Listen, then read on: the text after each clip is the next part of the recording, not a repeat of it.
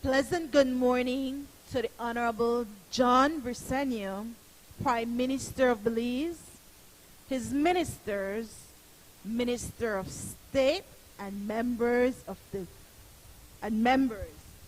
the Leader of the Opposition, his members, and Madam Speaker. Let us pray.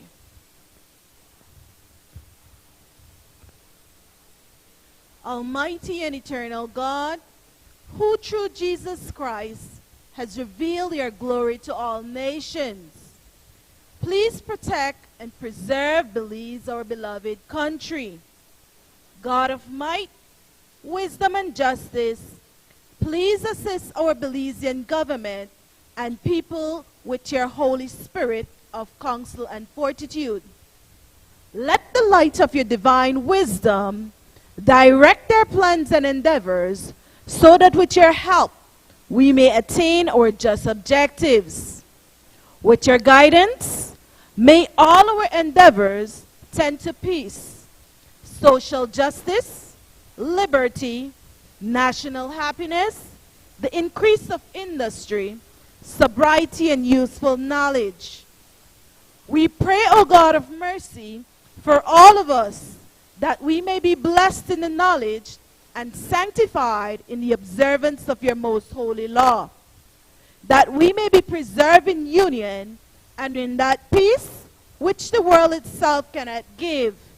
And after enjoying the blessings of this life, please admit us, dear Lord, to that eternal reward that you have prepared for those who love you. Amen.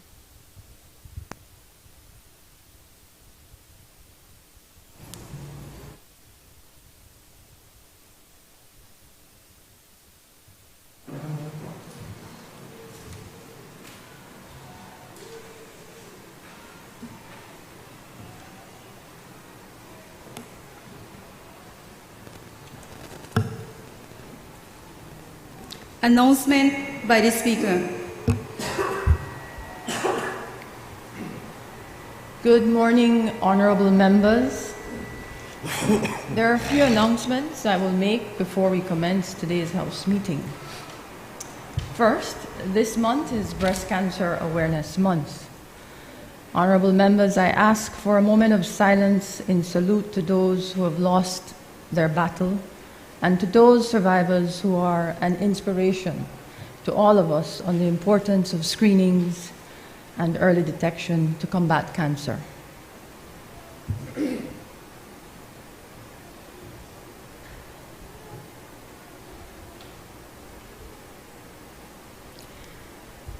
Thank you.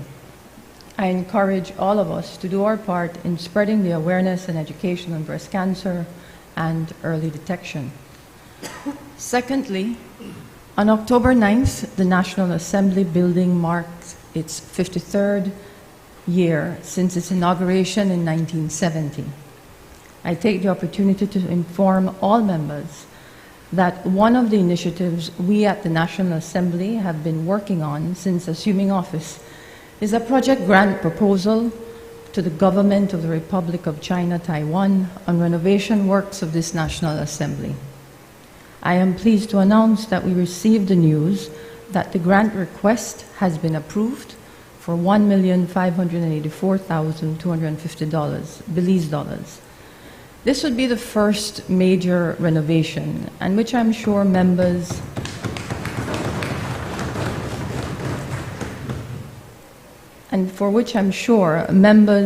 the visiting public, the media, and invited guests will attest is much needed.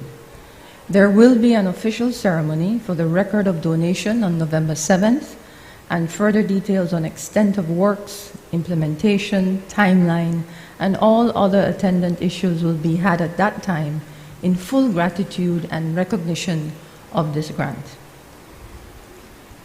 I take this opportunity as well to inform members that the annual National Children's Parliament is scheduled this year for Friday, November 10th.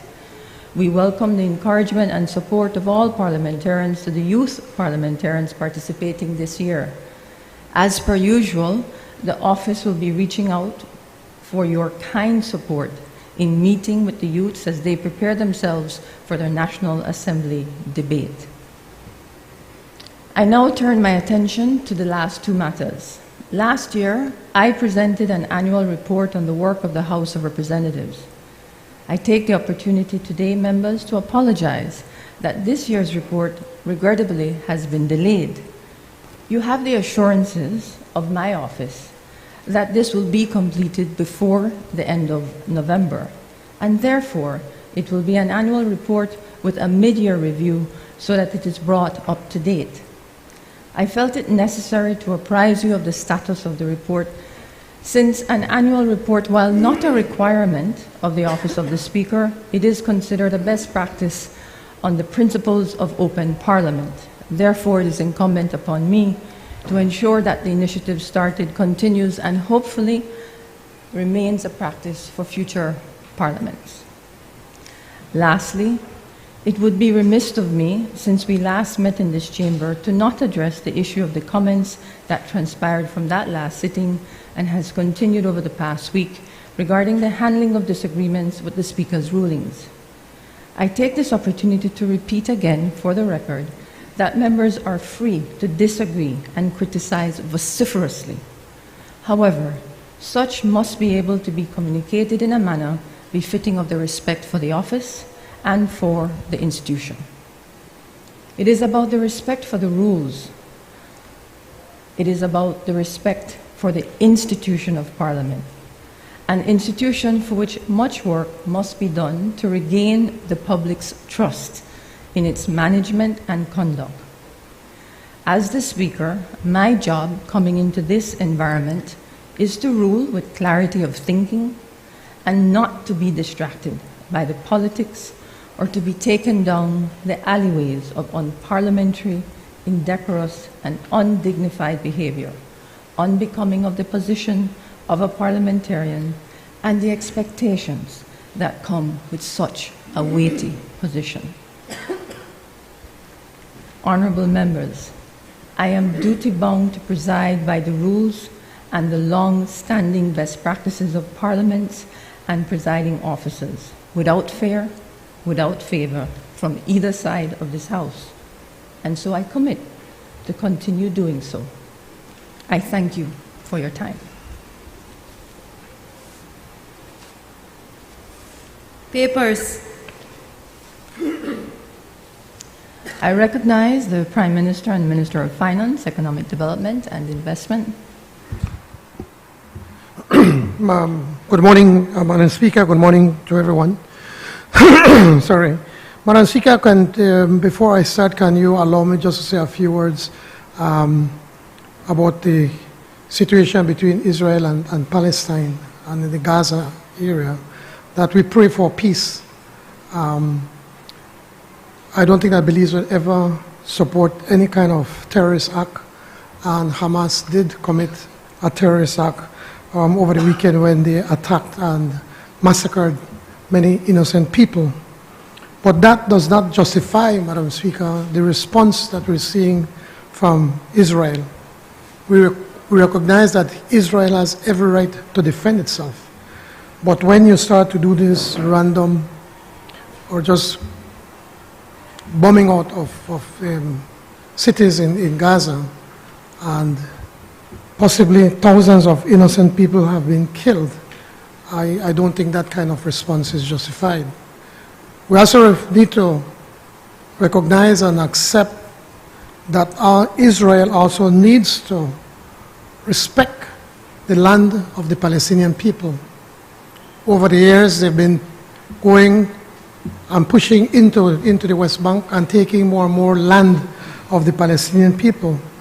And in many instances, the Palestinian people feel helpless that the world is just sitting by and allowing a form of apartheid to take place between Israel and Palestine. I watched the news this morning, and I'm told now that Israel is giving 1.2 million people in the Gaza Strip 24 hours to leave because they're going to go into a full-scale war and attack in that area. by continuing bombing and soldiers just going into that area. Madam Speaker, I believe that we need to not only pray for peace, but to try to put some pressure between both sides for there to be some sort of settlement or to cooling off of the tensions at this moment, and that hopefully that Israel will recognize the land that they have illegally annexed from the Palestinians and to be able to return those lands so that there can be lasting peace in the region. That said, Madam Speaker, I rise to lay on the table sessional papers, HR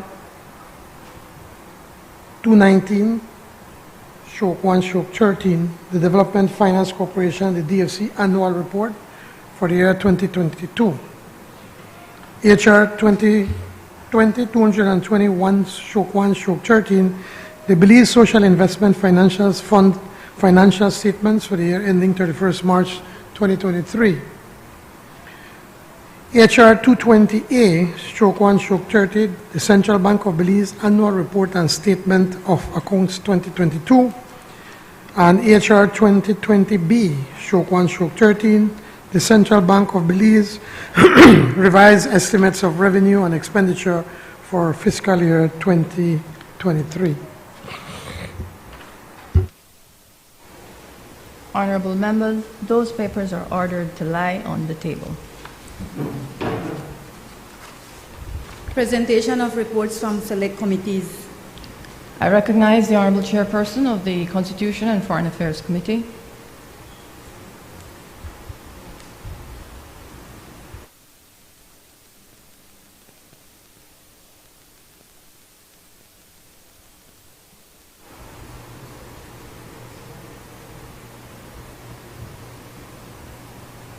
Morning, Madam Speaker, colleagues. I rise today on the table sessional paper number HR 220C/1/30. Report from the Constitution and Foreign Affairs Committee following its meeting held on 11 October 2023, pursuant to Standing Order 74-1A of the House of Representatives. Thank you. Honorable members, that report is ordered to lie on the table. I recognize the Honorable Chairperson of the National Security and Immigration Committee.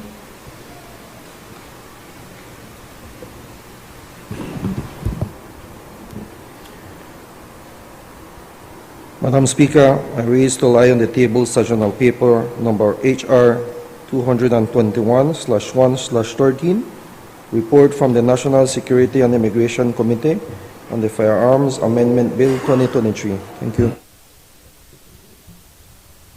Honorable members, that report is ordered to lie on the table. I recognize the Honorable Chairperson of the Public Service, Labor, Industry and Trade Committee. Madam Speaker, I rise to lay on the table sessional paper number HR 222/1/13, report from the Public Service, Labor, Industry and Trade Committee on the Trade Licensing Bill 2022. Honorable members, that report is ordered to lie on the table.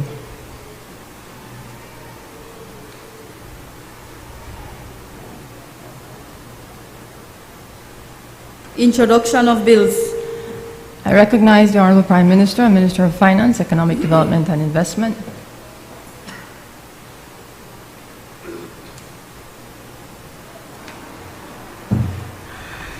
Madam Speaker, this is the Belizean Nationality Amendment Bill 2023.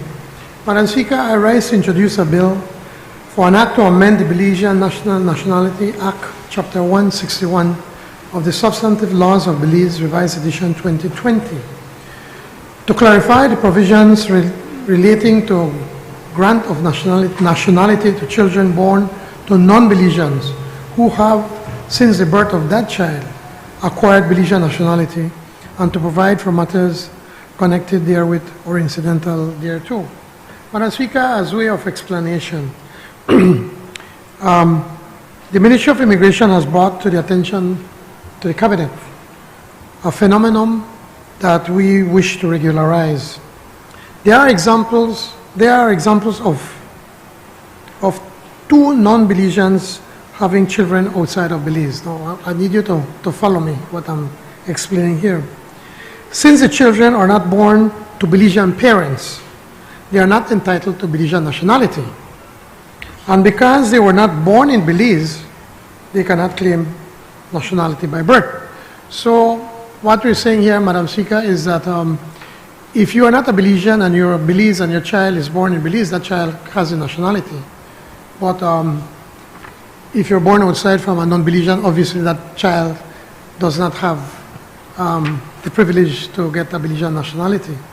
Now, to explain what we're trying to correct. So the point is that at the time of birth, these children would not be entitled, as I mentioned earlier, to Belizean nationality. However, what happens when one of the non-Belizean parents subsequently marries a Belizean national? Under the Belizean National Act, that non-Belizean spouse is entitled to apply for Belizean nationality by marriage on the basis of marriage to a Belizean, and if that spouse has resided in Belize for 1 year or more, immediately preceding the application for nationality. In effect, if a Belizean marries a man or woman marries a non-Belizean, that person has to be living for 1 year and then can get its nationality. So, quite often, that spouse having obtained Belizean nationality then applies for nationality for the minor children, relying on the new acquired citizenship. And in that case, there is no residence required for these minors. So, again, if a Belizean woman marries a man, the man lives here for 1 year, gets nationality, and now that he has nationality and that man has minor children living in Asia, living in the US, living anywhere, under the Act, they could apply for nationality for the minor without the minor having to be living here in Belize or vice versa. Follow me? That's in the law right now. So, Madam Speaker, the Cabinet has considered this matter very carefully. And we have decided that we should introduce the same 1 year residency requirement for the minor to qualify for Belizean nationality. What has been happening is that thousands of these minors have been getting nationality with no connection to Belize. They don't even visit Belize. But because one of their parents now is a Belizean national, then they get a Belizean nationality and could get a Belizean passport. So the Belizean Nationality Amendment Act of 2023, when passed, will introduce the 1 year residency requirement. In this way, the minor will be able to get his or her nationality. We're not saying he can't get it. They will be able to get it after 1 year residency in Belize, the same way their parents managed to get their nationality after 1 year of marriage and being resident in Belize. Madam Speaker, we believe that persons who seek to obtain Belizean nationality must have some sort of connection to our country. Now, it's important for me to make this very, very clear, and a member of Cabinet did ask this question. The amendment will not apply to, nor will it prohibit what we call roots Belizeans, Belizeans that got their nationality because they were born in Belize, from passing on their nationality to their children, whether they were born, wherever they were born, without having any kind of residency requirement. So, and I guess one of the easiest examples would be if a Belizean here in Belize now living in the United States, and they have a child, they can, that child they can apply for nationality by descent because that parent got the nationality because they were born in Belize. Or there have been instances where students would be studying abroad and then their children abroad, they're born abroad, and that child could immediately get the nationality because, well, they are born to Belizeans by birth. or as we would refer to the colloquial word by roots Belizeans. So, Madam Speaker, it's a simple amendment just to clarify this, ensuring that these children that are getting Belizean nationality have some kind of a connection with Belize. So we'll be requiring them, just like their parents, to come and reside in Belize for at least 1 year before they could apply for Belizean nationality. Madam Speaker, this bill has a recommendation of the Cabinet, and I commend the bill to the House and ask everyone to support it. Thank you, Madam Speaker. Honourable members, that bill is referred to the National Security and Immigration Committee for examination, consideration and report. Bill for an Act to amend the Belizean Nationality Act, Chapter 161 of the Substantive Laws of Belize, Revised Edition 2020, to clarify the provisions relating to grant of nationality to children born to non-Belizeans who have, since the birth of that child, acquired Belizean nationality, and to provide for matters connected therewith or incidental thereto. I recognize the Honourable Prime Minister, Minister of Finance, Economic Development and Investment. Madam Speaker, this is the Economic Citizenship Abolition of Rights, Bill 2023.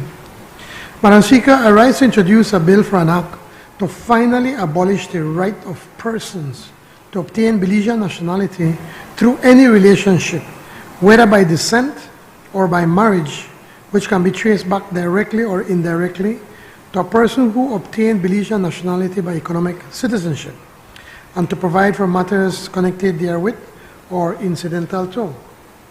Again, Madam Speaker, as explanation, the Belize Economic Citizenship Investment Program was brought, or the BCIP, was brought to an end in 2001 when we amended the Belize Constitution, 4th Amendment Act of 2001, which prohibited the reintroduction of similar programs. At the same time, the Belizean Nationality Amendment Act of 2014 repealed the relevant provisions in the law which facilitated economic citizenship by investment. The clear intention of the legislature was to completely abolish economic citizenship in Belize. Regrettably, Madam Speaker, that laudable object was not achieved. Notwithstanding the 2014 legislation, descendants of persons who received economic citizenship prior to 2014 have continued to apply for citizenship by descent, relying on the provisions of the Belize Nationality Act that enables descendants to rely on their parents' nationality to obtain Belizean nationality. Hundreds, if not thousands, have become Belizeans using the procedure since 2014. Well, what happened, again, to give further explanation, if a person gets the nationality through the economic citizenship program, then that person becomes a Belizean, then their children apply for citizenship, and so they become Belizeans, then their children apply because they have citizenship, although we probably are maybe on the 4th and 5th generation of economic citizen, people are applying because of an economic citizenship program, program that was done during the time of probably their grandfather, or even some instances their great-grandfather. If that was not bad enough, Madam Speaker, we have noticed also that non-Belizean spouses who marry Belizean economic citizenship have also applied for nationality, relying on the provision in the law that entitles a spouse to claim Belizean nationality through marriage. Again, hundreds of persons have taken advantage of this loophole. Madam Speaker, we believe that these loopholes are being abused and used to defeat the intent of this Honourable House to abolish economic citizenship. It is our view that persons should not be allowed to rely on loopholes to get around the ban on economic citizenship. The bill we are tabling today will prohibit any person from relying on, quote, on economic citizenship relationship to obtain Belizean nationality. The bill defines an economic citizenship relationship to mean, and quote, any relationship, whether of descent or of marriage, which can be traced back directly or indirectly to a person who obtained Belizean nationality by economic citizenship, end of quote. Madam Speaker, I hope that this bill will enjoy the support of both sides of the House as we seek to preserve the value and the integrity of the Belizean nationality. Madam Speaker, this bill has the recommendation of the Cabinet. Honourable members, that bill is referred to the National Security and Immigration Committee for examination, consideration and report. Bill for an act to finally abolish the right of persons to obtain Belizean nationality through any relationship, whether of descent or of marriage, which can be tracked back directly or indirectly to a person who obtained Belizean nationality by economic citizenship, and to provide for matters connected therewith or incidental thereto. I recognize the Honourable Prime Minister and Minister of Finance, Economic Development and Investment.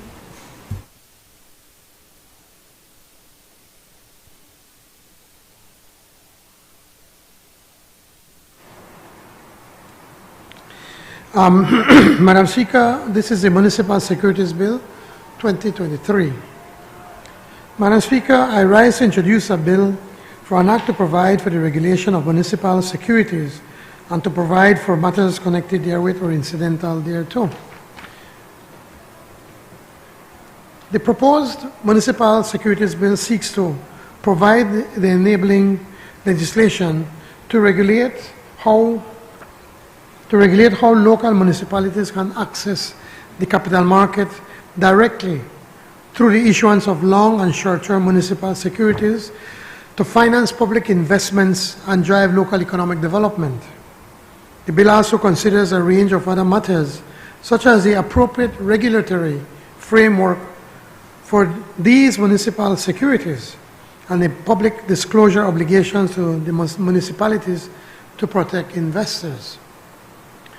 The municipalities in Belize generally raise money to cover its expenses by central government subventions, levying taxes like property taxes or charging fees like trade licenses fees.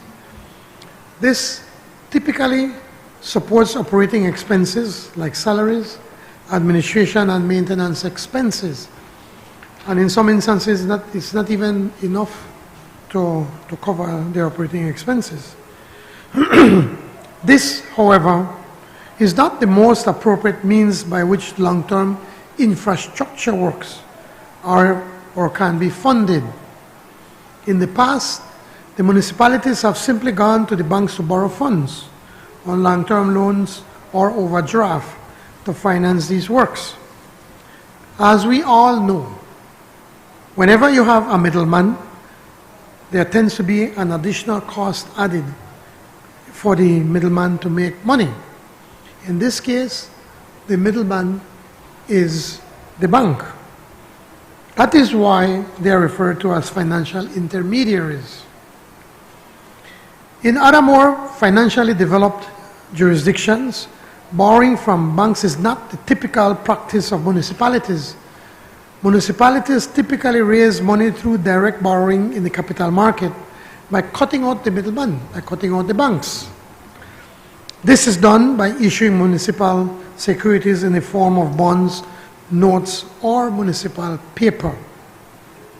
These financial instruments are essentially basically an IOU issued by the municipality to its lenders or investors. This is usually the cheaper, more efficient way of borrowing by the municipalities. Importantly, municipal securities allow local municipalities to finance their investments without burdening the central government. Raising money through the issuance of municipal securities is not foreign to Belize. It has happened before. The first municipal bond were issued under a UDP Belize City Council led by then Mayor Darrell Bradley. Since then, another UDP City Council in Belmopan also issued municipal bonds. The Belize City Council has since issued a short-term municipal paper as well. The monies raised through these municipal securities have been used for various purposes, but in most instances for public infrastructure works like the building of roads and drains. Over the course of our first 42 years of independence in our local towns and cities, we have seen tremendous investment by households and the private sector in their personal assets such as homes, residential, and commercial buildings. Unfortunately, this build-up of wealth of private assets have not been matched by a commensurate investment in our municipalities' public infrastructure, such as our streets, our parks, our drains, community centers, and other public facilities. Furthermore, over the same period, the significant population growth in most of our urban centers and simultaneous increase by the new residents in the demand for public goods and services have placed additional burden on the finances of municipalities. With the passage of the Municipal Securities Bill, our municipalities will be able to access available monies in the private sector and tangible properties within their communities. High excess liquidity of almost $800 million in the banking system highlights the need for investment opportunities for household savers and institutional investors. The development of the municipal securities market will go a long way in providing the availability of municipalities to obtain long-term finances, access to financing, and better capital allocation. The Municipal Securities Act will streamline the process for issuance of municipal securities. As it currently stands, each time Belize and Belmopan City Councils have sought to raise funding by way of the issue of municipal securities, whether municipal bonds or municipal paper, new customized legislation has had to be introduced.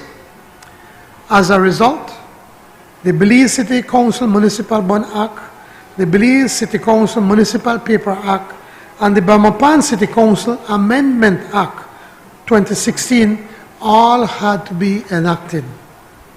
The Municipal Securities Act will eliminate the need for new legislation for cities and towns each time any municipal securities are intended to be issued. Importantly, it will create the requirements for these municipalities to begin to improve their internal function to achieve better financial soundness. Just to highlight a few conditions for approval by the minister responsible for finance of the issuance by the municipality of municipal securities may include appointment of an internal auditor and or a financial controller with reporting obligations to the financial secretary. So we have to ensure that these municipalities just can't do as they wish. We have to ensure that we have the proper check and balances. Certain repayment conditions have been mandated, including the creation of sinking funds for municipal securities having a tenure beyond 5 years to protect investors and ensure repayment. There are also statutory debt limits and restrictions on the issuance of demand payable securities to protect municipalities' cash flow and to prevent untimely cash crunch. The Act also provides for a restricted list of authorized purposes and use of funds such as infrastructure development, including roadworks, the acquisition of land, the construction, reconstruction, alterations and enlargement of or purchase of public buildings, and so on. Madam Speaker, clear procedures are established for approval by the municipal government and compliance with regulatory laws. There are also mandated disclosure obligations with the Financial Services Commission as a relevant regulatory authority. Such public disclosure of information include quarterly, semi-annual, and audited annual financial statements reports, and management and discussion analysis report. In short, this law seeks to make it even more easy, more transparent, and more safe to issue and invest in municipal securities in Belize. I therefore look forward to the overwhelming support of this Honorable House on this bill, Madam Speaker, which has the recommendation of the Cabinet. Honourable members, that bill is referred to the Finance and Economic Development Committee for examination, consideration, and report. Bill for an act to provide for the regulation of municipal securities and to provide for matters connected therewith or incidental thereto.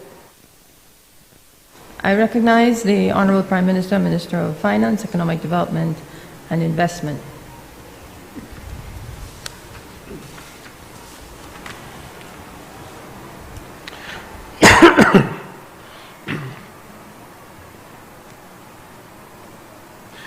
Madam Speaker, this is the Fiscal Incentives Amendment Bill 2023. I rise to introduce a bill for an act to amend the Fiscal Incentives Act, number 4 of 2023, to replace the definition of MSME and to provide for matters connected therewith or incidental thereto. This is a very straightforward amendment, as it is said in the title, that what we intend to do is to replace the definition of the micro, small, and medium-sized enterprise. Members will recall that we passed the Fiscal Incentive Act, which was signed into law on the 7th of March of 2023, this year. In that act, there is a definition for what is an MSME. We have since discovered that there are some inconsistencies with the definition of the MSMEs in Belize and the World Bank's definition for MSMEs. It is therefore important to revise the MSME definition to make ours consistent with the definition of the International Finance Corporation, the IFC, which is the private sector arm of the World Bank. This is important, Madam Speaker, because then by doing that, then we will be able to, or MSMEs will be able to access funding that we get through the World Bank. As it is, we already have some funding at the DFC, but our MSMEs cannot access because we do not have, the definition does not match what the World Bank has as MSMEs. MSMEs is a priority for our administration. In fact, it is a part of Plan Belize. And we promise first to expand skills training, small business collaborations. Second, to support MSMEs to create 5,000 new jobs. And third, we could debate it, we could correct it. So, oh, sorry, okay.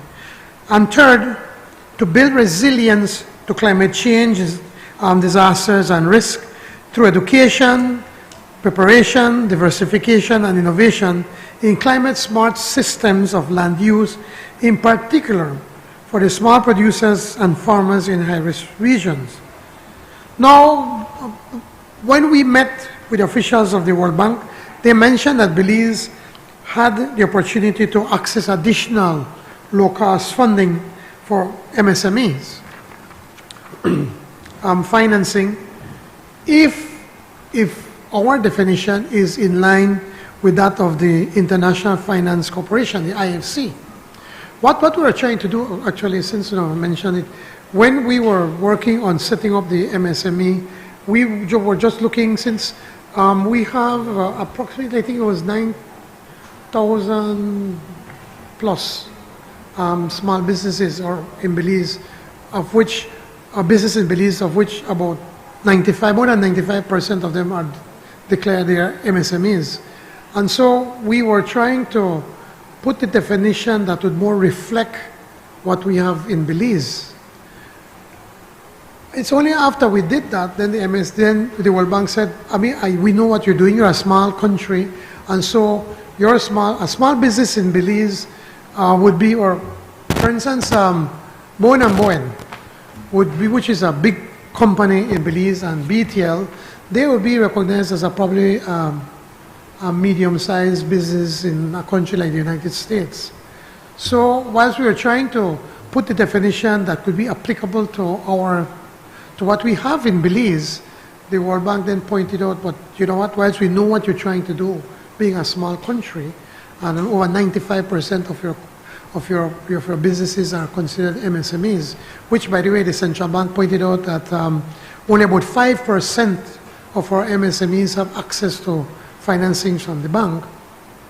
They are saying that we need to be able to be consistent with their definition so we could access the low-cost funding.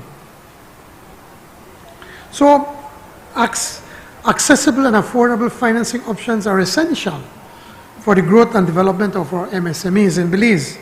So by prioritizing this, government can stimulate economic growth, create employment opportunities, encourage innovation, enhance competitiveness, and reduce poverty. Supporting MSMEs through low-cost financing is a key strategy for fostering inclusive and sustainable economic development. It is for this reason, Madam Speaker, I seek the support of both sides of this Honorable House in making this amendment to the Fiscal Incentives Act. This bill has the recommendation of the Cabinet. Honourable members, that bill is referred to the Finance and Economic Development Committee for examination, consideration and report. Bill for an act to amend the Fiscal Incentives Act, Act number 4 of the 2023 to replace the definition of MSME and to provide for matters connected therewith or incidental thereto. I recognize the Honourable Prime Minister, Minister of Finance, Economic Development and Investment.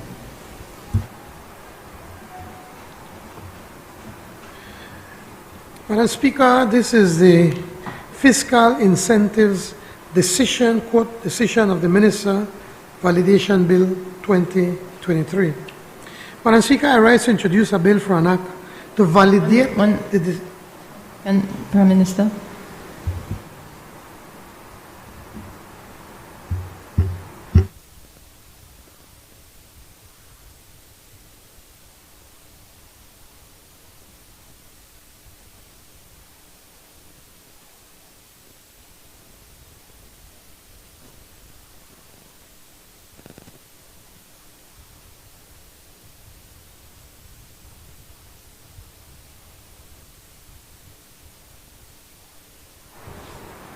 Apologies, Madam Speaker.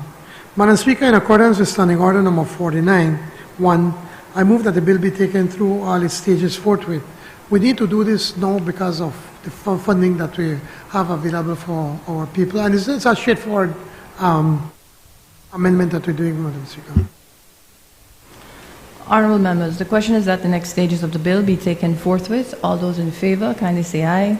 Aye. Those against, kindly say no. I think the ayes have it. I recognize the Honourable Prime Minister, Minister of Finance, Economic Development and Investment.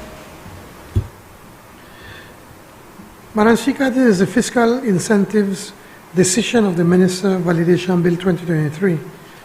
I rise to introduce a bill for an act to validate the decisions of the Minister and to provide for matters connected therewith or incidental to. This is an important addition to the amendment, simply because during the period of 7th March 2023 to 12th of October, which is 2 days ago, we have been making certain decisions. So it says that during this period, it shall be deemed to have been validly made as if the Fiscal Incentive Act of 2023 has been enforced with the regulations were made. It also, Madam Speaker, it says using the same period, the period of 7 March of 2023 to 12 October 2023, shall be deemed to have been validly made as if the Fiscal Incentives Act of 2023 have been enforced when the regulations were made. So we're just making sure that this goes in line, what has been done, to be valid based on the change that we're doing right now. Thank you, Madam Speaker. Honorable members, that bill is referred to the Finance and Economic Development Committee for examination, consideration, and report.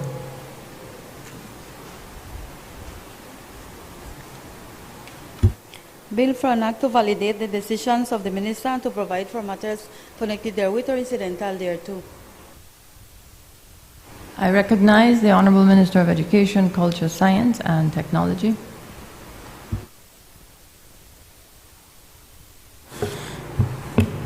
Thank you, Madam Speaker.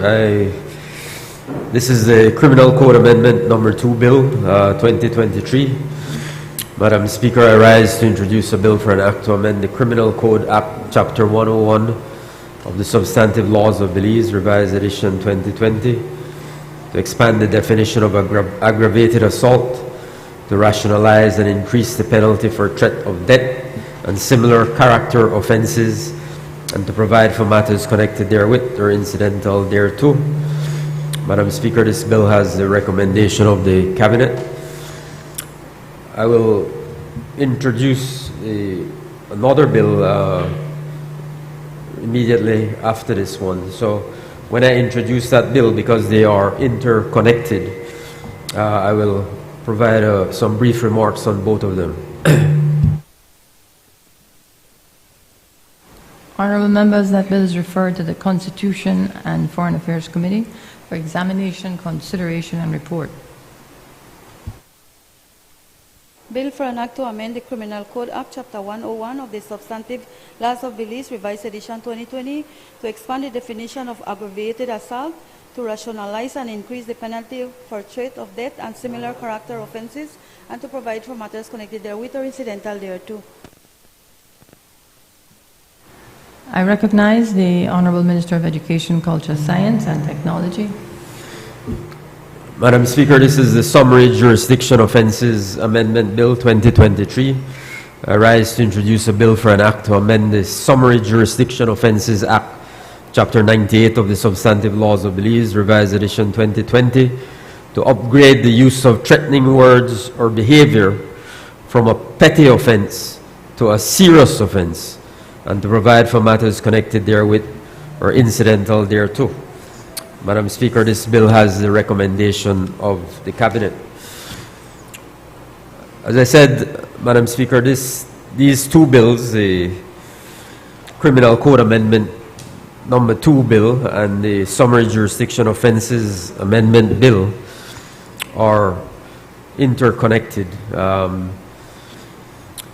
Really, the purpose of both of these bills really is to amend the criminal code, to expand, in the case of the Criminal Code Amendment, to expand the definition of aggravated assault, to protect security-related personnel, public officers, teachers, elected officials, to amend the criminal code to increase the penalty in relation to the offences of threat of death and similar character offences, and in the case of the Summary Jurisdiction Offences Act, to upgrade the use of threatening words or behavior from a petty offense to a serious offense.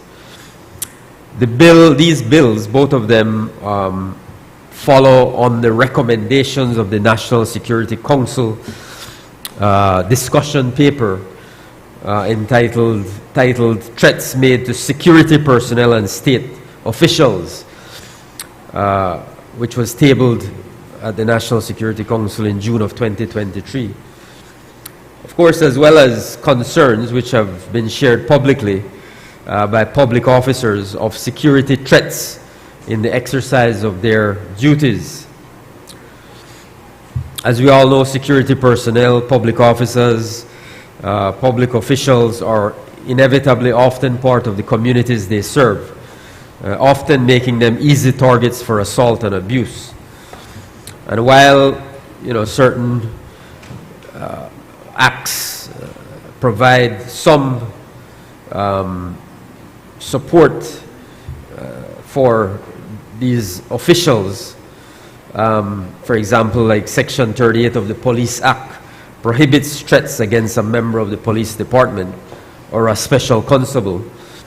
The penalty on conviction is a fine not exceeding $1,000. The BDF, the Coast Guard, do not penalize threats made to members of these security agencies. Likewise, there is no specific protection provided for immigration, customs, prison personnel, and public officers during the execution of their duties. So the Criminal Code contains provisions and penalties for aggravated assault upon a person acting as a judicial officer, peace officer, minister of religion in the execution of their duties. However, there are a number of inconsistencies in the prescribed penalties for similar character of offenses under the Criminal Code. The Criminal Code, for example, regards a threat, even a threat of death, as a misdemeanor. But if the same person were to commit that threat of death in writing, he is liable to 5 years. And even more puzzling if a person uses actual violence on a judge, magistrate, juror, witness, counsel, agent, prosecutor in any legal proceedings or inquiry with intent to deter him or her from acting in any manner, or uses actual violence to deter a magistrate or peace officer from acting in execution of their duties, that person only commits a misdemeanor and is only liable to imprisonment for 2 years. Such inconsistencies in the penalty provisions need to be corrected. Similarly, in the Summary Jurisdiction Offences Act, a threat to a person is considered a petty offense, along the line of washing an animal in the street or throwing things in a canal. The reality, Madam Speaker, is that many security-related personnel, public officers, teachers, public officials, receive threats on a regular basis while performing their duties. So there is a need to address this issue. And so, to address these security threats of public officers, security personnel, official and public officials in the exercise of their duties, and to give the offense of threat to public officers, security personnel, and officials the seriousness that should be accorded to it, this bill provides, as I explained, for these specific amendments to protect these officials, to expand the definition of aggravated assault, to increase the penalty in relation to the offense of threat of death and similar character offenses, and to upgrade the use of threatening words from a petty offense to a serious offense. Thank you, Madam Speaker. Honourable members, that bill is referred to the Constitution and Foreign Affairs Committee for examination, consideration, and report. Bill for an Act to amend the Summary Jurisdiction Offences Act, Chapter 98 of the Substantive Laws of Belize, Revised Edition 2020, to upgrade the use of threatening words or behavior from a petty offense to a serious offense, and to provide for matters connected therewith or incidental thereto. I recognize the Honourable Minister of Education, Culture, Science and Technology. Thank you, Madam Speaker. This is the National Accreditation Council of Belize Amendment Bill 2023. I rise to introduce a bill for an act to amend the National Accreditation Council of Belize Act, Chapter 39(1) of the Substantive Laws of Belize, Revised Edition 2020, to provide for the registration of institutions and providers with the Council, and to provide for matters connected therewith and incidental thereto. Madam Speaker, this bill has the recommendation of the Cabinet. A very brief remarks, Madam Speaker. This goes back to 2005, really, when Belize, as a member of the CSME, the Caribbean Single Market and Economy, signed on and passed an act for the establishment of a National Accreditation Council 18 years ago. But there has been no implementation of that act. So the purpose of this bill is to ensure that the quality of education delivered, the purpose of that act, which is in law, is to ensure that the quality of education delivered and brought to Belize meets standards and allows for the assessment of qualifications for equivalency in order to facilitate the free movement of people with relevant skills and knowledge across the region. So as I said, this act has seen neither implementation nor revision in the last 18 years. And of course, recently, since the COVID pandemic, and the many changes that we have seen in our education community, there has been a lot of an increased access to online education, and we recognize at the Ministry of Education that it is indeed urgent and timely for us to establish clear standards to determine the quality of education. Increased numbers of virtual and online education providers are now promoting education at all levels, as well as degrees at a cheaper cost to be completed within a shorter time frame. So naturally, many of our Belizean professionals or public officers are going to these entities and pursuing their education through these entities, which are easily accessible. The objective, of course, is to lead to upward mobility and higher remuneration. And this reality has triggered the proliferation of degree mills and, unfortunately, questionable qualifications in people across our country. So to address this urgent need and to meet the targets of the Belize Education Sector Plan to promote and sustain human resource development and socio-economic growth, the National Accreditation Council of Belize Act must be amended before it can be implemented. And the amendments are very basic. We want to extend the validity period for institutions. In the original bill, the validity period was for 2 years after the Act was passed. Obviously, it's been 18 years since 2005, so we're going to extend the validity period to 1 year after the Act is implemented in 2023. And institutions will be able to consider this a one-year period as a transitional period. And then, of course, this all has to do with tertiary, for the benefit of the Belizean people. This all has to do with tertiary education institutions. So they will all have to register under the Act. And so we want to amend the registration period. Originally, it was 6 months after passage of the Act back in 2005. We're going to amend that to 1 year and 6 months after the implementation of the Act. So that, those are important amendments. And I want to end by making note of the fact, Madam Speaker, that, this implementation process has the full support of the Association of Tertiary Level Institutions of Belize, ATLIB.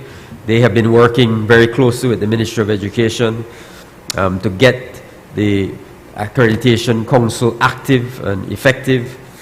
So we have their full support for these amendments, and it is now time for us to move to implementation. Thank you. Honourable members, that bill is referred to the Education, Sports and Housing Committee for examination, consideration and report. Bill for an act to amend the National Accreditation Council of Belize, Chapter 3901 of the Substantive Laws of Belize, Revised Edition 2020, to provide for the registration of institutions and providers with the Council and to provide for matters connected therewith or incidental thereto. I recognize the Honourable Acting Minister of Sustainable Development, Climate Change and Disaster Risk Management.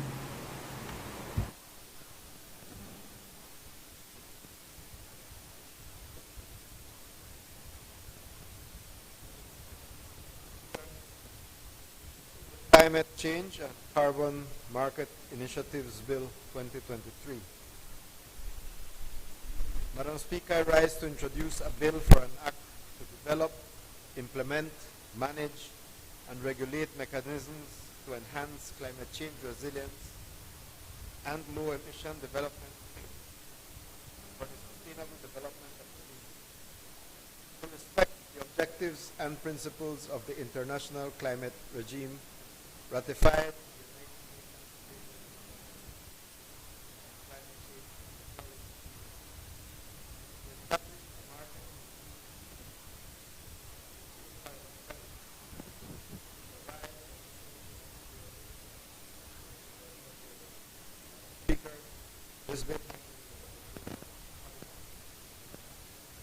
I want to make some remarks regarding this bill.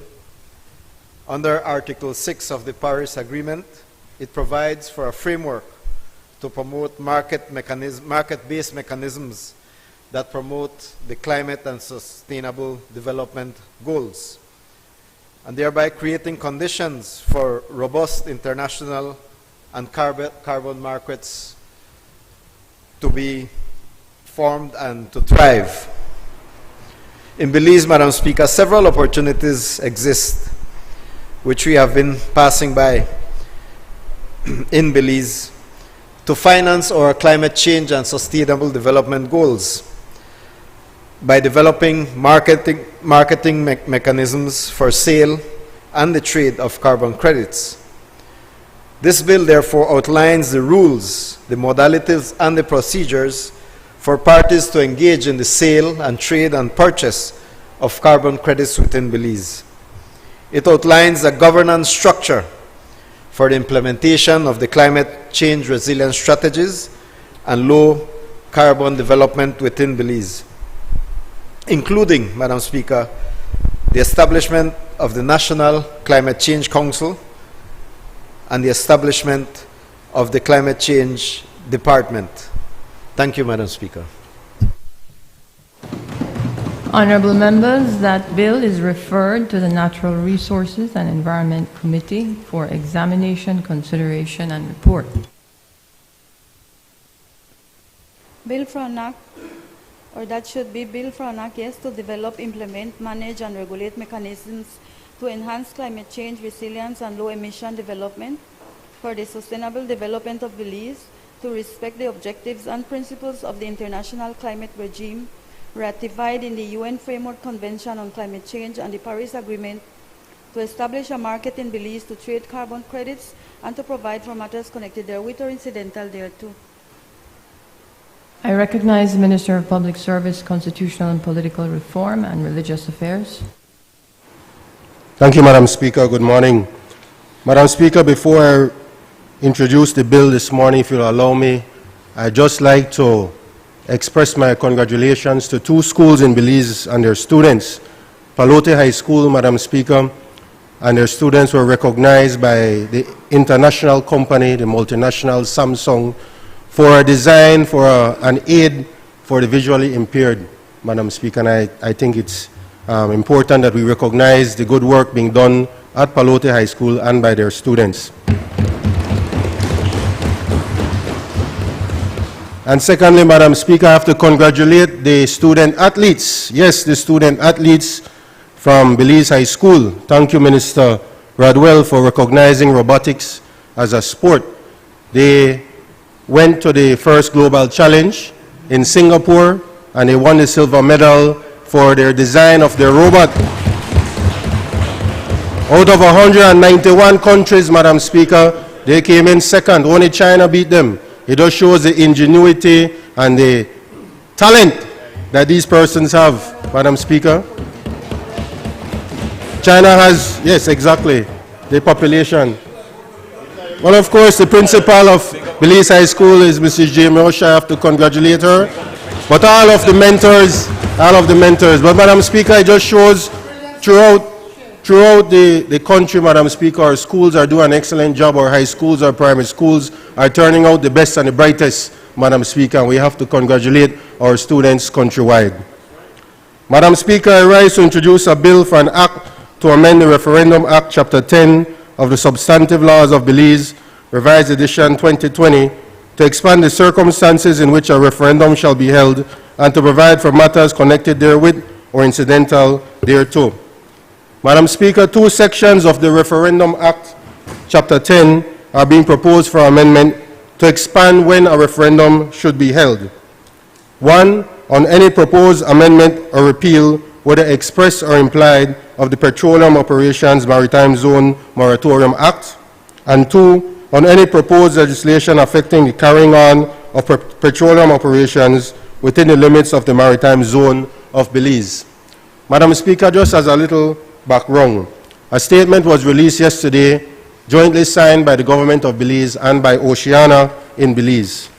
I have to congratulate the Attorney General for representing the government of Belize and Mrs. Jacqueline Marshall-Leck for representing Oceana in Belize for their continued dialogue and for drafting this statement, and certainly Oceana for keeping the communication channel open after the petitions were submitted to the Governor General.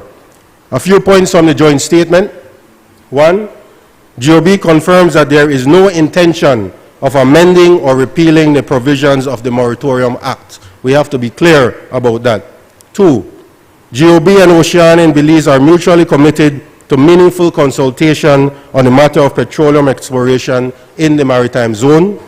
3, GOB and Oceana in Belize remain mutually committed to meaningful engagement to focus on the many marine conservation challenges that require collaborative action. 4, this amendment will ensure that the people of Belize will have their voices heard through a national referendum in the event that any government, now or in the future, desires to amend or repeal the Moratorium Act. 5, there is a commitment to dialogue and meaningful working relationship to protect and sustainably manage Belize's maritime conservation environment. And 6, finally, thank you to all the Belizeans who signed the petition. Please be assured that your message was heard loud and clear. Madam Speaker, thank you very much. This bill has a recommendation of the Cabinet. Honourable members, that bill is referred to the Constitution and Foreign Affairs Committee for examination, consideration and report. Bill for an Act to amend the Referendum Act, Chapter 10 of the Substantive Laws of Belize, Revised Edition 2020, to expand the circumstances in which a referendum shall be held and to provide for matters connected therewith or incidental thereto. I recognize the Minister of Public Service, Constitutional Political Reform and Religious Affairs. Madam Speaker, in accordance with Standing Order number 49-1, I move that the bill be taken through all its stages forthwith. Honourable members, the question is that the next stages of the bill is taken forthwith. All those in favour kindly say aye. Aye. Those against kindly say no. I think the ayes have it. Motions relating to the business or sittings of the House. I recognize the Honourable Prime Minister and Minister of Finance and Economic Development and Investment.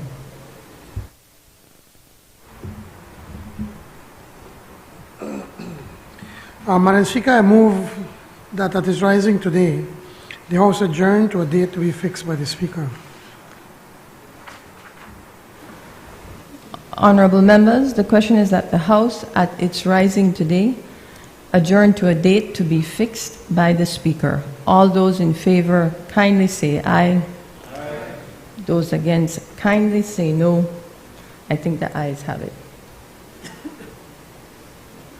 Public business, government business, motions. Madam Speaker, in accordance with Standing Order 12.8, I move that the proceedings on the order paper may be entered upon and proceeded with at this day's sitting at any hour though opposed. Honourable members, the question is that the proceedings on the order paper may be entered upon and proceeded with at this day's sitting at any hour though opposed. All those in favour kindly say aye. Those against kindly say no. I think the ayes have it. I recognize the Honourable Prime Minister and Minister of Finance, Economic Development and Investment. Madam Speaker, this is the Inter-American Development Bank promoting sustainable growth in the blue economy program for US $7 million loan motion of 2023. Madam Speaker, I move whereas Belize, as a member of the Inter-American Development Bank, is eligible for development assistance in the form of loans, grants, and technical assistance from the bank on such terms and conditions as may be agreed between Belize and the bank from time to time. And whereas the government of Belize, in an effort to enhance the government's ability to sustainably manage key commercial species in the fisheries sector and promote the adoption of sustainable technologies and best fishing practices by artisanal fisherfolk. Approach the bank for financial assistance to finance a program to support sustainable growth in the blue economy, thereafter referred to as the program. And whereas the program will consist of two components whose activities will, one, create an enabling environment for the sustainable and resilient management of the fisheries sectors. Two, provide direct support to the sustainable development of the finfish fishing industry. Three, strengthen the sustainability and resilience of the spiny lobster and queen conch fishing industries. Four, provide direct support to artisanal fisherfolk in Belize. And five, strengthen the institutional capacity to improve data collection, management, and analysis of information from the fisheries sectors. And whereas it is intended that the execution of the project shall be carried out on behalf of the government by the Ministry of Finance, Economic Development and Investment, acting as executing agency. And whereas the bank has offered loan financing for up to US $7 million from its ordinary capital resources for the said purpose under the following terms and conditions. The lender, the Inter-American Development Bank, loan principal amount US $7 million. Disbursement schedule is for a period of 5 years from the date of the signature of the loan contract, and the terms is for 25 years, inclusive of 66 months grace period on principal repayments. It is to be repaid in 39 approximately equal semi-annual and consecutive installments of about US $179,487.18 to execute a program that will improve the income generation capacity of artisanal fisherfolk and to maintain export levels of fisheries products while contributing to the sustainable use of commercial oceanic resource. Interest will be charged on the daily outstanding balance of the loan as per this SOFR-based interest rate plus the applicable lending spread for the bank's ordinary capital loans, and a credit fee will be charged on the undisbursed loan balance at a percentage to be established by the bank on a periodic basis not exceeding 0.75% per annum. And whereas, under the provision of Section 7.2 of the Finance and Audit Reform Act of 2005, the government of Belize is required to obtain the prior authorization of the National Assembly by way of a resolution for such a borrowing to take effect.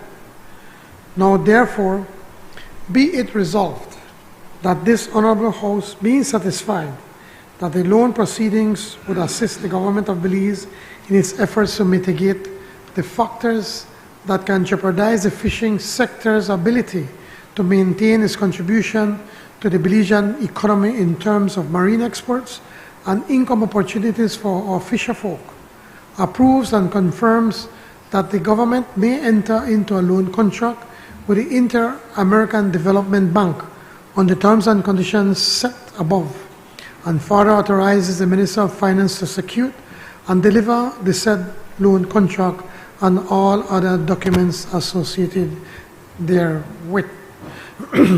Now, Madam Speaker, with the development of the blue economy, Madam Speaker, for the first time, the government of Belize, we have a ministry as what we refer to the blue economy. And there are a number of challenges that we are facing. Climate change is one of them that is creating havoc with marine life all over the world. But also, as our population grows, we are having more and more fisher folks. And it is important for us to look at what has happened in the region. Because there was not proper regulation, we have used our marine products unsustainably. And I know my colleagues in Barbados would not like that, but I'm told that whenever you go into their waters, you hardly see any kind of marine life. The same thing has happened in Jamaica, in Trinidad, in certain places in Mexico. So it is important for us to be able to ensure that we only take out, that whatever we take out, it is done sustainably. That it has to be matched with the science. We just can't say, oh, we think we have 50,000 pounds of lobster in the sea, and then we take out 50,000 when you only take out 30,000. There has to be a science behind this. And so this loan is going to help us to be able to do the proper research and to put the proper regulations in place to ensure that we don't overfish our marine life. I remember when we first, under the Port of Honduras, a marine reserve. In that area, back when I was a Minister of Natural Resources and Environment, along with Dan Silva, who was a minister responsible for fisheries, that we put a certain area in that, we held an area as a no-take zone in that area. And at that moment, our fisher folks were very upset. Even the area representative was not too happy with that decision back then. And, but now when we look back, our fisher folks now are happy that we made that decision, although it was an unpopular decision at that time, because as we pointed out to them, if you can't fish in this area, then it allows the marine life to grow. And as the bigger they get, they're not going to stay there forever. They get out of that marine, of that reserve, and then you can fish. You have more conchs, you have more lobster, you have more fish, and in bigger quantities and larger in size. A few weeks ago, I visited the Glover's Reef. I was in that area. And when I was talking with some of the tour guides, and again they were telling us that in the Glover Reef area now there's a no-take zone, and they're happy for that for several reasons. One is that when visitors come in that area, there's marine life that they can see, but also that as the marine life, as the fish and the conch and the lobster, they grow, and the crabs, then they get out of that area, and so our fisher folks can be able to fish in larger quantities and in larger sizes and can be able to make even more money. But it is being done sustainably. This $7 million that we're borrowing is going to help the Fisheries Department under the Blue Economy, the Ministry of Blue Economy, to be able to do the research, to use the science as to how is it that we're going to manage our resources sustainably going forward. And secondly, a portion of the funds is going to be used directly with our fisher folks to help them to do two things. One, to learn how to be able to manage our resources sustainably, but also to look at other opportunities that may be made available to them, such as, for instance, fly fishing, that now has become a huge sport in Belize. It is bringing in over $250 million US, $500 million Belize dollars per year, and it continues to grow. And it is catch and release, so that the people now that are doing fly fishing with our tourists, the guides that are doing that, now they are making even a lot more money than when they were fishing for lobster or conchs and so forth. So, Madam Speaker, it is important for us to point out to both sides of this house that this loan is very important for this country, that we can be able to continue to manage sustainably what we have, and that we can learn from the mistakes in a region where they have overfished their marine life. And I am hoping that both sides of this honorable house will see the necessity and have that long-term vision as to why is it that we need this money to be able to continue to manage our resources sustainably and to continue to keep our jewel as a paradise. Madam Speaker, this motion has the recommendation of the Cabinet. I recognize the member from Mesopotamia, Leader of the Opposition. Thank you, Madam Speaker. Pleasant good morning to all of my colleagues on both sides. Please, Madam Speaker, allow me to join the Prime Minister in sending the deepest sympathies of the opposition and the people of Belize to the Israelis and the Palestinian civilians that have suffered devastating loss of life, injuries, etc.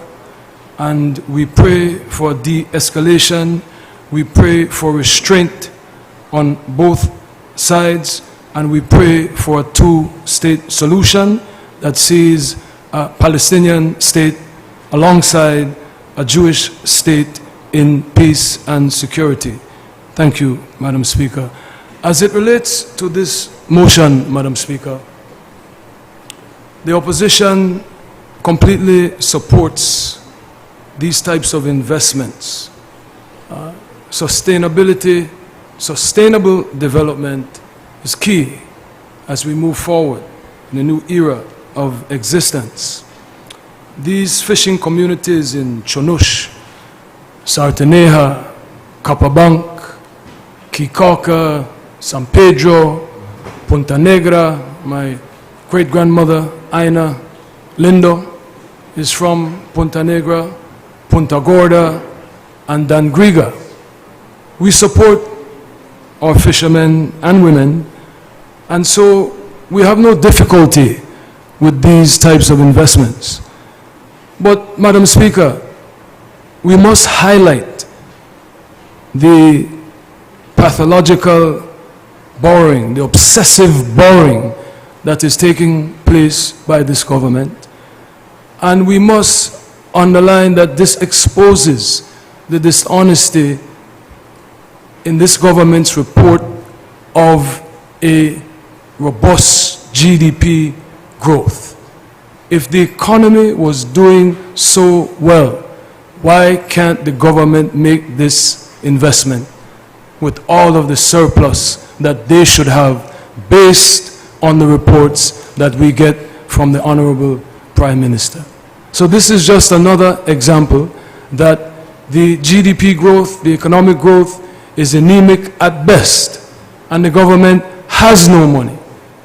That is why they have to come into this Honorable House every sitting and borrow on the backs of the Belizean people.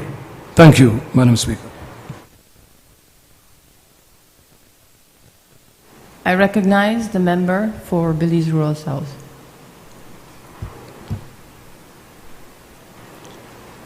Good morning, and thank you very much, Madam Speaker.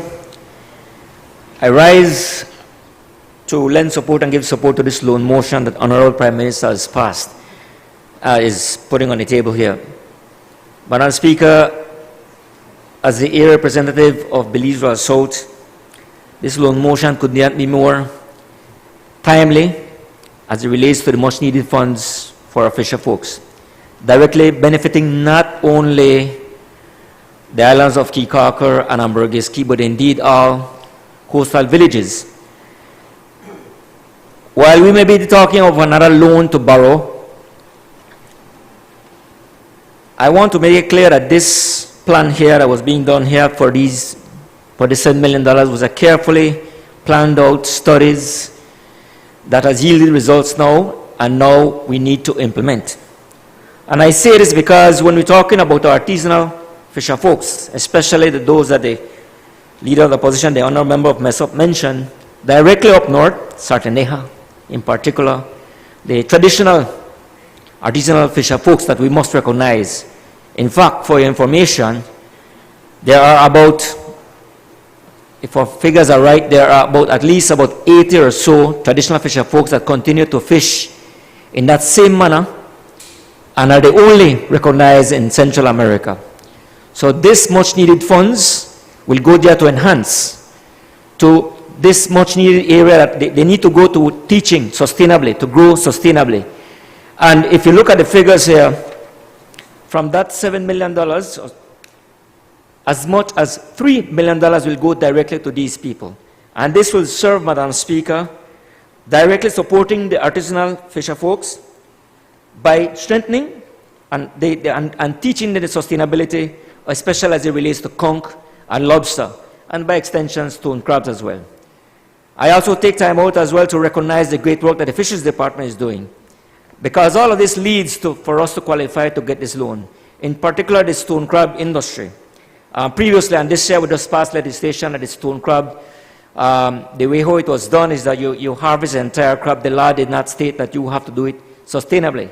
Now we have passed legislation that now that we teach them, and it is much supported by the fisher folks, where especially stone crabs, you remove only one claw, and you release back that stone crab back into the waters for it to the following year, the claw to grow. So now it's illegal to have an entire stone crab up to display or sell.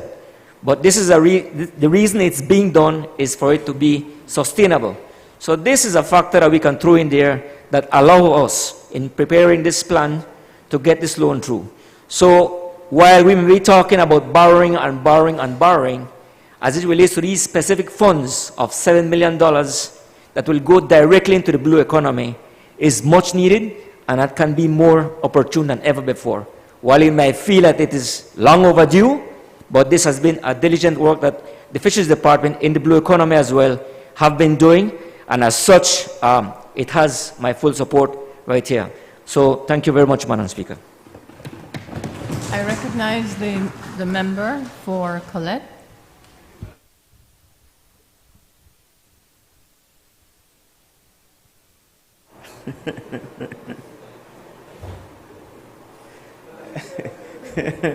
Madam Speaker, let me associate myself with the words of the leader of the opposition on this instance. Indeed, we want to raise the concern that, yes, it is borrowing again, and my friend, the member from Albert, reminded me just now that we are almost, or this administration is almost at $1 billion worth of loans. In 2.5 years, going on 3 now, they've borrowed what's the figure there, my friend? $912 million. So we have to be concerned about this. I'm not going to spend the time, and if they want me to, I could, and break down all, but I think we've done that on occasion before. Certainly I remember at the time of the budget we did it, but the budget is coming up again shortly, and hopefully it won't go above the billion with a B, as our friend, the former member for Fort George used to remind us, billion with a B. Madam Speaker, I will say, however, that I think the cause of this loan in particular from the Inter-American Development Bank is for generally a good cause, and I join the government in that work to save our marine industry, and so in that sense it's good. But I want to remind the Prime Minister and the government that while this money is being borrowed, and as the Prime Minister commented, it is primarily, well, a huge chunk of it is being spent on component 1, 4.5 million. And that amount of money is basically being spent to strengthen and support sustainable practices. The problem with doing this, though, is if we're not working in a global context, we'll end up in problems. As I've often commented, the waters of our country are connected to the waters of other countries. And so if we're not working within a global context, I'm hoping that that is something that we're doing, because we could be practicing all the sustainability possible here in Belize and in other countries where, or neighboring countries especially, this is not being done, we will run into problems. I went to the Bahamas, Madam Speaker, and there is no limit on how much conch you can eat. You could eat conch all day, every day, 365 days for the year. I'm not sure what it is in Jamaica and in these other countries, but we all share the same Caribbean Sea. Fish that is swimming in Belize today could be swimming in Honduras tomorrow. And then, Madam Speaker, of course, there is the problem, and we have searched the bill, my friend and I, from Albert, and we found nowhere where any of this $7 million that is being borrowed is being used to police our waters, because we know we have a serious issue of fisher folk from other countries, particularly Honduras and Guatemala, coming into Belizean waters to fish. So our recommendation to strengthen this move by the government, and I take it that this is not, this bill does not outline what exactly is going to happen, but it is highlighting the monies that are being borrowed to put into that effort. So I'm hoping that the pertinent authorities of the government, the departments that of course need to hear, are listening to us, and that these kinds of things will be improved. And now it is true that this money that is being borrowed is not the sole resource that we will depend on, have been depending on to do this kind of work. And so maybe it is that there is another source, and I would love to hear about that at some point, if indeed there is some other source that is providing resources to better police our Belizean waters so that fisher folk from outside. I was noticing PGTV coming thing about, they were bigging up the government ministers for actually going down there to go with the territorial, the BVA, is that what it's called? And they were saying when in the last administration the ministers didn't reach out to them, but we did go. I remember going down to the Sarastone once. And just a very simple example, we were traveling along the river, and you could see clearly where the Guatemalan canoes are on the Belize side of the river. In fact, Guatemalans were on the Belize side of the land catching iguanas and fishing in the river. So I could only imagine what goes on and that is where we have our troops patrolling in their boats. Imagine what happens when you're out in the open seas and nobody's there to patrol. So we must make some kind of investment in that. But all in all, Madam Speaker, we support what this money is being used for, but we caution again, Madam Speaker, about what is definitely excessive borrowing on the part of this government. I think it is unprecedented. No other administration, if I am wrong, you correct me, but within such a short period of time, I always go back to the 1998 manifesto of the People's United Party that proclaimed that the national debt at the time was a whopping, it said, $500 million. And that 10 years of the PUP saw us get deeper and deeper into the hole. But that was over a 10-year period of the Musa administration. But certainly under this Prime Minister and this administration, that is what you should talk about when you talk about Plan Belize. Plan Belize in the 3 years, that you are in government has taken us almost one, I'm hoping we don't reach there by the time the budget comes, or by the time your November 3-year mark comes. $1 billion is the figure that has been borrowed. Thank you, Madam Speaker. I recognize the member for Corazal Southeast.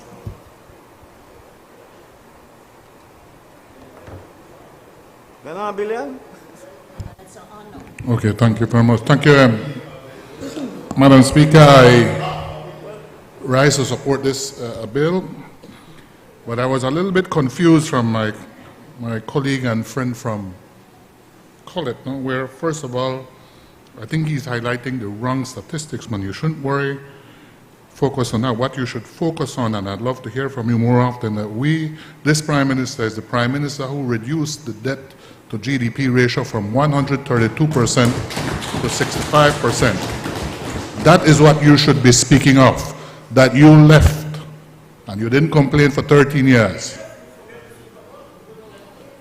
I also a little bit worried about my friend when he said he associates himself with the words of his leader. Are you associating it with the crossing the floor?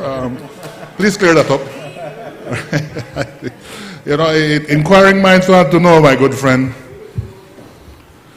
To the motion again, and I am I am truly glad for, my colleagues will get angry at me, Madam Speaker, but I'm truly glad for the Leader of the Opposition's comment on this loan, because I will take this back to my people and tell them the support you are getting was opposed by the Leader of the Opposition. So whenever he goes there and wants to campaign, the people will already know he does not support. Madam Speaker, on a point of order, Madam Speaker. Officials. Wait, on a point of order. I need to hear the point of order. Member, please.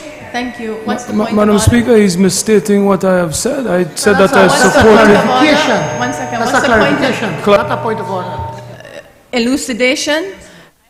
It's the member, if he will yield.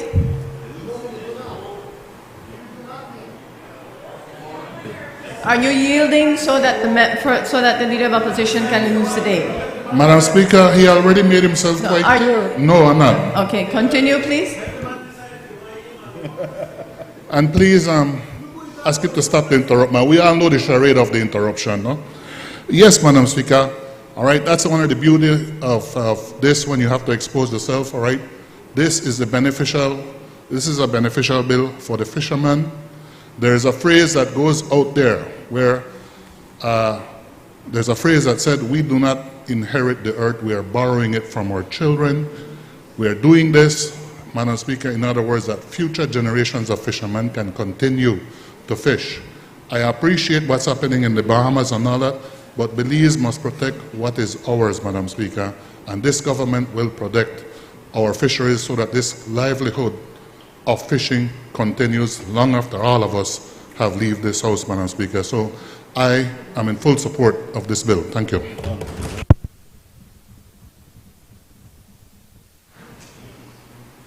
Honorable Prime Minister.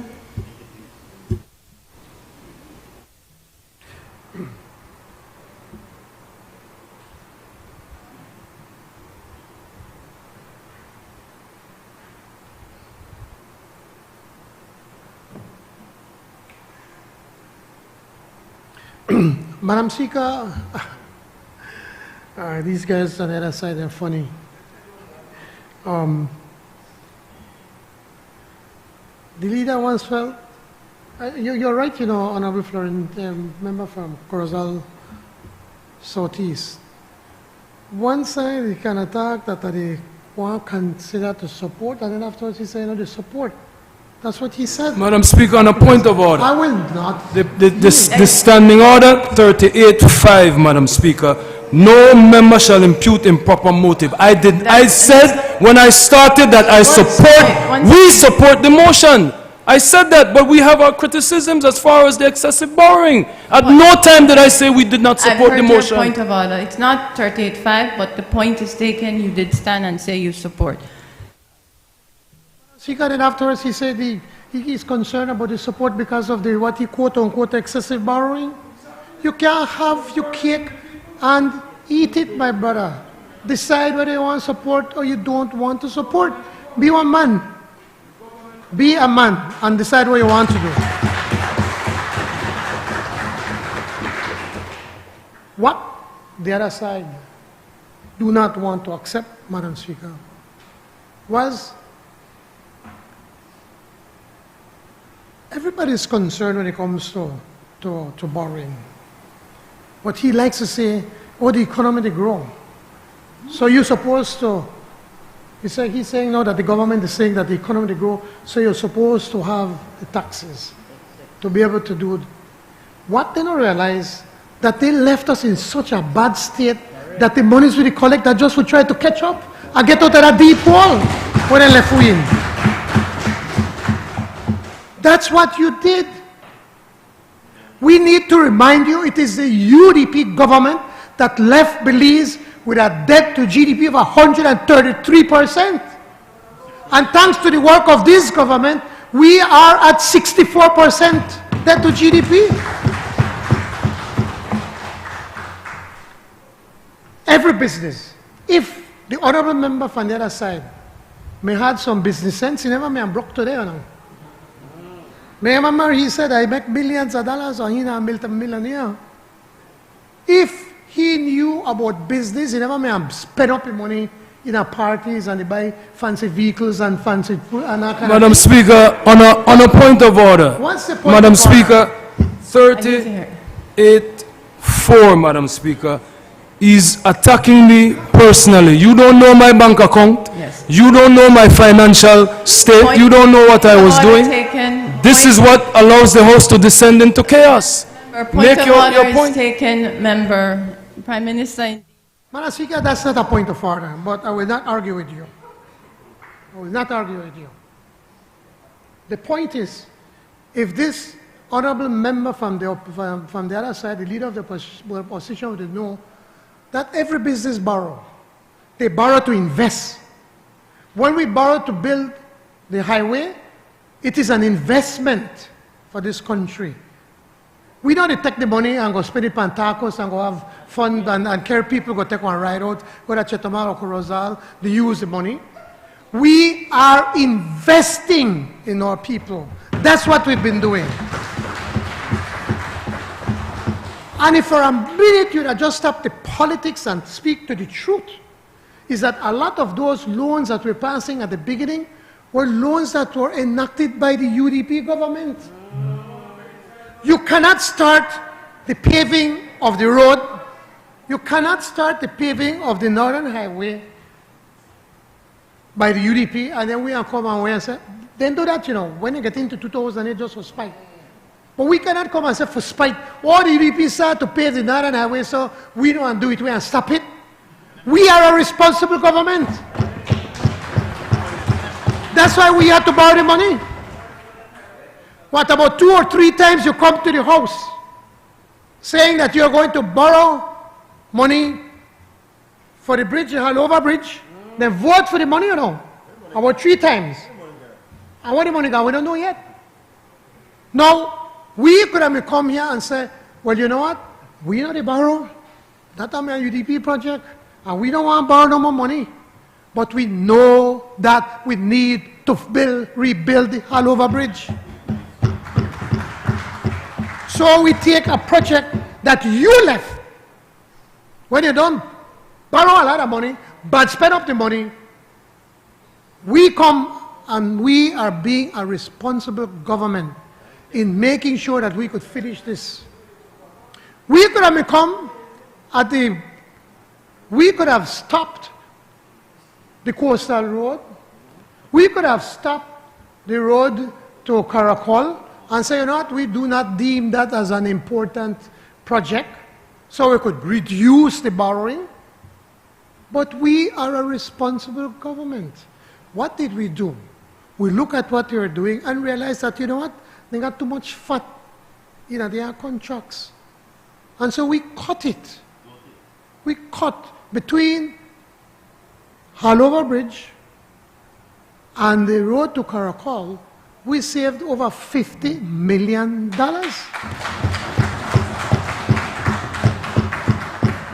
And because we were monitoring the work very closely by the honorable member, Julius Espat, I will mention the name today, Julius Espat, and his team on the Remate Road, how much we saved, Julius? $6 million we saved. I know some people on the other side will say, man, that was $6 million. I mean, so some people will get that. But we need to make sure that $6 million go to the people. $3 million is going to be used to help the people of Corozal to fix some of their roads because the UDP never do nothing for them. And they had the deputy prime minister then, And they still never helped Corozal town. And the next $3 million, well, they never did help Orange town. So Orange town may deserve the help. So we take that $6 million and spend it for the people of Corozal town and the people of Orange town. And we never stop there. Mr. Leader of the opposition, if you'd have just listened, maybe you'd have learned something. Yeah, I guess so. How much you deserve on the Coastal Plains Highway, Julius? And I call you by your name, make everybody know that he did that with the team. We saved $9 million. $9 million. 9 plus 6, $50 million this government has saved from the money we don't borrow. Certain people bank account probably may be very full right now. And what are we doing with that $9 million, Julius? Dangriga and PG are going to get that money. We are spending that money on the people. Then you are going to talk about bread. A lot of that money that has been borrowed, Madam Speaker, we don't spend it yet, you know. We don't spend it yet. When you sign a loan, means that you get to check for all of the money, you know. You get it in phases as you go using it. For instance, this loan for $7 million, we're saying we're getting up to 5 years to be able to spend that money. When you look at the loan for the hospital, a tertiary hospital, that will include a college of medicine, a school for medicine, a university for medicine, which will be built with the University of Belize together, the land there. See, they don't have the vision to look about that. 600 million of oil money, you know. They never think about building one tertiary hospital with a university attached to the University of Belize. They blow it up. At the nation's capital, exactly. They knew that the hospital here in Belize, in Bamapan, has been condemned. The building has been condemned. So I have to build one new one. They never have $500 million of Petro-Caribbean want to do, party and drink out the money. Instead of investing in the people of Belize. So, when you look at that, and that's 45 million US, and you add another $77 billion for the solar project, Madam Speaker, that by itself, 122 million, we didn't touch yet. And it's an investment. Businesses like government borrow to invest, that then we can be better off. We are not borrowing for 1 mile, what the name of the street of Belize City? Farbers Road. How much should we borrow, Julius? $8 million for 1 mile of road.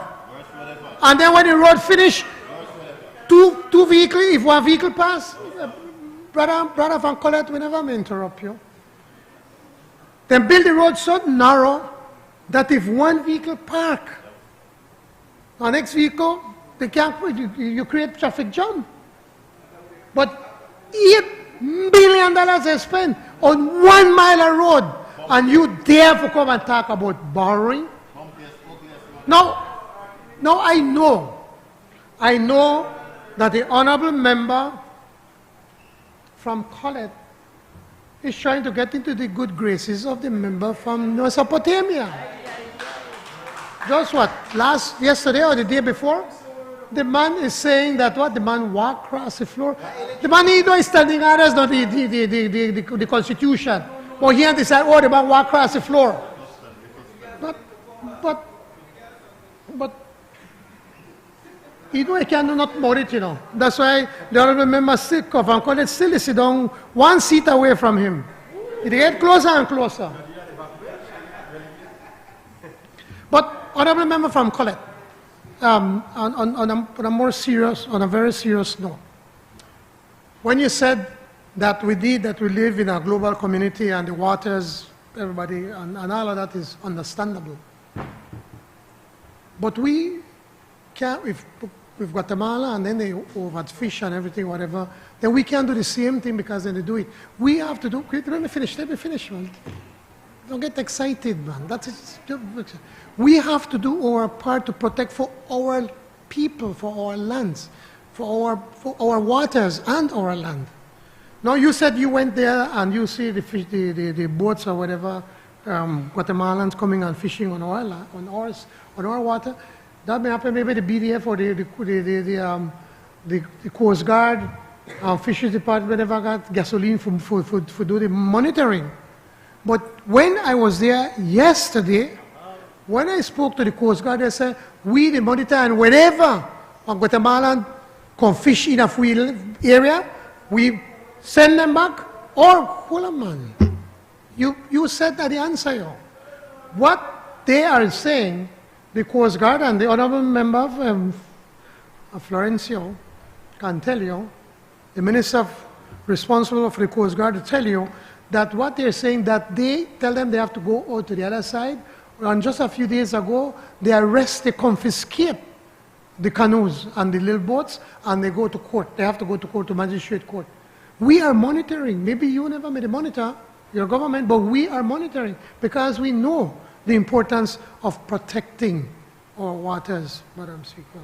So, Madam Speaker, and I know that the other side, they try speaking from two sides of the mouth to say, I support, but I not support.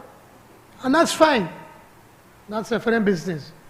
The important point that we need to make is that this country can see that this government is a government looking to the future, ensuring that our fisher folks could continue, and that their children and their children's children will be able to continue to, if that is the life that they want to have, the life of being a fisherman or a fisherwoman.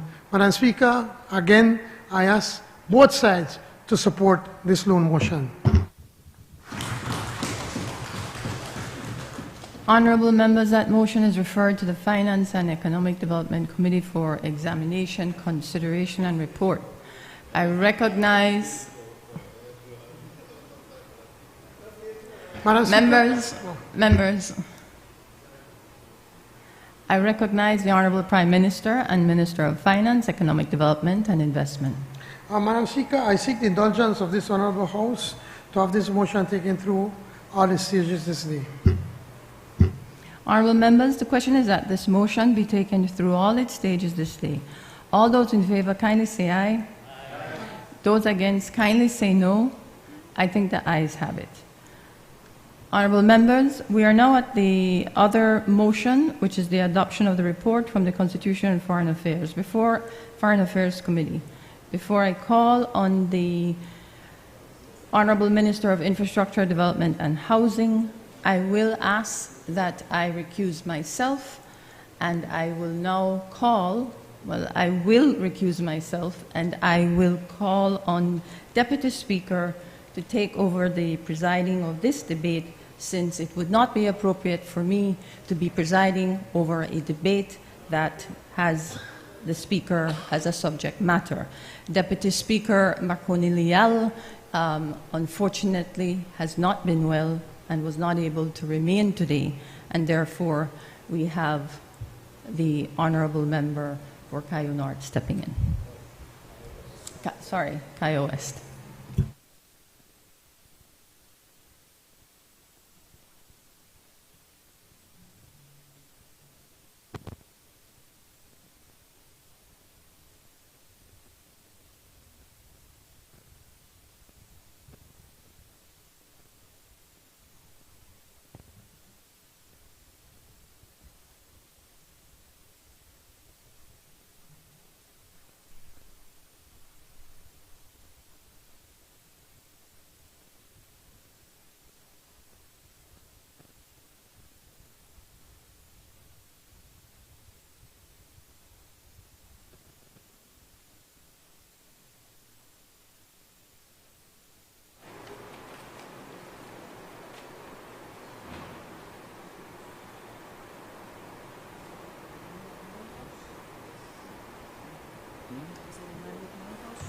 I recognize the Honorable Minister of Infrastructure, Development and Housing.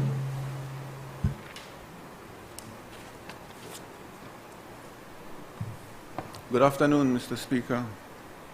It's been a while that I say Mr. Speaker. Mr. Speaker, this is the adoption of the report from the Constitution and Foreign Affairs Committee following its meeting held on the 11th October 2023, pursuant to Standing Order 74-1A of the House of Representatives Motion 2023. Mr. Speaker, I move, be it resolved that this Honorable House adopts the report from the Constitution and Foreign Affairs Committee, which has agreed that the Honorable Leader of the Opposition and Member for Mesopotamia apologize in writing to the Honorable Speaker of the House of Representatives. And be it further resolved, Mr. Speaker, that this apology be delivered no later than 5 p.m. on the 31st October 2023. Mr. Speaker, let me give you a little history of what happened. The leader of opposition wrote to Madam Speaker, and I won't read the letter in its entirety, but I'll take out the portions that I believe are important. And he accused Madam Speaker, and this is what's written in the letter, he accused Madam Speaker of being a complete waste of time, of being a shield of government, of being shamelessly misinterpreting or misapplying standing orders to protect the Prime Minister, of being a complete biased speaker, and of being a partisan hack.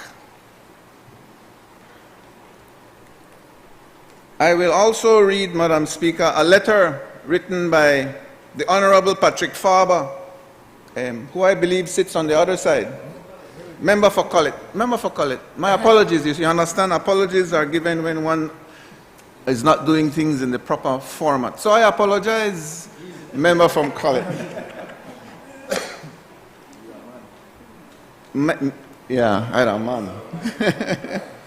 The letter is dated the 11th of October 2023, Mr. Speaker, and it's addressed to the Honorable Julius Espat, Chairman, Constitution and Foreign Affairs Committee, Independence Hill, Belmopan. Subject: response to the opposition leader's letter dated 10th of August 2023. With your permission, member from Collett, I'll read the letter. Dear Mr. Chairman, please accept my regrets for not being physically present for today's meeting. It is my understanding from your committee's correspondence that the matter of the letter written to about Madam Speaker will be on today's agenda. As a member of the opposition, I wish to formally distance myself from the comments made by the leader of the opposition, Honorable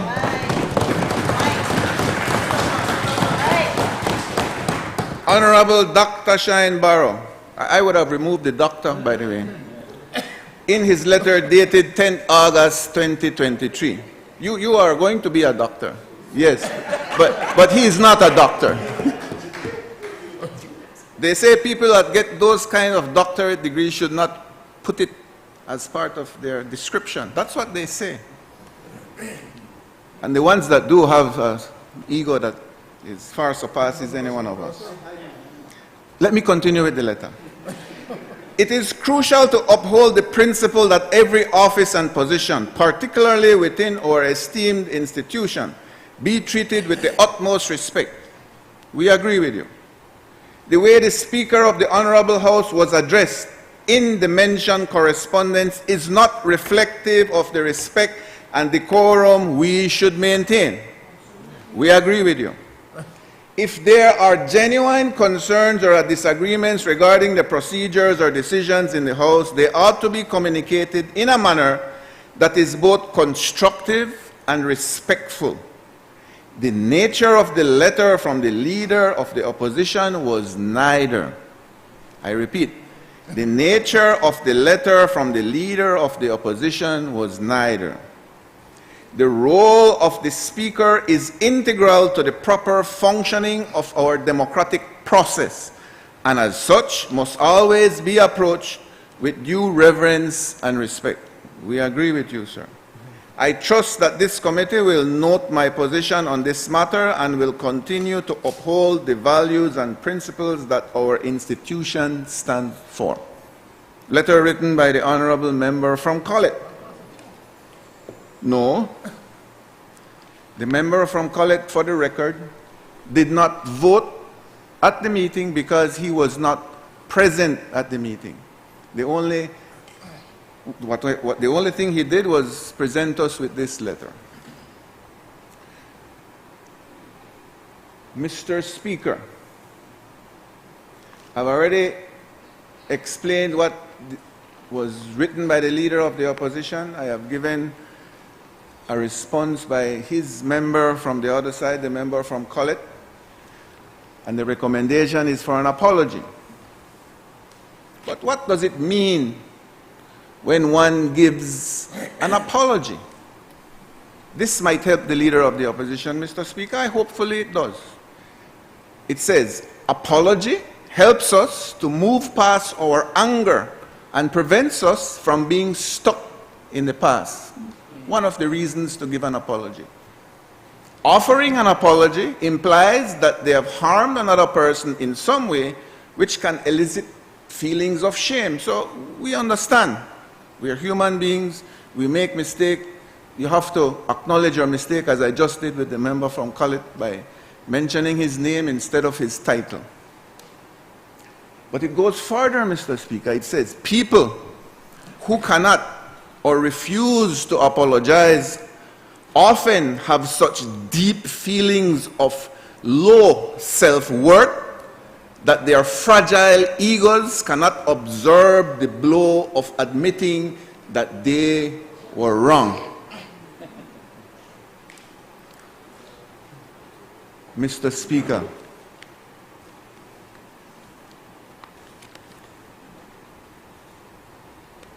we don't have to be friends in this arena. It is an arena. But we have to have respect. What is more concerning to me is that the letter was written to a Madam Speaker. It was written to one of our women of this country. And we have to have respect for our women, our mothers, our wives, our daughters. That, I believe, crosses the line a little bit more than it would have been a Mr. Speaker. We all make mistakes, honorable member of the opposition. Some of us on this side have paid more dearly for those mistakes. I plead to you, be above the fray. Let us continue. We want an opposition. We need an opposition. As the Prime Minister says, be a man. Honor this house. Honor your party. Honor your legacy, or what's left of it, because your father nearly destroyed it. I apologize for talking about your pa. But he and I remember he quite clearly, because he used to beat you up, remember? And I never had no fun for beating up back. But he gone. And you're here. And so, it's important, leader of the opposition, that you be a leader. True leaders acknowledge when they're wrong. True leaders apologize when there is a need. And secondly, we need a viable opposition. We need the gentleman from Collett. I don't like here where he said he sound like mosquito in my ears, but I have to. I know he'll be a doctor, so maybe he will speak a little bit more eloquently. No, Dr. Fly, the one on the next side, a little bit farther down. He is a true doctor. We need him on that side. I'll create no problem, because if you do a by-election to take him out, then you only have, well, I'm not sure, because that one not come. That one they rarely come. I think only you left, member from Albert. and no problem. So I will leave it as that. Mr. Leader of the Opposition, be a man. Do the right thing. Apologize to a woman. Apologize to the leader of this arena. That's the chairman, the speaker, the person that has the authority. And I can tell you, compared to Humpy Dumpy, That's an honorable speaker. Thank you very much.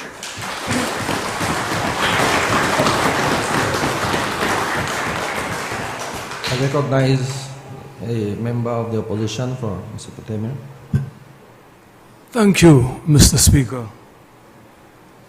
How nauseating to listen to this member from Cayo South. You know, I will apologize on behalf of my father for the mental instability that he has caused you, because he used to lick you so bad that you've lost your brain capacity.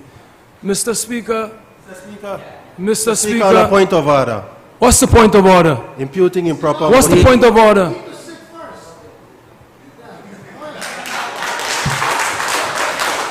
(38.5), Mr. Speaker, imputing improper motive, treating, insulting the member from Cayo South. Mr. Speaker, kindly.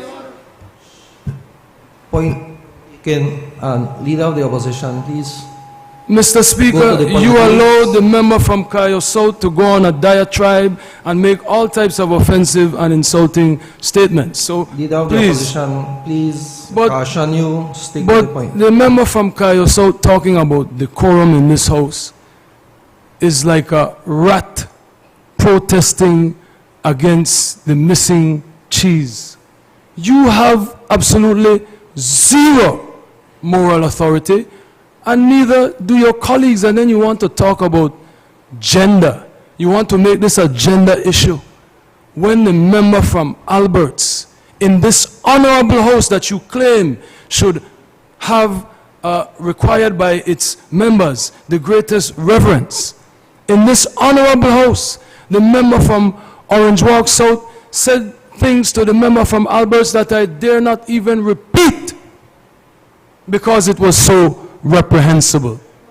And none of you did anything. And even the speaker did not require any House committee meeting of the Privileges and Standing Order House Committee. Did not send that matter there. So spare me the hypocrisy. It can't be gender at your convenience. It has to be gender all the time. And I remember that the member from Alberts wrote to the speaker and asked the speaker to address the matter in a formal setting. No text was good enough. She wanted the member to apologize in the honorable house. To, as you say, be a man. Right? Right? And none of you called any House committee meeting to adapt any report from the House committee to require the member from Orange Walk South to offer an apology. In fact, I remember when the member from Alberts asked the speaker about it, the speaker said, there's nothing I can do, you know, nothing I can do. So spare me all of the pontification in relation to gender. Now, when it comes to this matter, the House Committee has absolutely no jurisdiction on this matter. These standing orders, whether you read it in paper or you read it in the book, do not govern the interactions or the conduct of members outside of this honorable house. So don't make a mockery of the standing orders. And you should know, because you had to be dragged out of the honorable house member from Cayo South because of your despicable and disgraceful behavior and your refusal to listen to the speaker. So you are nobody to talk about reverence for speaker and institution. You won in court because your party got in and the Attorney General didn't even show up, right? But again, the standing orders govern the conduct of members in the House. That is why, if I go outside of this House and say, you corrupt, you're the thief of all the money, the ministry, infrastructure, I will be subject to a lawsuit. In here, I can be shielded by immunity.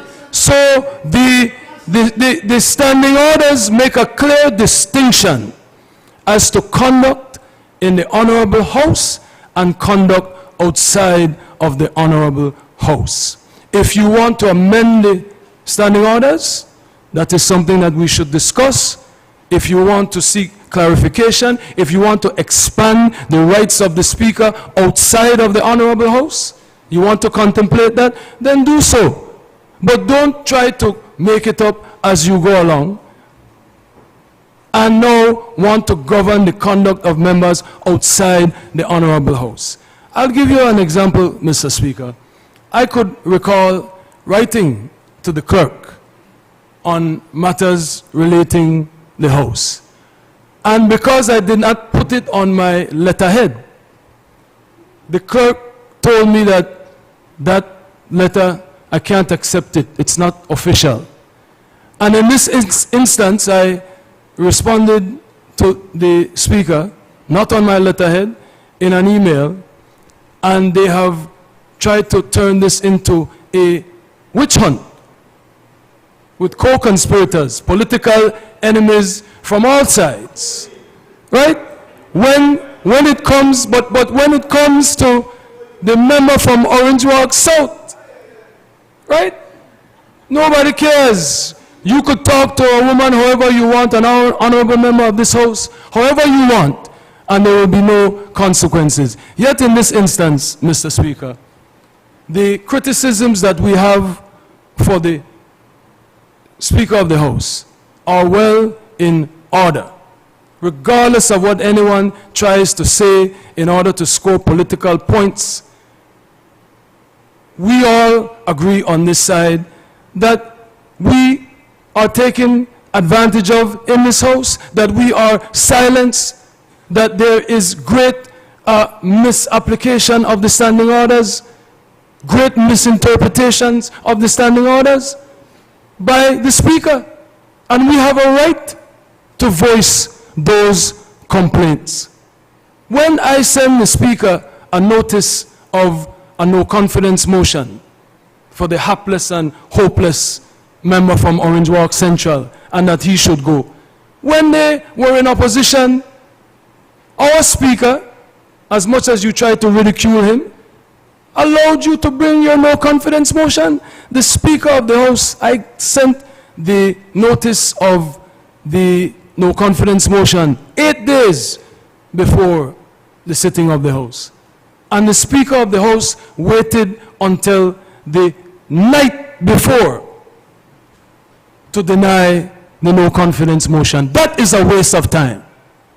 And anyone that conducts business in the Honorable House in that fashion, with complete disregard for the opposition and the points that they want to advocate, is a waste of time. And I will make no apologies for that. The Speaker was a PUP, card-carrying member of the PUP, a PUP candidate, a PUP women's group member. It is a fact. So when we make these assertions, it is for the Speaker to uphold the highest standards and reflect on her behavior that would cause members to make such positions. You have the member from Pickstock threatened me in this Honorable House, told me to come outside, right? To come outside, huh? All right? Threatening violence, and we find that funny, right? We find that funny. That is hilarious. Yes, right? You see the double standards? Yet, when the Speaker is constantly misapplying the standing orders, and again, in relation to the election and boundaries matter, that is one of the most brazen misapplications, misinterpretations of the standing order. The election and boundaries matter was settled. It was not Mr. alive. Speaker, on a point of order, 38.1, please inform the Leader of the Opposition he's supposed to stick to the matter. That is the motion. We don't have anything here about election and boundaries. Leader of the Opposition, As I repeat myself, please stick to your point. Thank you. Yes, Mr. Speaker, just as you gave the member from Cayo South the ability to give history and context, I am giving my history and context that led to the point where the communications, yes, there was a decision by the Speaker on the election and boundaries matter. That was a misinterpretation of the standing orders. The opposition. Yes, Speaker. Please stick to your point, and please do not correct me as I am in this chair. Thank you. And that is another problem. The Speaker is not God. This is not a dictatorship. You like to talk about dictatorship? No, this is, the standing order said that all members should be held with equal reverence. Leader of the opposition. Please. I am allowed to disagree with you. I'm following the standing orders. You said that I said. Leader of the opposition, please. We don't want to implement 44.3. I will avoid from. So please stick to your point and make your presentation. Thank you. Thank you, Mr. Speaker. There's no one more shameful than you, sir. But, Mr. Speaker, as I was saying, there have been constant misinterpretations of the standing orders.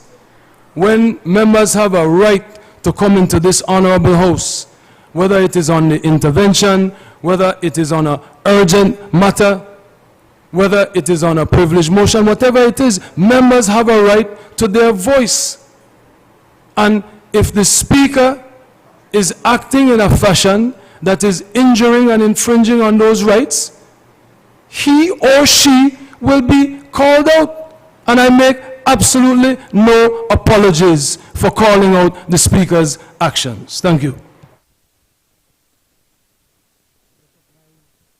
I recognize the member for Orange Walk East. Thank you, Mr. Speaker. Before I get into my contribution to this very important motion, I really was taken aback that the leader of the opposition would take insults hurled at the member for Cayo South, but in the context of utilizing mental health. We just passed a mental health policy in this country where we need to understand, he needs to know how you speak. It's trying to disrespect the Belizean people who are suffering from mental health. But Mr. Speaker, you need to apologize to all those Belizeans. Yes, that's right. Mr. Speaker, colleagues in this honorable house, and of course our Belizean people that are listening, I rise today to address this very grave importance and a very important issue here, one that touches on the very principle of our democratic governance and the mutual respect that should underpin our interactions within this esteemed chamber. The leader of the opposition, as you've seen and heard just a while ago, has unfortunately chosen a path that undermines these principles. This House, the very symbol of our democracy, demands a level of respect and dignity that the leader of the opposition has seemingly disregarded. The Honorable Speaker of this House, a figure of authority and respect, has been denied an apology recommended by the House Committee and supported by this motion raised today, with the deadline set for October 31st, 2023.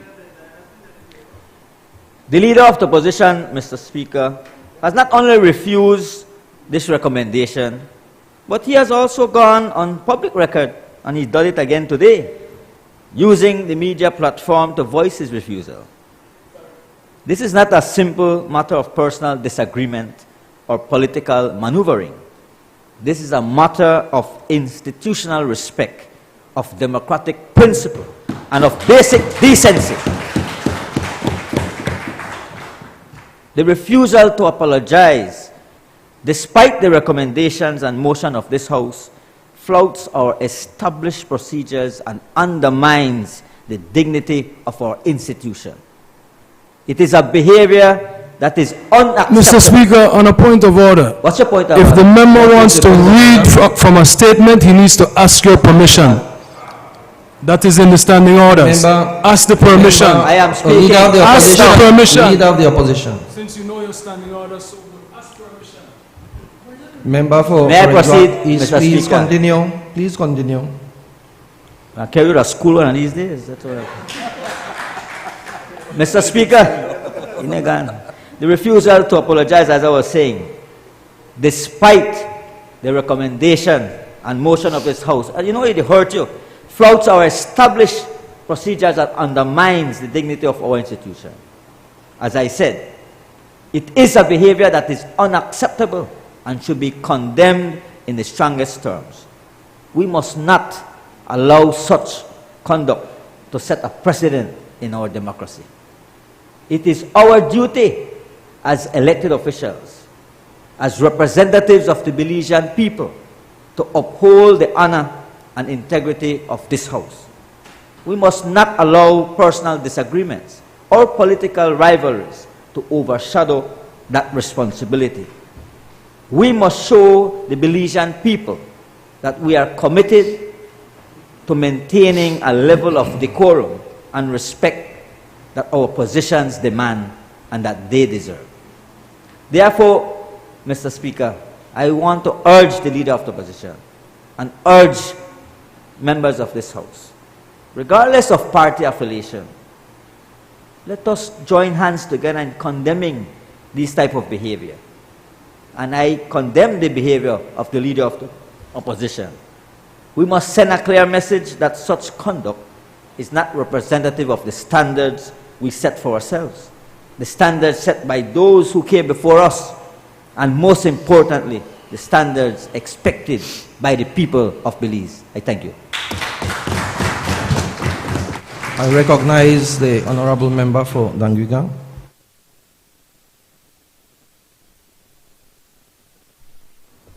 Thank you, Mr. Speaker. I'm not going to be reading anything specifically, so just in case it looks like I am, just to clarify.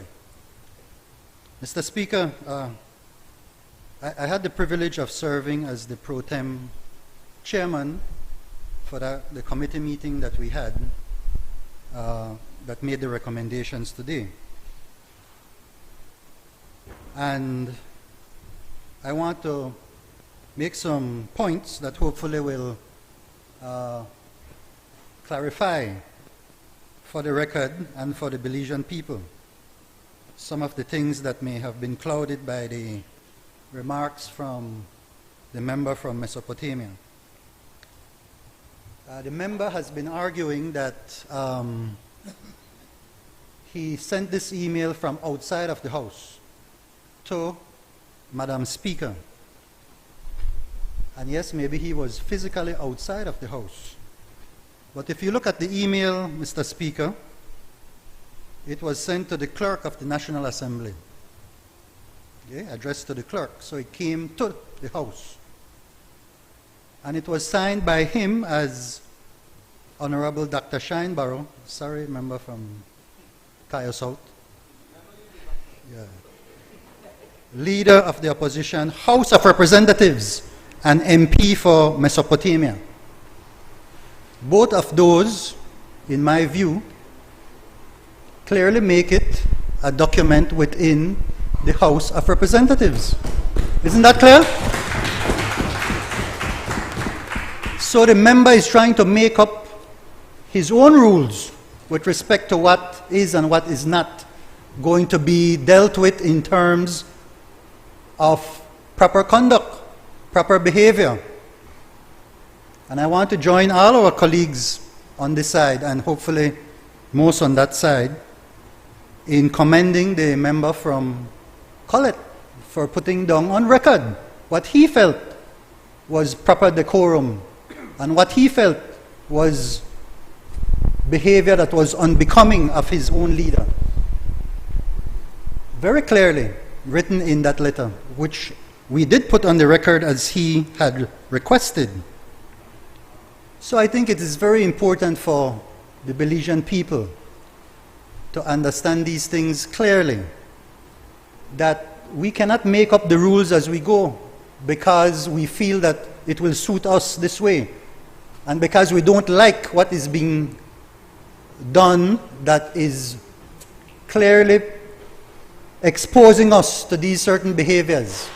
And when we don't like that, then we say that the standing orders are not providing for the decision of the committee. But I will go to the minutes of that meeting, Mr. Speaker, with your permission. And I will read from it. This time I'm asking your permission to read from it a couple of the points that were in that in the minutes. In point number 2.3, the Honorable Barrow then informed the committee that the pro tem chair needs to acquaint himself with the standing orders because a motion would have to be moved to bring such matter to the House Committee. Point 2.3. Then point 2.4, the committee was referred to the announcement made by the Speaker on the 11th of August 2023, and a portion of the announcement was read by the Deputy Clerk. And I will read a part of that. It really is a matter for the Privileges Committee pursuant to the Standing Order 74-1A. Point 2.5. The Pro Tem Chair then referred the members to Standing Order 74-1A, which gives the committee the power, quote, to hold meetings on their own initiative without having the matter referred to them by the House, close quotes. So the member from Mesopotamia cannot make up rules along the way and try to misguide the Belizean public.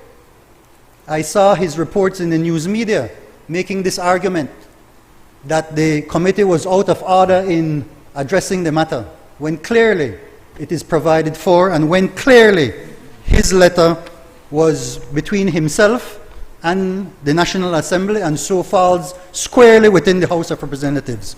Thank you very much, Mr. Speaker. I recognize the Honorable Member for Corozal North. Mr. Speaker, thank you. Mr. Speaker, here we are debating a report from the Constitution and Foreign Affairs Committee with respect to a situation that evolved here in the House of Representatives in the auspices of this chamber. We established a committee basically to determine and decide upon what transpired between members of this House. We use an instrument to actually determine whether a person needs to do A, B, C, or D. But how ironic we stand here today while taking an instrument, while using a House committee to measure the conduct of any individual person, and at the same time, we had a member of this House that forms part of the cabinet, practically saying offensive behavior, discriminating behavior, insinuating things that were very offensive, particularly to the women and to the children of this country. And yet, at no point in time did we see any kind of House committee being formed to address that matter. If we're going to talk about equity, if we're going to talk about fairness, I think that this is the right time to say, look, if we're going to apply the rule to one, we have to apply the rule to all. So that if you're asking one member to submit an apology at a given date and time, I think we ought to take a stance and say, look, if there is anybody else within the House that has done or committed an offense or has done anything to the likes, I think that that person needs to be held accountable in the same manner. If we're going to ask about apologies, Mr. Speaker, I think everybody has to apologize. So that my advice going forward is for us to apply the rules equitable. We as opposition are simply saying, look, we feel that at some point in time, we're not allowed the kind of leverage that those in the other side have. All we're saying is, look, be equal to us and let's play on. Thank you, Mr. Speaker. I recognize the Honorable for Caribbean Shores. Thank you very much, Mr. Speaker. Good afternoon to all my colleagues and members of the gallery. Mr. Speaker, I just wanted to join the members of this Honorable House who have provided their support, offered their support for this very important motion today, as well as my colleague on the other side, the member for Collett, for chiming in, and I might say in a very strategic way. I think he had gotten some legal guidance when he wrote that letter without actually offering a vote at the committee. But if you need some legal backup, I can offer that for you as well. But I must commend you on the strategy that you employed in lodging your discontent and distancing yourself, rightly so, from the letter that the leader of the opposition wrote to the chair of this honorable House. Mr. Speaker, I have been here now proudly representing the good people of Caribbean Shores for 8 years. And in the 5 years that we were in opposition, and Honorable Julius, member for Cayo South, could tell you that we were, of course, subjected to On a point of order, Mr. Speaker, we are having a debate. The standing order is the standing order is 38. I get to tell you my point of order. I get to tell you my point of order. The member haven't yielded. I am giving you a point of order, Speaker. The member haven't yielded. He doesn't have to yield for me to give you a point of order. What is the point of order? 38(6). A member shall not refer to another member by name. If we're going to follow the rules, let us follow the rules. Which member are you advocating on behalf? Honorable member, you have a problem with me calling your name? Okay. Doesn't matter what he has a problem with. Follow the rules. Next time, let him take that issue. Follow the rules. Leader of the opposition. Next time, let him take that issue up. I didn't even know what your real name is, so I never call your name. You have so much name, I didn't know what your name. You need to make up your mind what your name. Israel, your name, see? Your true colors come out every time. Every time you press your button, your true colors come out. Members, please, let us remember 42B. Thank you. So this is why, Mr. Speaker, I oftentimes don't contribute, you know, because this man short fuse, so short fuse. Protest. Mr. Speaker, as I was saying, the honorable member for Cayo South and myself endured all sorts of attacks and assaults. The member for Belize Rural Central, I don't know if how far your memory go back, because I don't know if you may pay attention from prison, but the member from Belize Rural Central was the subject of the harshest of attacks from the then member for Mesopotamia. And nothing from your side. And so you come here with this double speak as you always do. And yes, it can be argued that we all signed up for this. We all signed up for the hurly-burly of politics. And I agree with you that we should not be insulting the women in the Honorable House. But we should also be cognizant, member. And I was telling my friend here, the member for Corozal South East, Florencio. I was telling the member, you know what, I am... Member, you see how they're making a mockery of the standing orders and the Speaker? 38(6), he should not refer to any member by their name. It's not funny. Point taken, please sit down. Like a man, I will apologize. I apologize.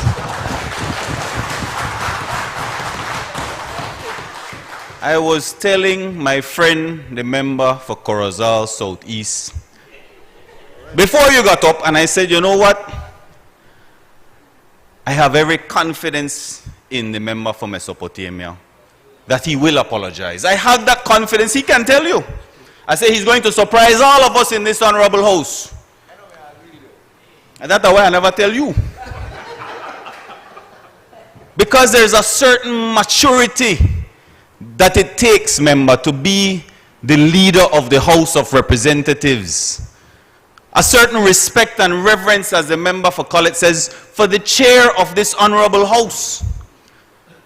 You have taken it to a whole other level.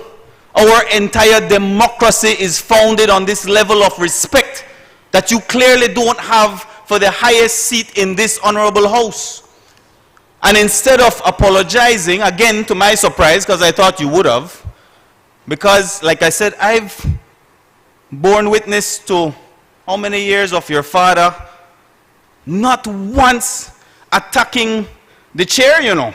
In all his 20-odd years or more, attacking the chair, whether it's a UDP chair or a PUP chair, he never did that because he understood the seat, the importance that the seat has.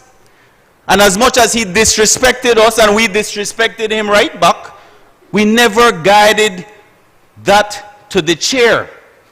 And so that is why I had every confidence, and I still have confidence, that before the 31st of October, you, the member, will demonstrate a modicum of respect, a modicum of decency.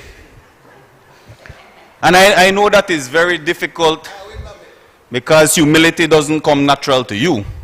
I mean, we know you are a barrow, and we know you come from P. Diddy's camp. Nobody not got no respect for nobody.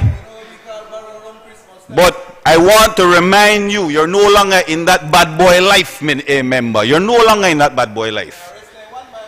And so this house, that a people's house, just always remember that. Always remember that we on this side, we want to see you continue as leader. You make it hard for we. Because you got the member, you say they cross the floor. I nervous now because I said, no man, we need this man to be leader into the next election. So let us continue. We can give you that support, brother, but work with women, work with we. And do the right thing and apologize. And remember this is not P. Diddy house, this is the people's house. Thank you, Mr. Speaker.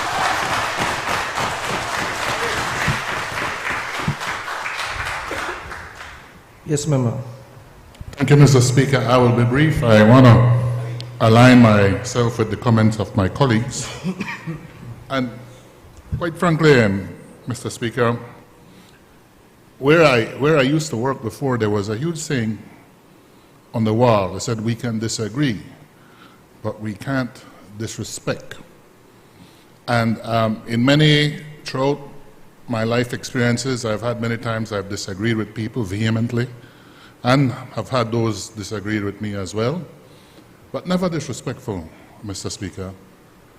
And in one way, I think we're kind of fighting for the soul of this country. This is a public house. This is what we call primetime television. I believe the most of any one show or any one event that the Belizean people are watching or listening to is this House of Representatives, Mr. Speaker. And in the past, my little bit of parliamentary knowledge, you know, the parliamentarians from abroad would research how they write and appeal to the better angels or appeal to proper communication, to be innovative in how you would debate and disagree with your opponents. We now seem to not be following that, Mr. Speaker. And what I think is annoying is that children see this, children hear this, and they take their cues from these type of debates. Nothing is wrong with people having different opinions. We all know that. I mean, even in my home, you know, there's always debates with my children. They're growing up, and I encourage them to to have disagreements with me where we can talk and we show each other the different points, but never to disrespect one another, Mr. Speaker. And I'm beginning to wonder, where are we going to go as a country? Are we going to now get into all sorts of negative language that sometimes we hear on the streets that is not appropriate? Or are we going to be able to have healthy debate on the issues facing this country? Because there's a lot of challenging issues facing this country, Mr. Speaker. And I would wish the leader of the opposition would apologize. He will lose nothing, and the country, I think he would earn a lot of kudos from many people in that. You don't disrespect the chair, and I think, as a former colleague said, it goes a little bit more on the rough side when it, especially how you disagree with a female. How you disagree with a female it does makes it a little bit more darker. I also want to speak, I remember the former speaker, I will call his name, Michael Perifit. Yes. The former speaker, I remember he one time made a comment in this house that he was watching when the children debate occurred. And he said he was very concerned at the language sometimes they would be getting into because what? They were following the example of this house. So I trust the leader would apologize and let us try to elevate our disagreement. I don't expect him to agree, but not to disrespect. Thank you.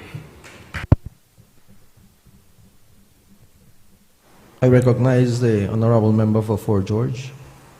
Thank you, Mr. Speaker. I was waiting until the member from Corozal North returned because I wanted to congratulate him in person, Mr. Speaker. He was brave enough to stand there in this honorable house and advise his leader to apologize to the Speaker. It was very clear that the member from Corozal North was saying that the leader of the opposition should apologize. It's very easy, leader of the opposition, very simple. Do it on behalf of the people of Mesopotamia who you represent. Well, Mr. Speaker, the leader of the opposition likes to say that he reads and understands the standing orders. But I wonder if he had skipped over Standing Order 38.8, which says very clearly that the conduct of the Speaker shall not be questioned other than in a substantive motion. The conduct of the Speaker shall not be questioned other than in a substantive motion. And as the member from Dangriga said very clearly, when the leader of the opposition sent that email to the clerk of the National Assembly, he was not seeing it as a private citizen. He was seeing it as a member of this House of Representatives, Mr. Speaker. And he very clearly wanted it to be read into the record of this House of Representatives. So it's very clear that the House Committee, the Foreign Affairs Committee, had every right to look at what was said because it was directed towards the Speaker. Now, Mr. Speaker, I think that the leader of the opposition, he has proven time again that he doesn't understand the rules, the functions, the procedures in this House. He said there that he has the right to disagree with the Speaker, and absolutely. No, everybody can disagree. But when the Speaker makes an order, you have to respect that order. All you can say, like if you're in a court of law, I'm guided, Madam Speaker, or I'm guided, Mr. Speaker. I might not agree. But you cannot say that we are going to vehemently insult and say these types of language, use this type of language towards the chair. Because when he is saying that towards the Speaker, he is insulting not only the holder of that post, but he's insulting this entire honorable House. Because that chair, the Speaker's chair, holds authority in this House of Representatives, and it must be respected. As a member from College said very clearly, the Speaker's role, the person who holds that post, must be treated with the proper decorum, must be treated with the right respect, and certainly the member from Mesopotamia, the leader of the opposition, violated those principles in that particular email, and certainly the very least he can do is apologize to the Speaker, apologize to the country, apologize because of this pattern of behavior that he seems to always bring when he comes to this honorable House. Thank you very much, Mr. Speaker. I recognize the honorable member for Kayo. Yielded to honorable member for Colette.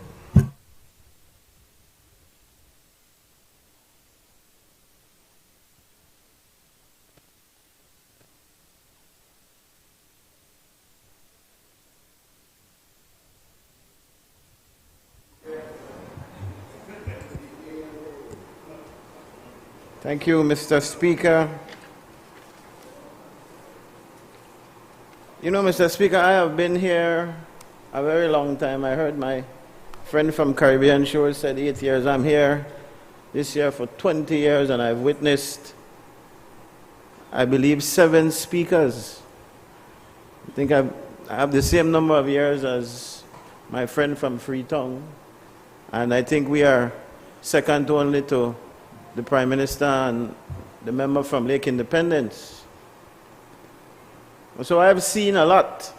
I have been on the opposition side before, and I have spent a very comfortable time on the government side of this honorable house. You know my position. I made my position very clear in the letter, and to be honest with you, it makes me very uncomfortable to see so many PUPs agree with me in this honorable house today. I'm glad that you didn't make any space in a hurry for me over there, because that ain't happening. But Mr. Speaker, in my time in this honorable house, I have witnessed a lot with speakers as well. And I will tell you something. There were times when I felt attacked by our own speaker, if you call it that, because the member or the leader of the opposition is right that quite often the people who are appointed to the position of speaker are people who have had some kind of political experience in one way or the other for the ruling party. Let's not get away from that. But that does not stop an individual, once assuming the seat of speaker in this honorable house, from being professional. And professionalism is what this is all about. Another member from Mesopotamia, a past member, and when we were the first time in terms of my span in this house, here in this honorable house sitting over here, I remember there was a demonstration outside, and the then speaker, Bet Zabane, was to me very, very wrong in some of the pronouncements that she made against the opposition. We were very angry. We were very angry, and I remember being a junior member then, I believe it was my first term, that I was encouraged by that member from Mesopotamia, let's go forward, we are storm out, and of course we had protesters outside, so we went outside. And when we went outside, Mr. Speaker, when we went outside, the media was out there, and the media pushed microphones in our face, and I didn't say anything, not because I was any smarter, but because I was junior to my colleague, and my colleague said, that speaker is a bias. You fill in the blanks. It's on the record. And you know why I'm raising that, Mr. Speaker? I'm raising that because that member from Mesopotamia, in his heated moment of being angry with the speaker because the speaker wasn't, in our view, and I think we were right, being fair, being unbiased. And you know where that happened? Outside of the chambers.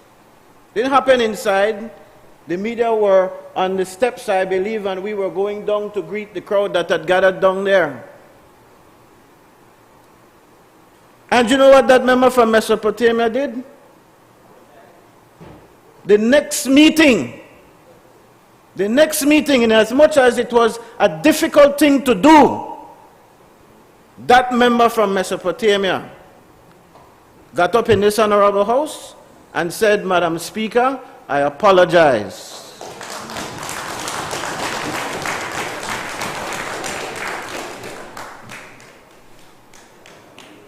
I hold firm to what I've said in my letter of correspondence to the Constitution and Foreign Affairs Committee that dealt with this matter on Wednesday last.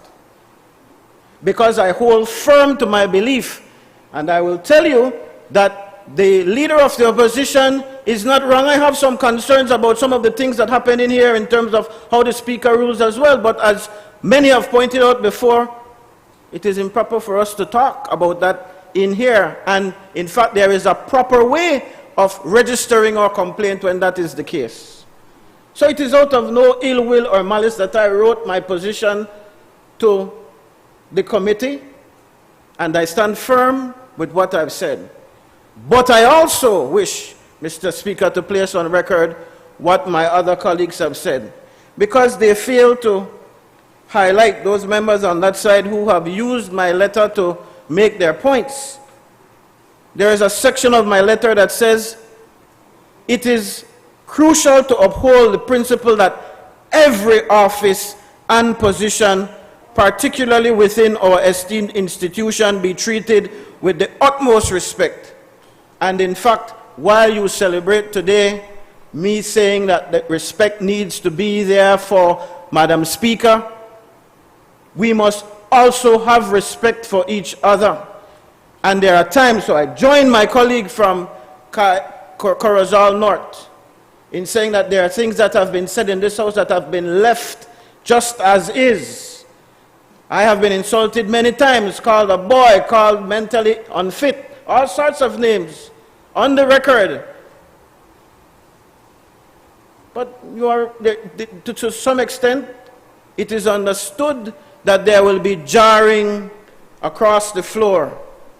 But when it comes to the Speaker, in my opinion, that ought to be sacred. It is like, Mr. Speaker, sorry, I don't mean to be rude, Mr. Speaker. I'm just used to having Madam in the chair. I equate it to a football game, which many Belizeans will understand. And I am no athlete, but I used to be. Julius behave, man, I try. Sorry, member for Kaya South. But it is like a football game. You might not like the call that the ref is making. The ref might be, that's the first time I heard the word bias, I remember as a child growing up, was because I was at one of those basketball games that the Raiders used to dominate. Remember for Lekai? And there was, you remember Keith, brother Keith was a statistician, what the ball name? Keith Mala. Keith the holla, your bias ref, your bias. He's not a player, but he's on the sideline, and that was when I first heard the word bias.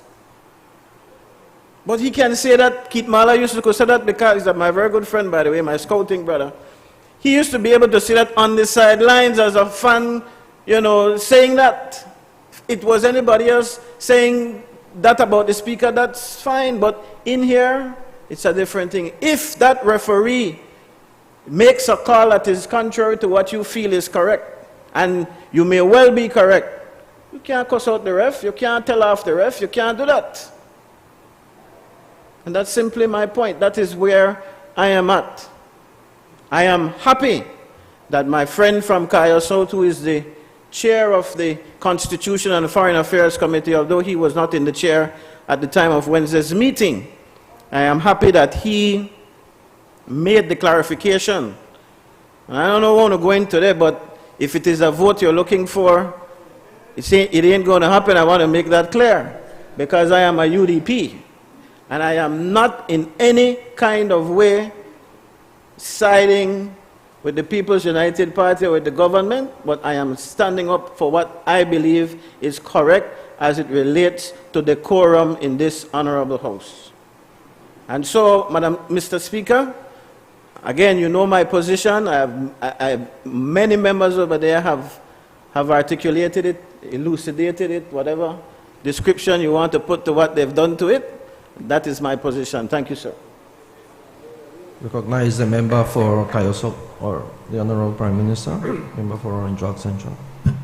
Madam, Mr. Speaker, I was not going to really say much because a lot has been said, and I agree with you, member from Colette. You're very I guess the years of you being in the House, both in opposition and on the government side, has allowed you to act with such maturity that we go after one another, and it's never, certainly, it has never been personal for myself. And the time when I mentioned to you of like my boy, I was not really referring to you as a Belize boy. It was more the way we speak in Belize, boy, behave yourself kind of thing. But it was not that I was referring to you as being just a little boy.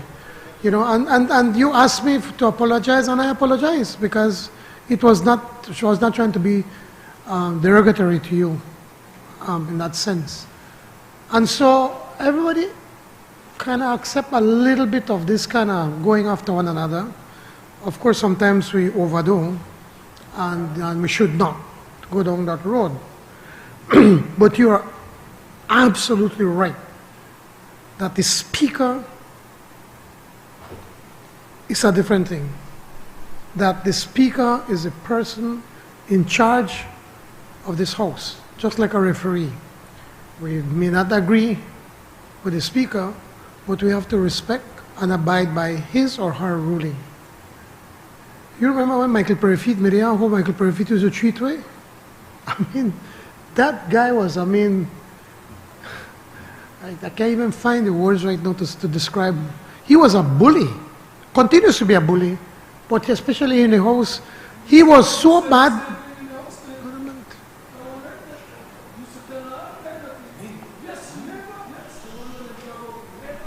Members.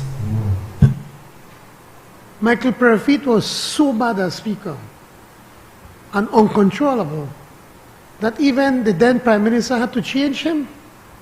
They changed him because he was really, really bad.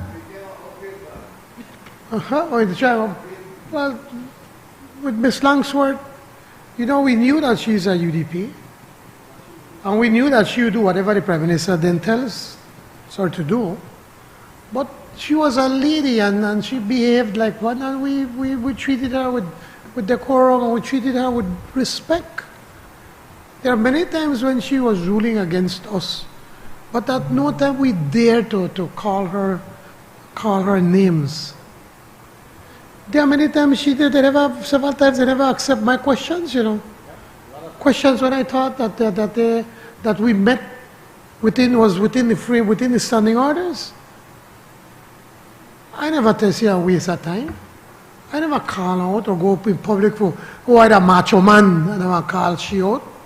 You don't know macho man, my brother, when you behave like that. You're not. You're degrading yourself when you behave like that.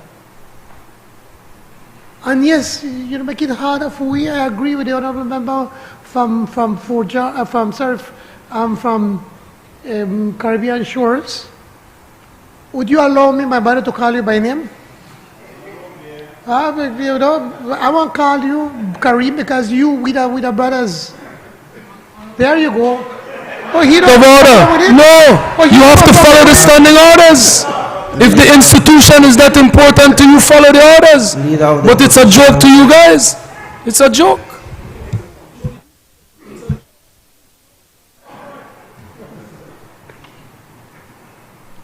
The honorable member from Caribbean Shore is 100% right. All of us on this side, we want to make you sit down on a seat, you know, we want to make you stay there. But you make it difficult. You're making it difficult. We want you to stay there for 2025 for the next general election, because with you there, I could guarantee you the People's United Party is going to win the next election. So we won't make you stay there, man, but behave and leave it. You want people to overthrow you the way you behave. Or maybe they just wait the time out that after 2025, they figure they'll lose the election, and so then make it continue to behave itself like that so it'll be easier to change. But for the record, we want you to stay there.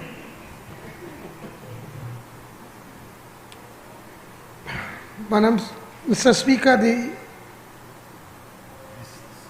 BQ Pitts, the late BQ Pitts, I was my first term in government. Boy, DPM. Woo! The first time I come for house meeting, when I left, I felt like they beat me up on my back with a stick. The way BQ Pitts would behave with us. I know you could complain. You don't know what it is to have a speaker where we're really, really biased. You have no clue. For the first time, we have a speaker that generally tries to be even-handed. that our members from this side sometimes get upset? You think any speaker under the then Prime Minister Dean Barrow could have ever overruled then Dean Barrow? He may have changed it immediately. But I respected that as a speaker. I know my colleagues were very upset over it. Yes, I know, I said they agree, and it's true. But at the end of the day, we need to respect the speaker. No matter what ruling you do, you may not be happy with the ruling, but he or she is the speaker of this house. Now I need to correct something, because again, you just like get up here and just say anything will come to your head. And then if we do not correct you, people won't believe it is true. I was thinking, and the other member from Fojas was right. What ruling did this Madam Speaker did when it comes to Elections and Boundaries Commission? There's no such ruling. There's no such ruling. I checked with her. If you want to, oh God, that's another matter. There's no such ruling.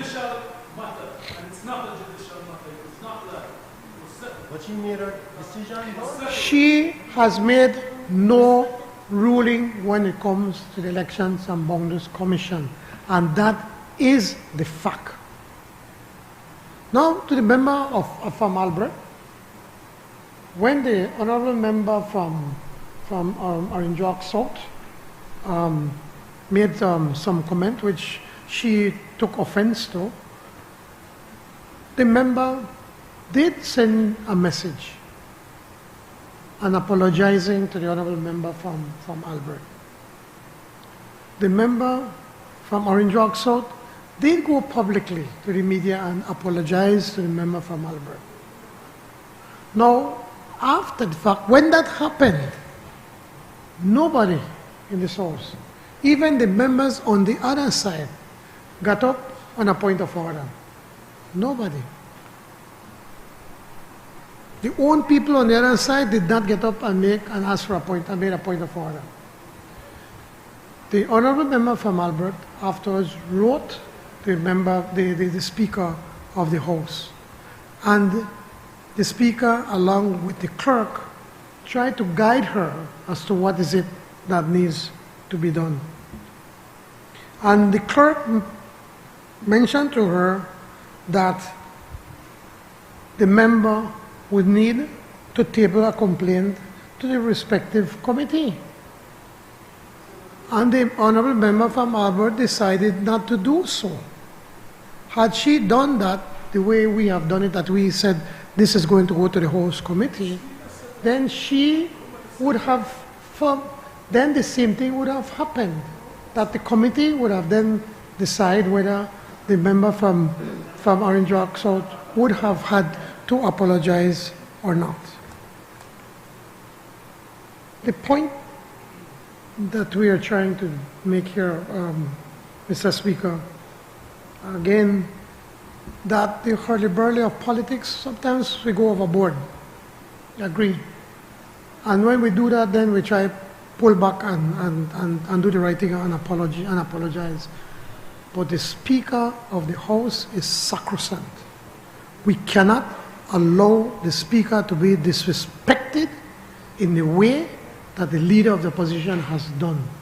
Because once you do that, then the Speaker is going to lose control of the House, and we cannot allow that to happen. If the Leader of the Opposition can be, I'll use the word magnanimous, but if he could be a little bit mature and a little bit humble, he would do the right thing, which is to apologize to the Speaker of the House. Thank you, Mr. Speaker. Recognize the member for Albert. Thank you, Mr. Speaker. I promise I will be brief. There is a lot of moral grandstanding on this issue in the House. we all agree that there must be a level of professionalism. There must always be a level of respect. There must be a level of decorum. And that should not apply to me because I am a woman. It should apply to me because I'm a member of the National Assembly.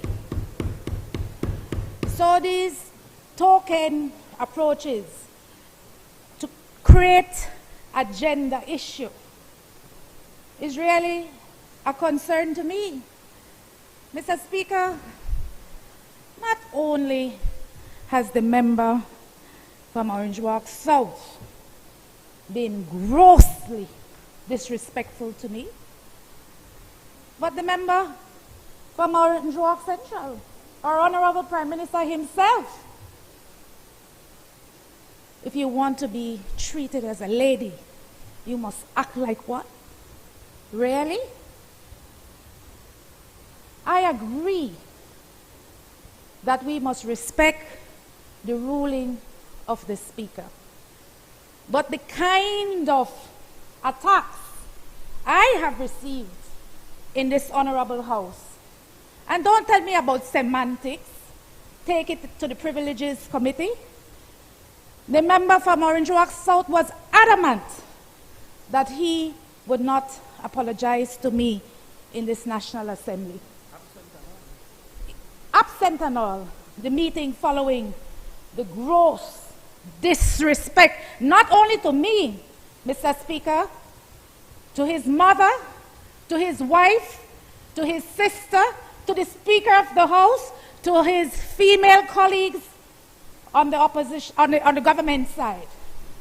Because when you disrespect one, you disrespect all.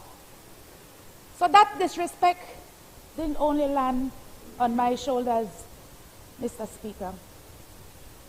And so, I am going to be guided. When I agree with the member from Kyle South, when he spoke to the media yesterday, he said, you can say anything in this house. But when you're done, you say, mea culpa. Mea culpa.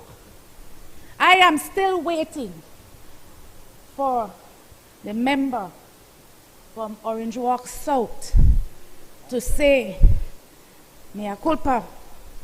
And for the member of Orange Walk Central to say, mea culpa. So all this... Everybody do it by October 31st and we're done? Yes. And that would have been my suggestion. If we are going to set a date when we are going to reset the decorum of this House, then let us set the date. The suggestion from the chairman of the committee is October 31st. Hopefully, there will be a meeting or something in writing by all members who have disrespected women and two, disrespected colleagues in this national house in such a blatantly disrespectful way. You see, the member of Orange Walk South felt that if he called me, on the advice of his wife, he told me, on a phone after I left the House meeting, that was sufficient. He didn't insult me on the phone. He didn't insult me in the public domain. He insulted me and disrespected me in this National Assembly, Mr. Speaker. So, all the chest pumping, all the moral grandstanding needs to be put in proper context. You know what the nursery rhymes say? We're good for the goose, good for the gander. And so I am once more, through this medium, asking the member from Orange Walk Central and asking the member from Orange Walk South, asking the member from Belize, rural South, to apologize to the women of this country for the level of disrespect that has been hurled at me in this National Assembly. Thank you, Mr. Speaker. I recognize the member for Cayo South.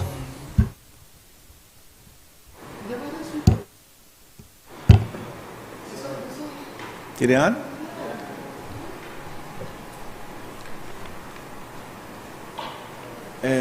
Member from Collet, we don't expect you to be on this side. I was sent a message from your brothers from the lodge. They're proud of your stance today. The PUP members of the lodge.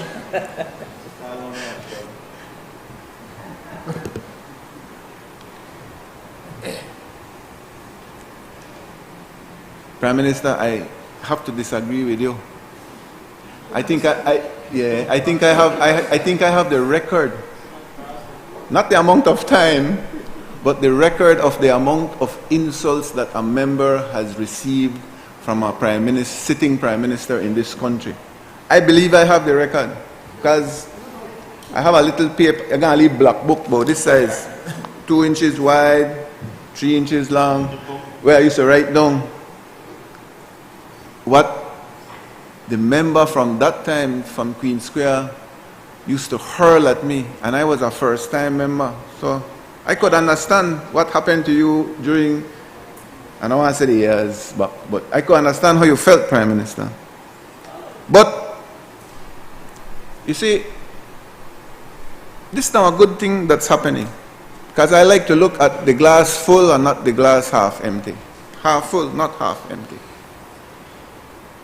We have a problem in the House of Representatives. I came into the House of Representatives believing that this was an arena this was a house that was comparable to a church, that a church is to religion. Maybe a Jew like you would understand a synagogue to religion. What a National Assembly is to governance. To me, when I was growing up and educated in Belize, it was supposed to be a sacred ground. That is what my image of it was. Lo and behold, in 2012, that image was torn to pieces when we came into an arena that was more like a Colosseum, where gladiators came out and attacks were hurled and defense had to be put in place. And so I am not an aggressor by nature, but I became a good defense player. I stood my ground and I defended what I believed was right and wrong. And yes, I probably did it in more of an aggressive way that one would like one to do it. But what else can you expect when the aggression that was hurled at us was unimaginable?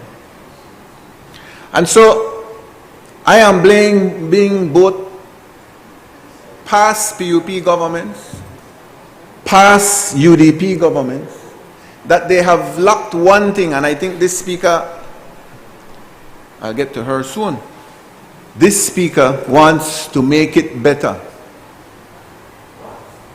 This speaker is doing a lot of things, and the member from Collet has been in, and the member from Albert has been in some of those, and the member from Municipal has been in some of those meetings that we have had to be able to enhance our code of ethics, our code of conduct in this house. So, we're all wrong. We got to better it.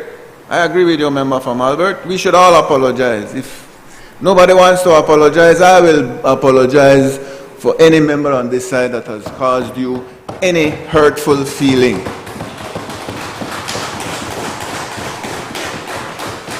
And you know that we know each other from way back when you were supporter on this side when you're a supporter on that side. We love you the two-way.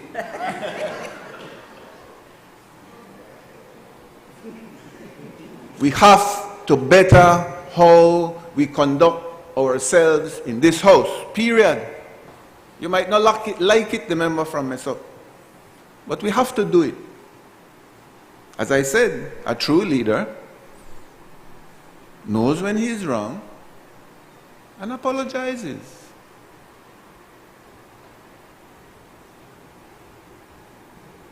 The good Lord gave us that advice. No matter which religion you aspire to be or support, it's the same one man, and he leads us in that direction. But, yeah, I apologize for that. It could be something that we don't know what it is. Supreme being, is that how a doctor would say it? So, supreme being. But let me just clarify a couple things. I was insulted today by the leader of the opposition when he said that I was mental. You remember that member from Lekai? I remember he took that from his father, because that's your father's description, not yours. But there are two sides to being mental. I look at it this way. This is the glass full. A mental man, during the last election, won by over 3,000 votes. That's mental, isn't it, Prime Minister? A mental man took the Speaker of the House, who threw me out, to court and won. Mental. A mental minister saved this government over $65 million.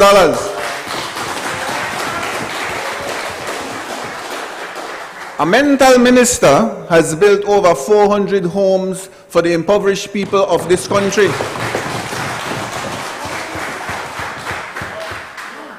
Then you look at the glass half full, and a mental man goes into a nightclub and shoots like crazy.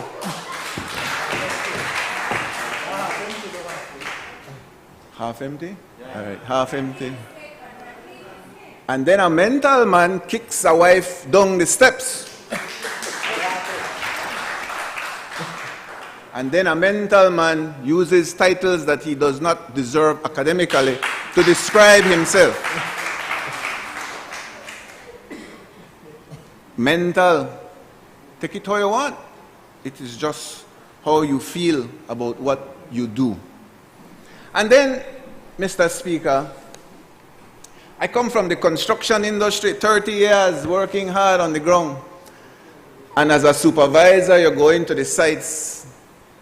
The guys that build road would understand. And then you meet these professionals. And I talk professionals from the drain cleaners to the engineers. And when they make a mistake, give you an example, a carpenter makes a mistake. You know, I say, I cut the wall wrong. And I say the jigsaw, me twist. The saw never got no power. The dust me in my eye. That's why the work come out bad. The mason says the level, the little bubble that's in the level was not properly done, so that when he put the level, the thing may stand 45 degrees instead of 180 degrees. The engineer say the levels that the surveyor put down were wrong. It wasn't the wrong level that I put into the computer to design the road. The architect say, I told the draftsman for draw it straight. On a point of order, Mr. Speaker, the standing orders clearly prohibit irrelevance and just repetition. And this mental man is engaging in irrelevance and repetition being a waste of time. Leader of the opposition, please apologize. Please take that back. I apologize.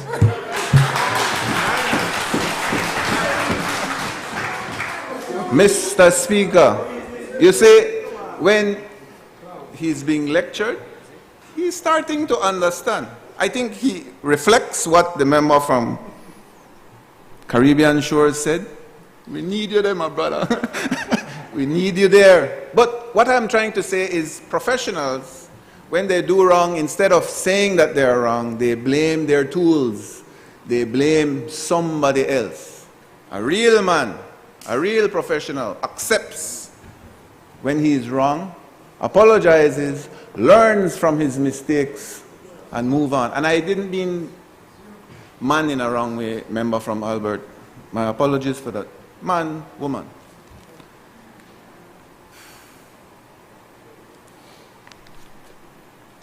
I will close, Mr. Speaker, because we have said it all. But I want to go back to what a real doctor said. Dr. Eugene Zabane. How many doctorates you got, Doc? Huh? Dr. Zabane. Not the one real doctor, that's an aspiring doctor, that I'm not sure. The real doctor made reference to what is right and what is wrong. He made reference to what the procedure was supposed to be, and he made it clear what the authority of the committee had, and he also made it clear the ultimate authority in this house, like it or not, is the Speaker. I will put this on the record. Prime Minister alluded to it. I necessarily not allude, I say that it is. I have had differences with our Speaker because I have thought that in the past she has been too fair with you guys. I have mentioned to her that she has allowed you to speak more than you should. She has allowed you to object more than you should. She has allowed you to do more. If I was the Speaker, you wouldn't even open your mouth. But she is the Speaker. And I haven't disrespected her. I respect the seat and the position that she holds.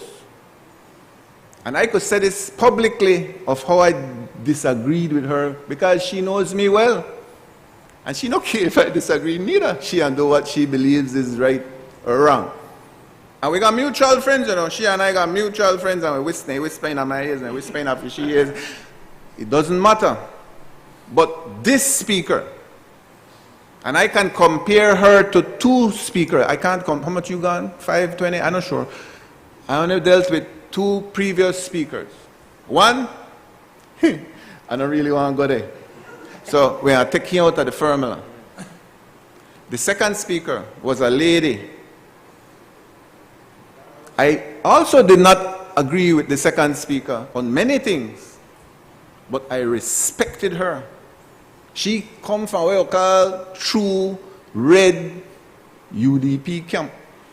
But the older kind, the respectful ones, the ones that have integrity, the ones, I wish we had some of them there right now.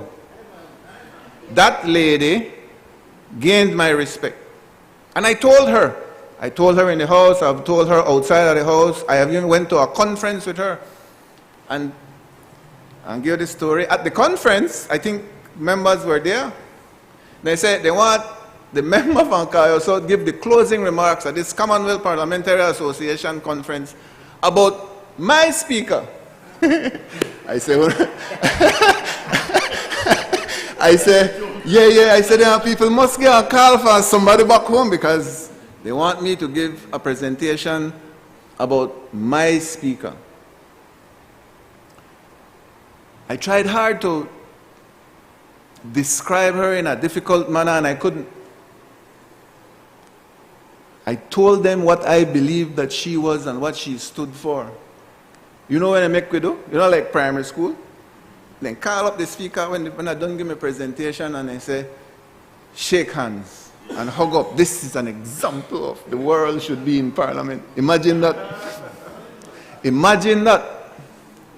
So, I'm telling you this story because I told you the last House meeting member from Mesop. Me, not got no hard feelings for you, boss. None.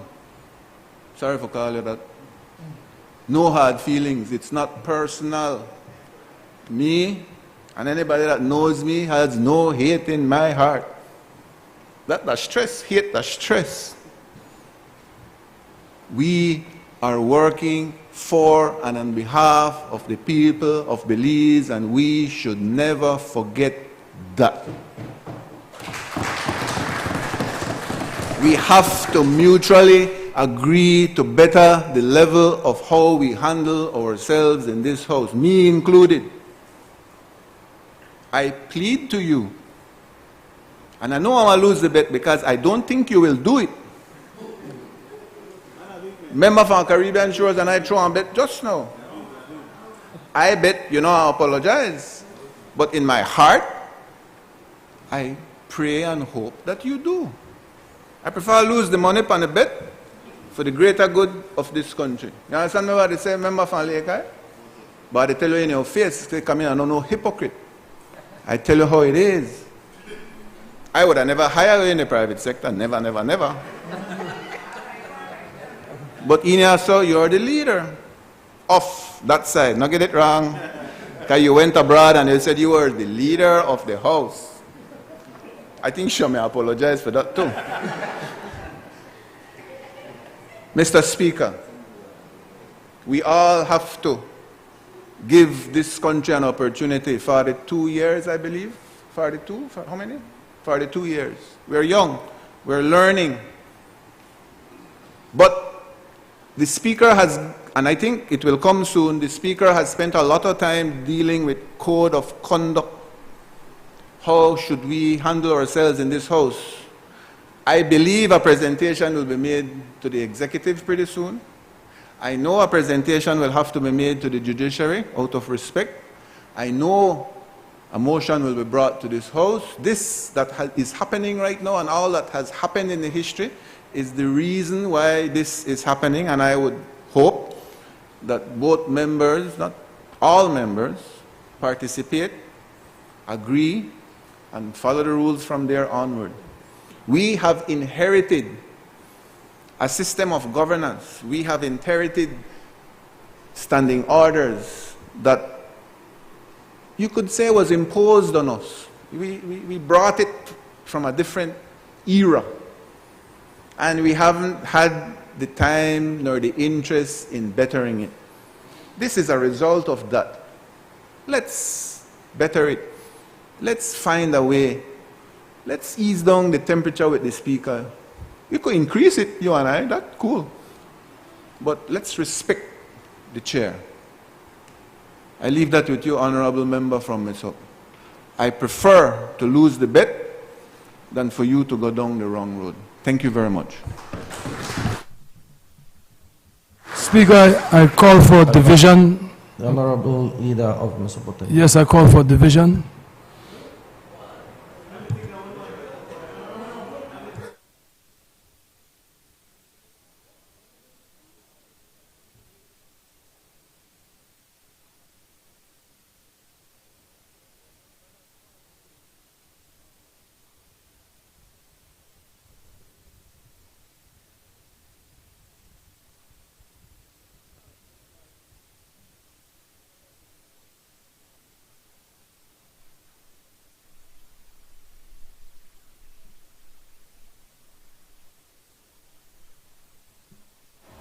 Deputy Clerk, please proceed with the division.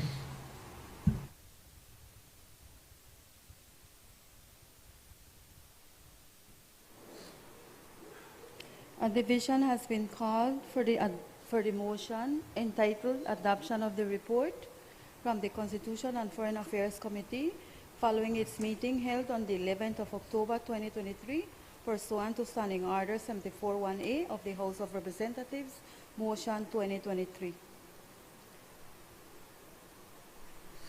Division of the House, SO number 47. When called, kindly vote. Honorable John Briceño.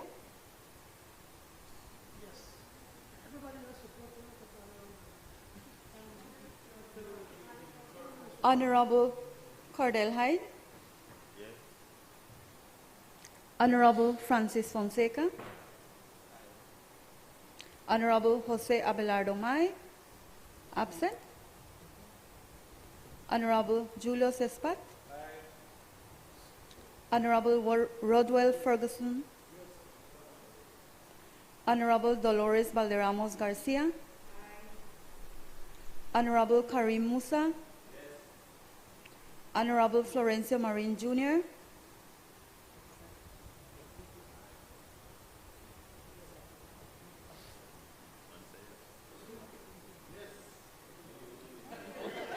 Absent.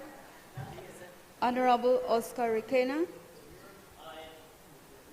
Honorable Orlando Habet. Absent. Honorable Anthony Mahler. Absent.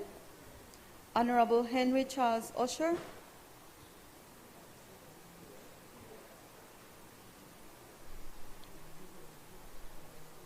Absent.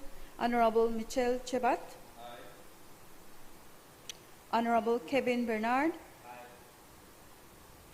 Honorable Abner Andre Perez. Honorable Michael Espat. Honorable Ramon Cervantes. Honorable Ramiro Ramirez. Honorable Oscar Mira. Absent. Honorable Marconi Leal. Absent. Honorable Gilroy Usher. Honorable Jorge Espat. Honorable Luis Balona. Dr. Honorable Luis Zabani. Honorable Elvia Vega Samos. Honorable Moses Barrow.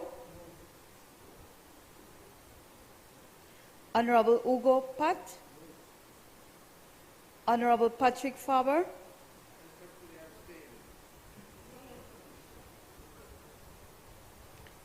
Honorable Tracy Panton. Honorable Dennis Barrow. Absent.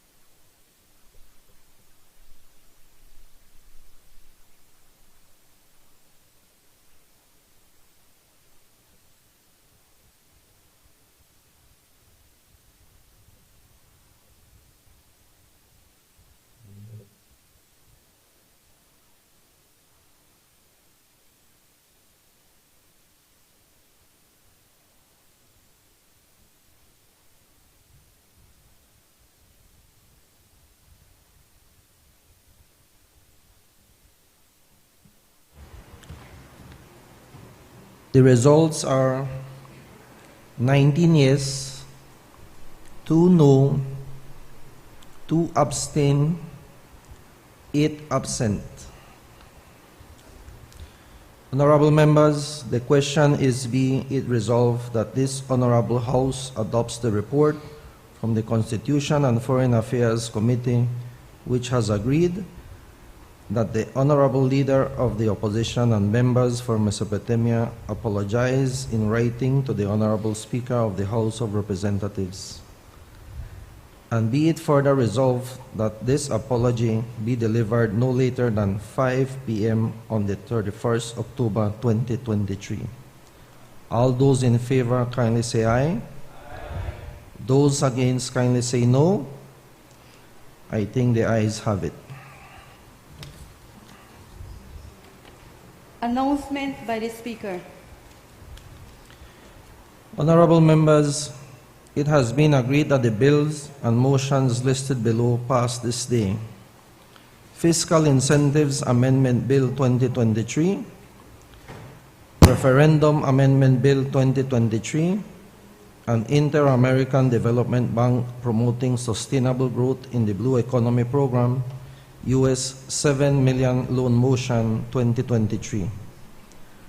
As you are aware, under Standing Order number 74, all proposed legislations, messages, petitions, motions, and other matters relating to the subject mentioned under the title of each standing committee shall be referred by the House to such committee for examination, consideration, and report to the House. For this do be done other than by suspension of standing orders is for me to suspend the sitting to enable the Finance and Economic Development Committee and the Constitution and Foreign Affairs Committee to examine, consider, and report to the House on the bills and motions. All those in favor kindly say aye. Those again kindly say no. I think the ayes have it. The sitting is therefore suspended until the Finance and Economic Development Committee and the Constitution and Foreign Affairs Committee conclude their business.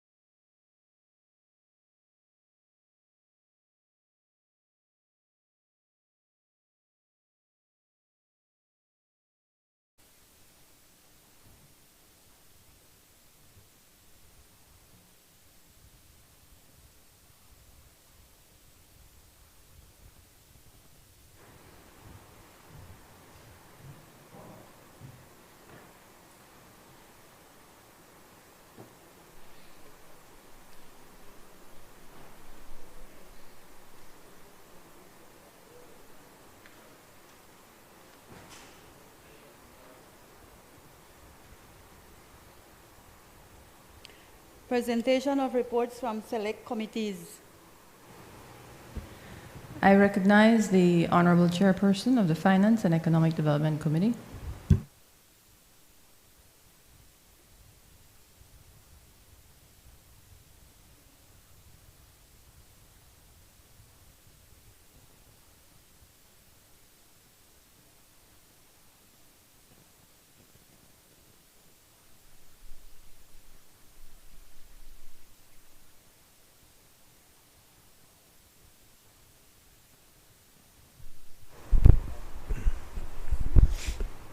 Madam Speaker, I rise to lay on the table sessional papers number HR 223/1/13, report from the Finance and Economic Development Committee on the Fiscal Incentives Amendment Bill 2023, number HR 224/1/13, report from the Finance and Economic Development Committee on the Inter-American Development Bank Promoting Sustainable Growth in the Blue Economy Program, US $7 million Loan Motion 2023. Honorable members, those reports are ordered to lie on the table. I recognize the Honorable Chairperson of the Constitution and Foreign Affairs Committee.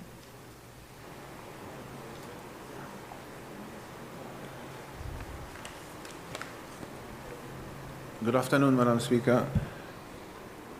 All right. Report from the Finance and Economic, Report from the Constitution and Foreign Affairs Committee, Madam Speaker. Number HR 225/1/13, report from the Constitution and Foreign Affairs Committee on the Referendum Amendment Bill 2023. Honorable members, that report is ordered to lie on the table. Public business, government business, motion. I recognize the Honorable Prime Minister and Minister of Deputy Prime Minister.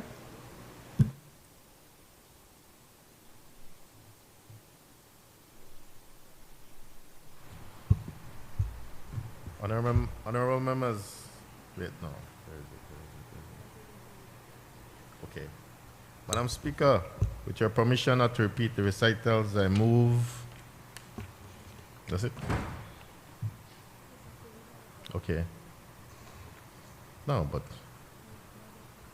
Now therefore, be it resolved, this Honorable House, being satisfied that the loan proceeds would assist the government of Belize in its efforts to mitigate the factors that can jeopardize the fisheries sector's ability to maintain its contribution to the Belizean economy in terms of marine exports and income opportunities for fisher folk, approves and confirms that the government may enter into a loan contract with the Inter-American Development Bank on the terms and conditions set out above, and further authorizes the Minister of Finance to execute and deliver the said loan contract and all other documents associated therewith.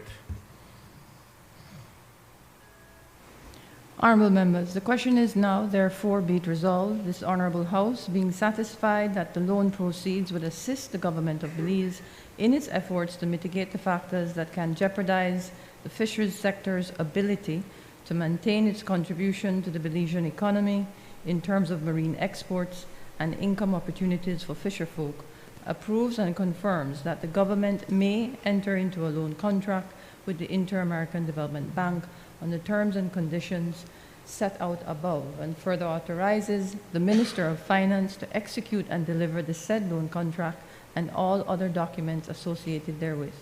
All those in favor kindly say aye. Aye. Those against kindly say no. I think the ayes have it. Bills for second reading. I recognize the Honorable Prime Minister and Minister of Finance, Economic Development and Investment. Thank you, Madam Speaker. This is the Fiscal Incentives Amendment Bill 2023. Madam Speaker, I move the second reading for a bill for an act to amend the Fiscal Incentive Act number 4 of 2023 to replace the definition of MSME and to provide for matters connected herewith or incidental to. I give a lengthy explanation at the first reading, Madam Speaker.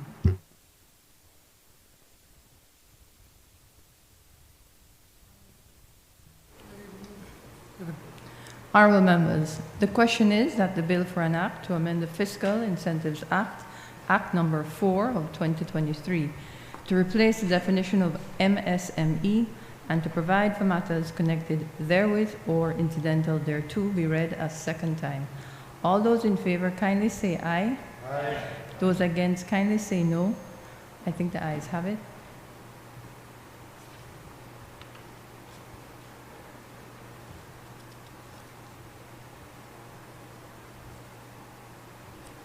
Bill for an act to amend the Fiscal Incentives Act, Act number 4 of 2023, to replace the definition of MSME and to provide for matters connected therewith or incidental thereto. I recognize the Honourable Minister of Home Affairs and New Growth Industries. Madam Speaker, this is the Firearms Amendment Bill 2023. I move the second reading of a bill for an act to amend the Firearms Act, Chapter 143 of the Substantive Laws of Belize, Revised Edition 2020, to establish the Firearms and Ammunition Control Board, to empower the board to issue and revoke firearm licenses, certificate, or permit, to reform the regulatory structure in respect to firearms and ammunition, and to provide for matters connected therewith or incidental thereto.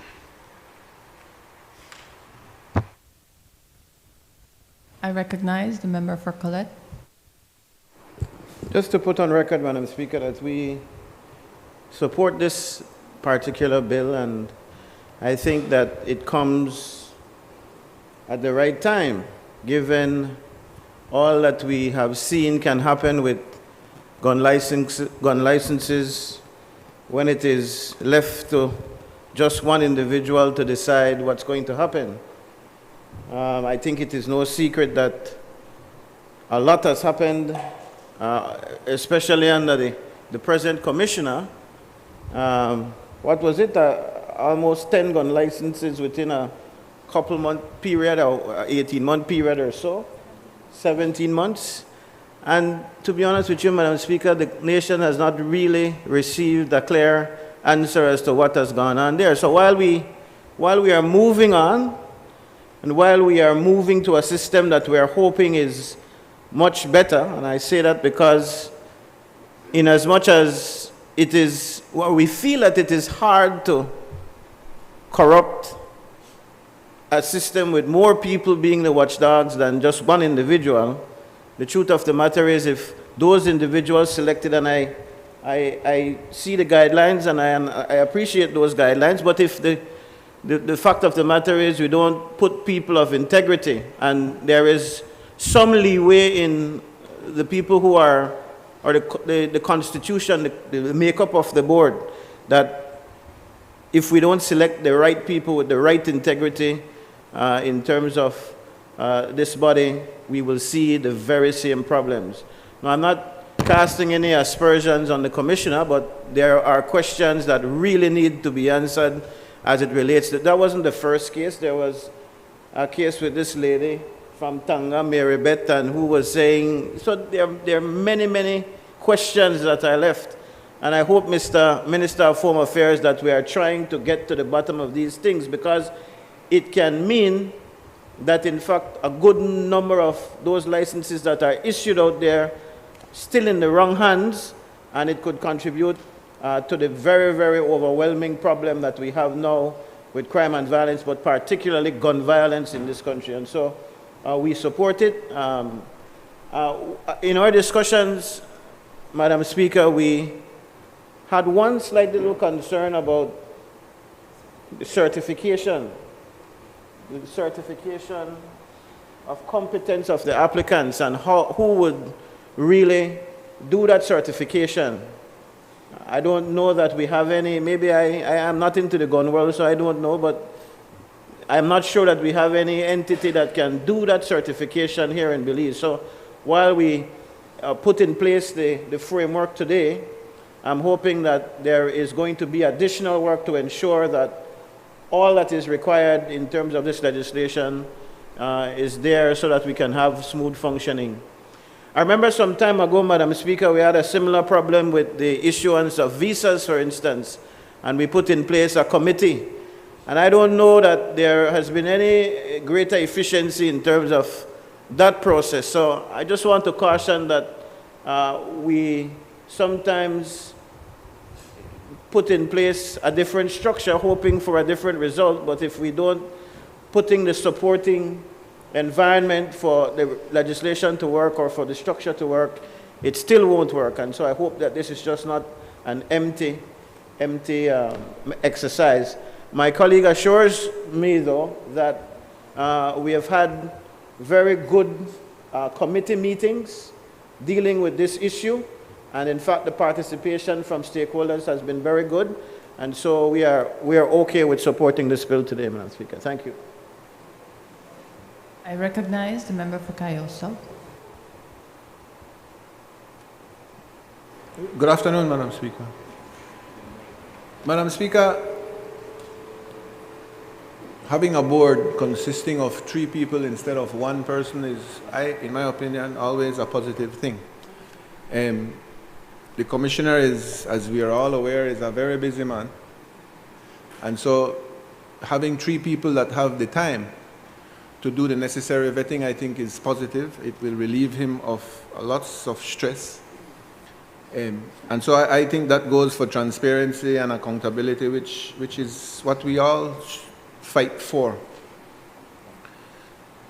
I believe that private citizens in this country should have the right to own a licensed weapon. Not all of us agree on that, but I do. I fundamentally believe in that, especially coming from the rural communities, Madam Speaker, where we hunt, we need security in our farms, we need personal security. And I say this because if anybody can challenge me, the statistics of the use of firearms for homicides is not based on licensed firearms. It is mostly unlicensed firearms that cause these problems. With that said, though, Madam Speaker, I also believe in gun control, which is what we are speaking of. And I think we have to raise the bar a little bit more. Firearm training, the use of firearms. I think the police department and the BDF have experienced people. In fact, I personally know of a sergeant that is trained internationally to handle firearms and to teach people how to use firearms properly. And I think that is something that should be added with time so that everybody that is given a license for a firearm understands how it works, what are the mechanisms involved. For example, in the Army, you have to be able to disassemble your weapon, you have to know how to clean it, you have to know how it works, how the safety features work. And each weapon from various manufacturers, their safety features are totally different. So one has to be aware of the weapon that one is using. But I have a recommendation. I think that the new board should look at not giving any license to convicts of violent offense using a firearm, both internationally and nationally. That is a no-no, in my opinion, Madam Speaker, and it should be a no-no for anybody on both sides of this House. We should not issue license to any convicted criminal that has used a weapon for violent reasons. And that, Madam Speaker, is fundamental, and I think that should be the first thing the board reconsiders when they sit to issue new license and to look at license holders that have that record, both internationally and nationally. Thank you very much, Madam Speaker. I recognize the member for Cayo North. Good afternoon, Madam Speaker. Thank you very much. Madam Speaker, I also want to support this Firearm Amendment Bill 2023. I think we all agree that we want to see transparency and accountability in the issuing of gun licenses.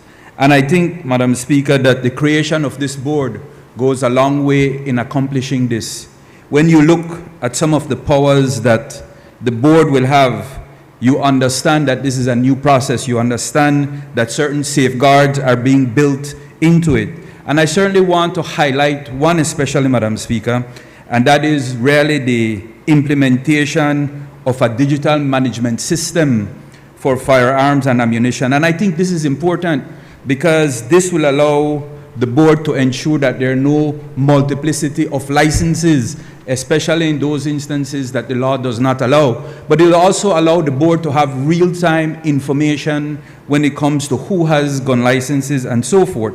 And also, Madam Speaker, I think it is important to highlight that the board will have the power to conduct audits of firearm and ammunition, and also it will have the power to review the issuance of gun licenses. And so I think this is an important step forward for the country, Madam Speaker. And clearly, we have to understand, and I think we all agree that guns are never the answer.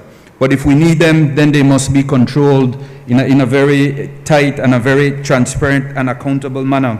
Madam Speaker, with your permission, if you'd allow me to digress just one moment, Madam Speaker, I would like to take this opportunity to really congratulate the people of Indian Creek, Medina Bank, and Golden Stream, who yesterday saw the inauguration of a solar plant in those communities, bringing electricity for the first time to 400 people in those communities. So, Madam Speaker, I want to congratulate them, and I take the opportunity, Madam Speaker, to thank the government and people of the United Arab Emirates for their kind donation in making this possible. Thank you very much, Madam Speaker. Recognize Minister. Thank you, Madam Speaker. If I may just close off the debate on this bill by thanking the members of the other side for their support for the bill, and of course the members on this side of the aisle. We consider it to be a progressive bill that certainly creates a level of structure that has not existed for quite some time, I think since inception. And certainly it goes above and beyond, not just in creating a board of members with the highest integrity that will consider these applications, but it also, as the member for Kaya North mentioned, it is very progressive in implementing a digitized system whereby we would be able to have a better accounting of the inventory, not just in the ammunition that you purchase, but also for the stores. If we do this digitized records, then we would have greater accountability at all levels, not just by the firearm license holder, but also with store owners. And furthermore, Madam Speaker, it adds the added bonus of creating a responsible system whereby license holders must go through a certification process. And to answer the question from the member for Collett, we do have in-country, internationally trained firearm experts who, of course, would need to get certified by the board. The board would have to issue a certificate designating them as individuals qualified to certify you as a firearm license holder and to take you through that process of using the firearm. And so again, Madam Speaker, we are grateful for the support, not just in the House, but at the committee level. We had a very robust, healthy discussion at the committee level, I've been informed. And I want to thank everybody for their contribution, their input in creating this bill and this law today. Thank you, Madam Speaker. Honourable members, the question is that the bill for an act to amend the Firearms Act, Chapter 143 of the Substantive Laws of Belize, Revised Edition 2020, to establish the Firearms and Ammunition Control Board, to empower the board to issue and revoke firearm licenses, certificate, or permit, to reform the regulatory structure in respect to firearms and ammunition, and to provide for matters connected therewith or incidental thereto, be read a second time. All those in favor kindly say aye. Those against, kindly say no. I think the ayes have it.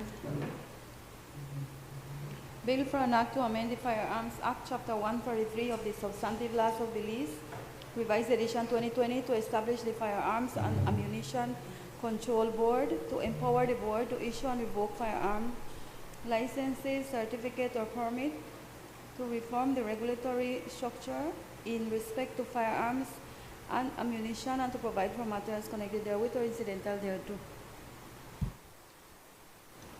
I recognize the Honorable Minister of Rural Transformation, Community Development, Labor and Local Government.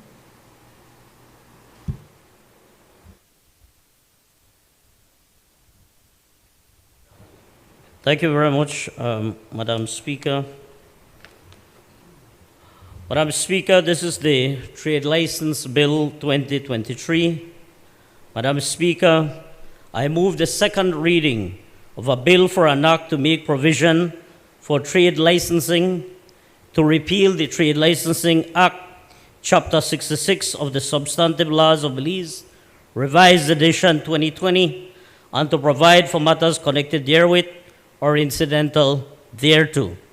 Madam Speaker, as you may recall, and as members of the House here will recall, the first reading of this bill happened in May of 2022, and at that time, I did, present some major points associated with the bill, Madam Speaker, but I would like to ask for your indulgence as I once again share what are some of the key points related to this bill, Madam Speaker.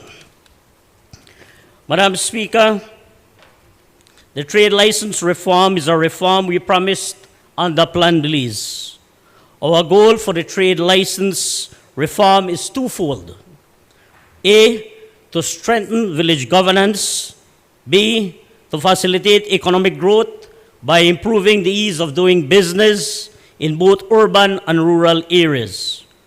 We are going to strengthen village governance by providing village councils with adequate resources to provide proper services to their communities.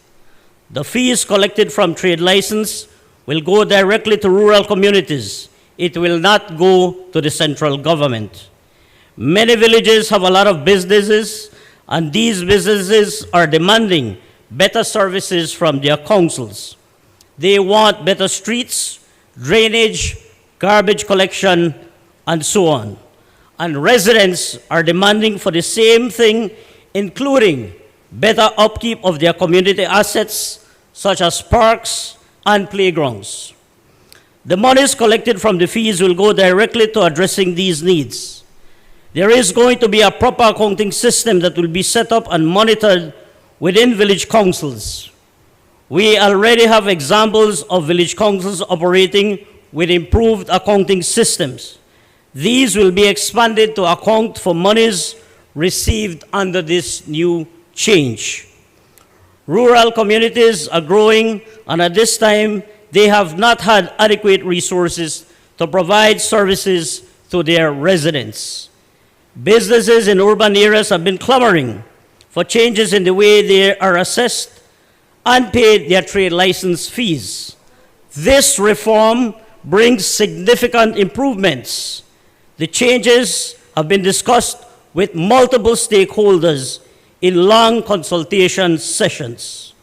Some of the key changes are, Madam Speaker, fees will now be assessed every 3 years instead of every year as is currently done now. This creates efficiency and predictability for both the business and the councils. There is a 10% ceiling and flooring against the assessed fee for existing and new businesses. This is to prevent excessive charges for existing and new businesses, and also to prevent councils from losing much needed revenue.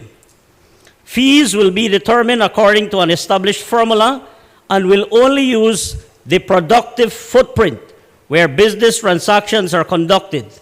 This will create much needed predictability that businesses want. It will provide for automatic approval of trade license for low-risk business types. Madam Speaker, it will also put in place a mobile license feature for businesses that operate nationwide, requiring them to only license once. Contractors will also pay a one-time annual fee instead of a percentage of the contract value as is currently done. We will apply a 0.6 multiplier in determining the total productive footprint for the accommodation sector when assessing the rooming space further to the current annually determined occupancy rate. For rural areas, application of a tiered flat fee scheme only for premises with a productive footprint of 600 square feet and above. We are focused, Madam Speaker, on facilitating business for both the private sector, urban and rural residents. Madam Speaker, this is a bold initiative. We are delivering on Plan Belize. We are empowering our villages, towns, and city councils.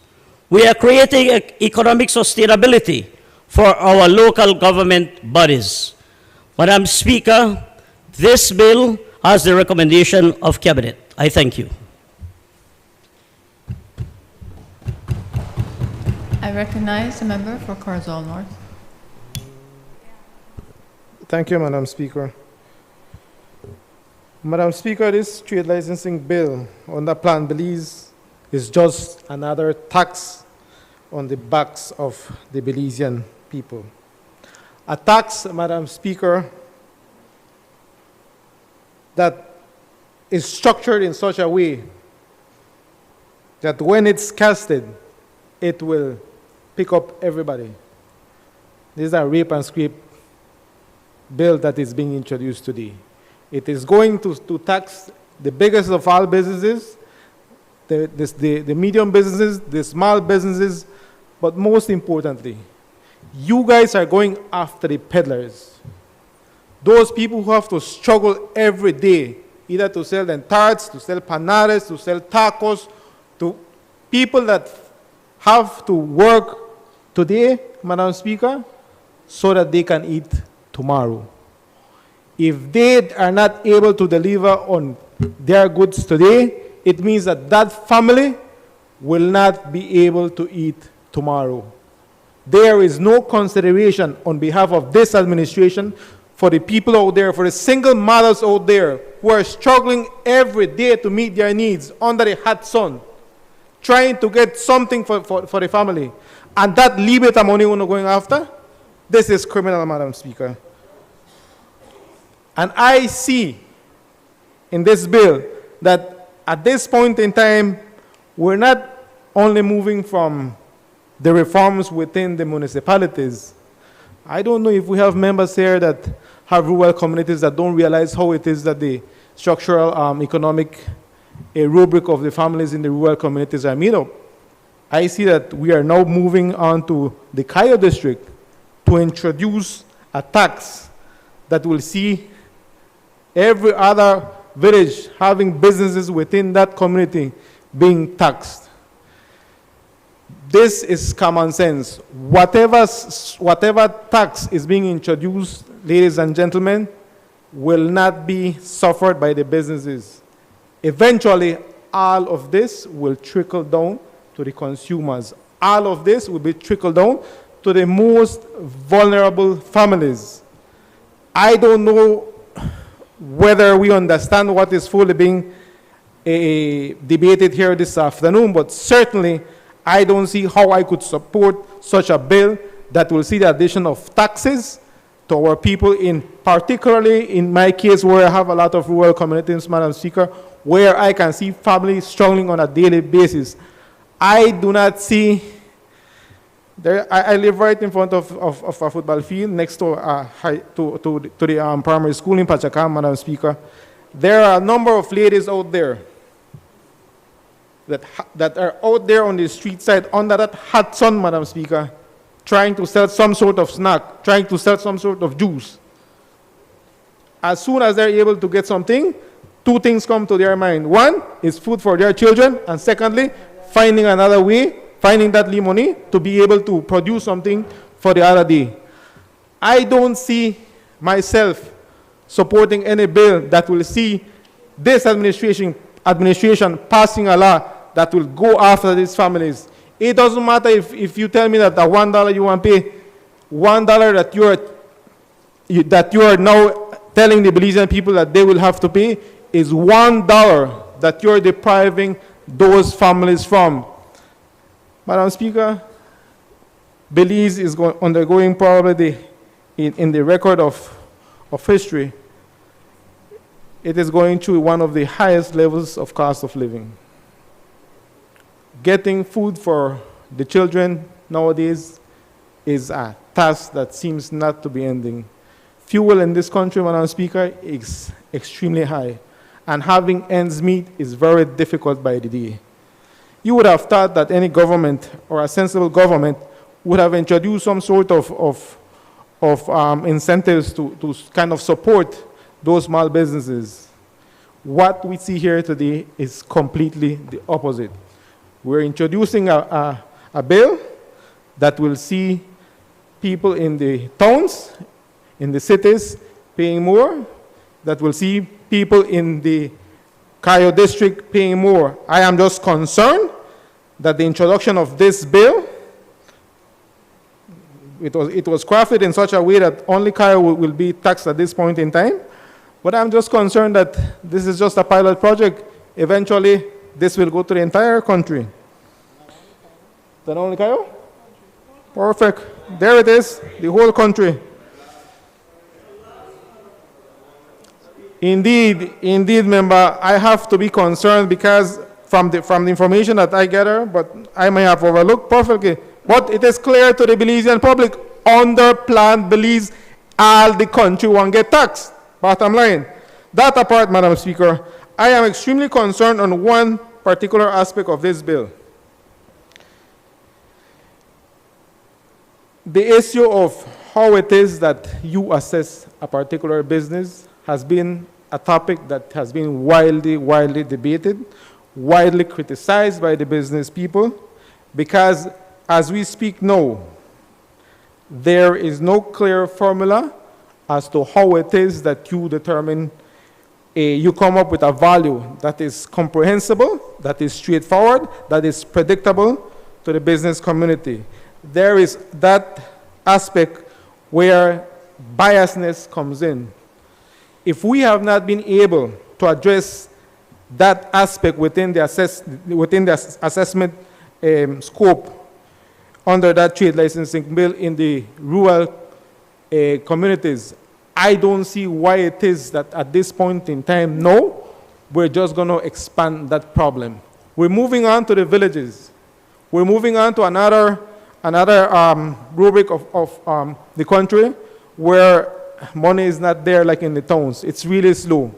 But you have to understand that if you're going to implement something that will eventually cause more problems than benefits, at this point in time, I think for the member of Toledo West, it's best for him to sit down and see how it is that you guys could come up with one clear formula so that all the business community could actually see what it is that is being taxed, assessed upon them. This problem that we have in the towns eventually will boil into the villages. And so, Madam Speaker, I cannot support this bill.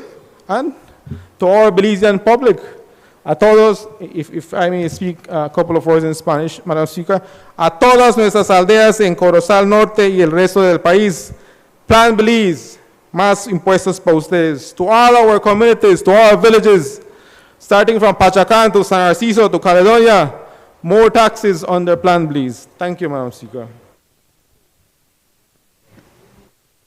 I recognize the member for Orange Walk East. In Spanish, they say, how descarado. Madam Speaker, I think the member for Corozal North forgot he was the minister for local government once. And he was also part of the many discussions that led to this same thing right now where we are today. However, what was being proposed under them would have done what he's talking about. This administration, under Minister Rekenya and his team, has been able to look at all the necessary footprint and assessments and looked at various municipalities. And I was once the former mayor of Orange Walk, and I had participated in many of these discussions as well. And I want to say, I don't know if they remember trying to paint a picture of doom and gloom or frightening the small mom and pop shop, but if you realize those small mom and pop shop footprint will never reach 600 square feet. So they will never be taxed or pay a trade license unless you are singing for the big capitalists, as you will say. Peddlers used to pay, the Trade License Act right now as we speak, member, peddlers pay $10 every day for each time they appear. This is reducing that to 0.82 cents a day if you look at it and you calculate it. Yeah. Get your maths right and don't come here and try to fool the Belizean people. Read the current trade license bill and you will see what it tells you. This is an amendment making life easier for these people that does those small businesses. But, Madam Speaker, I won't get into him in detail because he's talking a pile of nonsense, trying to trick those persons in the villages. Let's look at Ladyville. Ladyville is a huge, thriving village. Look at the huge supermarkets going up in those places. You don't pay a single trade license, but yet the residents of Ladyville expect that the roads are fixed, the drains are clean, and the parks are maintained in those communities. In Orange Walk, in Trail Farm, you drive up in that area, there are huge establishments, restaurants, huge supermarkets going up. Now, we're not saying that we are going after, we're just targeting business. We are making it more equitable. We are making it more fair. We are making it a level playing field, Madam Speaker. And this is what this bill ought to do. You make a sidetrack from where I'm ready prepare. But let me go, Madam Speaker, if you allow me to refer to my notes before the leader of the opposition jump up and call a standing order, what you call it? But I have to rise today, Madam Speaker, to express my full support for the proposed bill that seeks to repeal and replace the Trade License Act. Madam Speaker, this transformative legislation represents a crucial step forward in the development of our trade licensing system, introducing significant improvements designed to foster a more equitable and inclusive business environment. The introduction of provisions to allocate revenues from trade operations to village councils is a commendable move towards decentralization and local empowerment. This will not only enhance the financial self-sufficiency of village councils, but also stimulate local development, innovation, and community engagement. Equally important, Madam Speaker, is the bill's intention to create a level playing field for all businesses. By easing the existing licensing requirements, the bill opens up opportunities for small-scale family-run businesses, commonly referred to as mom-and-pop shops.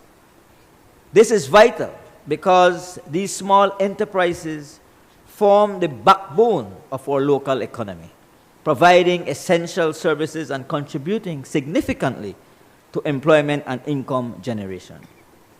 Madam Speaker, this bill is not merely a piece of legislation, it is a progressive initiative aimed at inclusivity, local development, and economic growth. It seeks to acknowledge and address the challenges faced by small businesses, and it is a testament to our commitment to foster an entrepreneurial spirit within our communities. I therefore, Madam Speaker, urge all stakeholders and policymakers to support this bill. And I can say this here, that this bill has gone through extensive consultations after consultations. And I can proudly say here too, that one of the model that this bill adopted comes from the Orinjoak Town Council. This, Madam Speaker, signifies a step towards a more democratic and equitable trade environment. And by doing so, we'll be endorsing a more robust and inclusive economy that benefits everyone, from the small village councils to the mom and pop stores that are so integral to our local economies. So let us seize this opportunity to enact this legislation that reflects our shared commitment to economic fairness, local empowerment, and sustainable development. Madam Speaker, I fully support this bill. I recognize the member for stank request. Madam Speaker, I stand in support of this bill. I represent 21 villages and 5 communities. As a country, we accumulate 8,867 square miles from Corozal to PG, from the west to San Pedro, with only 400,000, well, to Toledo. So our country have only 400,000 people. And we fail to realize that government gets its taxes from us as a people to spend the money wisely for the development of the country. We have seen over the last 5 years where we see extensive improvement on our road highways across the country. And I come from an area where it is expected, especially in the tourism villages, that some additional taxes need to be collected to support these communities. We have Hopkins, Placencia, and to a certain extent, Independence. They can definitely achieve and accomplish much more for their communities if they find a way how they can increase the revenue coming to their communities. There are about 102 villages in the country, and they are not getting any subvention for government. So how will they survive and try to improve their communities? I will also advocate that hopefully very soon that we will save property taxes come to certain areas in the country. There are many resorts on the Placencia Peninsula, like one in Hopkins. They don't pay any property taxes. Where they come from other countries, they pay huge property taxes. So I'm hopeful within the very near future, government will look to find a way how we can create enabling laws to be able to collect from these big resorts property taxes. Right now they are paying a meager tax for the land that they live on for maybe $100 a year. They don't used to that. So every time these people speak, they say, you know what? I used to pay X amount of dollars for my property tax. And so, Madam Speaker, this bill has been lingering for many, many months because it was really scrutinized, and now it will become effective, I believe, on January 1st, 2024. I support it 100% because it's going to benefit the people in the village that I represent. So thank you very much. I recognize the member for Belize Rural South. May I ask just the member for stank request if you could take the mic off. Thank you.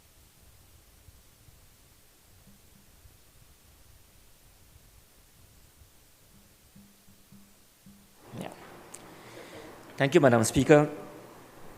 I rise also in support of this bill right here that we're presenting, supporting it wholeheartedly, not only because it directly affects a big village, or the one and only village in my area, which is Belize South, namely Kikaka, and it has specific points for that village, and I'm proud of it. But if I may add, in keeping with Plan Belize, Madam Speaker, and for the whole country to know that this is a plan that we can see of decentralization, whereby we're asking for the funds that are reaching out to the coffers in Belmopan, that it is much more trickle down to the villages.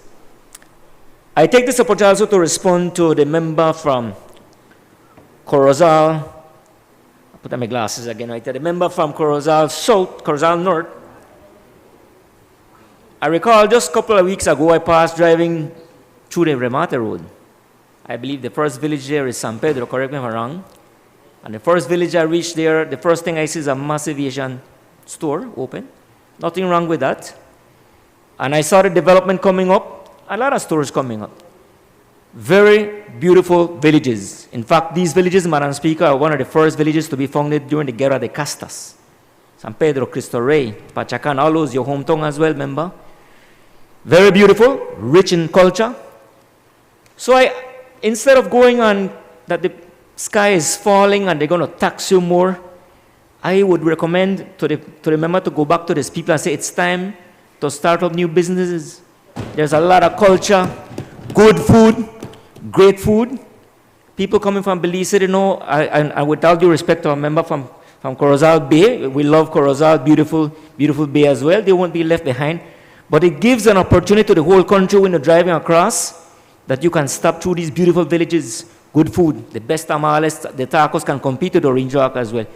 I would advise him to take it that way. It's time to develop, go have a meeting with the villages and tell them, let's grow the economy by giving the opportunity to the villages and start businesses. A lot of things, so not only peddlers, and if it's a small mom and pop shop of 300 feet, it might expand to 1,000 feet and pay the taxes, but they will benefit directly. Madam Speaker, I also proudly profess this because supporting this because in Kikaka, the revenue of the village council there does not exceed $750,000. And it's a booming village, contributes significantly through tourism. Right now, there's a major problem, climate change, water levels rising. There are areas, two specific areas. Bahia Puerto del Sol, as we speak right now, is underwater, the streets. The development of northern Kikaka as well is booming, moving fast. Need roads, light, water. To bring one barge load of hardcore from mainland, one barge can only take 9 loads. We're talking about $14,000 to bring just 9 loads of hardcore for this village. How do we go around asking government, you need to bring in this money to help the village? Whatever we put in there is never enough. And the village council is saddled with all of these issues that we have encountered and inherited for so many years for abandonment. This is the opportunity right now that the village council is in a position to generate revenues that are going to Belmopan. A lot of it will stay there by way of trade license that is not being paid. That will go rightfully now into the coffers of Kikaka. So with this, Madam Speaker, it is good news not only for Kikaka, but as rightfully as the member for Orange Rock East, if with all due respect, can I call you Mayor Emeritus with respect? The major villages, big villages, Ladyville, Placencia, Hopkins in Orange Rock, we have Guinea Grass, in Corozal District, we have San Joaquin. So this is a direct benefit with this bill right now. So I support it wholeheartedly, Madam Speaker, and I endorse it unwavering. Thank you very much. I recognize the member for Colette. Thank you, Madam Speaker. To begin with, Madam Speaker, everything they talk about is Plan Belize. I remember sitting here, and this, in fact, the very first meeting we were subjected to a whole. They get the Governor General first of all to read the whole plan. You remember? And then they come in here and they place the whole thing on the record here. We had to endure. You remember about Plan Belize, all that was going to be done. One of the main things that you said you would do, help me remember, remove ministerial discretion. If you look through this bill, Madam Speaker, and you see how much power the minister has, you'd be alarmed. You'd not think, you would not think that this is the same party, the same administration who said we want to reduce ministerial discretion. All of these boards, Madam Speaker, will be appointed by the minister by and large. There is some leeway, I guess, given to other entities, because if they say you have to come from the the village council association or whatever it is, then you are limited to just those persons who are actually in the entity. But by and large, ministerial discretion, everything, if you want to resign as the minister, if you want to get appointed as the minister, everything. I don't even want to go through it. Every couple paragraph, the minister, the minister, the minister. Is that what you promised in Plan Belize? Are you going to stick to what you promised in Plan Belize? Can't we get some other entity? These are many villages. In fact, when you look at a district council, you're talking about coverage for several villages. You mean you can't get those people or those villages to find some other way to select who is going to be on the board other than give the minister the discretion right off? Come on. Then, Madam Speaker, my colleague was talking about peddlers, and my friend from Orange Walk East said, oh, you know, me a farmer, me a blah, blah, blah. Peddlers, you're right, used to pay $10 a day, that's what you say, but the lead people now where they sell away, say panades and whatnot, the pachakan, nobody they collect no $10 from them. So now you are going to scrape them for what is the new rate you're saying? Maximum $300 per annum. Doesn't matter. No, you know what you're missing? You're missing the fact that there was not the kind of stringent registration. Well, I'll make a finish now, man. There is not the stringent kind of registration that will exist under the new legislation. Nobody going to run down under the current system. The person where they sell some panades or some lead juice or whatever, he apply. Well, what do you call peddlers? What do you call peddlers? Anyway, and then, Madam Speaker, I heard my friend from Stanquick West speak about property tax. The minister who introduced my friend from Toledo West made a commitment. Man talk about Plan Belize again. You made a commitment which I want to caution you to be careful of. You said that in fact the proceeds of these new licensing fees will go to service the villages and these communities, the tongues. We already know that the tongues provide these services, drains and garbage collection and so on. This is not going to do that for those villages. Don't make promises that you know you can't keep. You see what my friend from Stanquick West said? He said, better we go off a property tax for these businesses. But I agree with you, I agree with you 100. But you can't implement property tax for the businesses and not implement property tax for residents. And you will be known, sir, in your 21 villages and 5 communities as the man who gang and introduced property tax, pantapa land tax, which is all right. Which is all right. Because the truth of the matter is, this is how you really get the services that the member from Toledo West is speaking about. You want your garbage collected, you want your drains dug out, you want your streets paved. As it is now, it is the central government who ought to be taking care of that, but it doesn't really happen like that unless you live in Cayo South, where the minister paves all the streets and grades all the streets. I don't blame you, my brother. Charity begins at home. Make sure your constituency handle and fix up. That's what they used to talk about my school warden and everybody that get education grants and everything. It is true.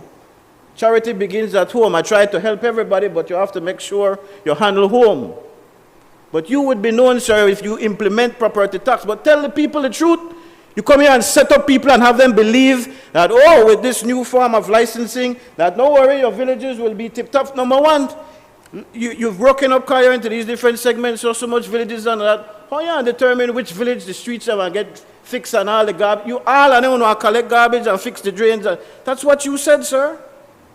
That's what you have. You want to trick people into believing today, and that is a reality that is contrary to what will happen. In fact, it is more in line with what my friend from Corozal North has said, that you know, rake and scrape everything, because it's an act of desperation now to get more taxes from the people.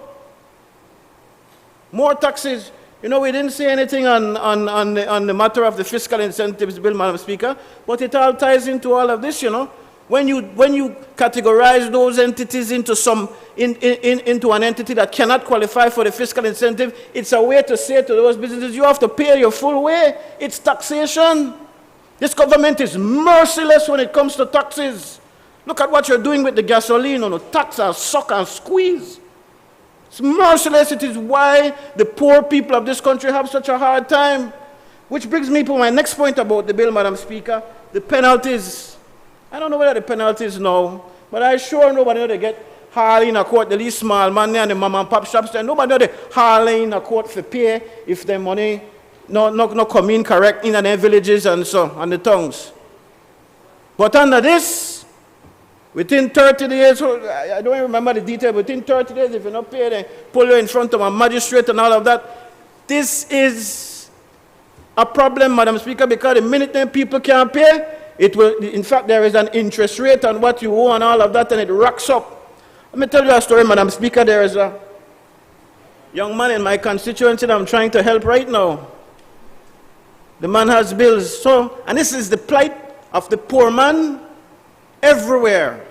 You know, he works in a Belize City, member for Lake Eye. He works in a Belize City because we got pawn shops. No disrespect to my friend back there from Port Loyola, but we have pawn shops where come to the people, you know, or call with people and say, come.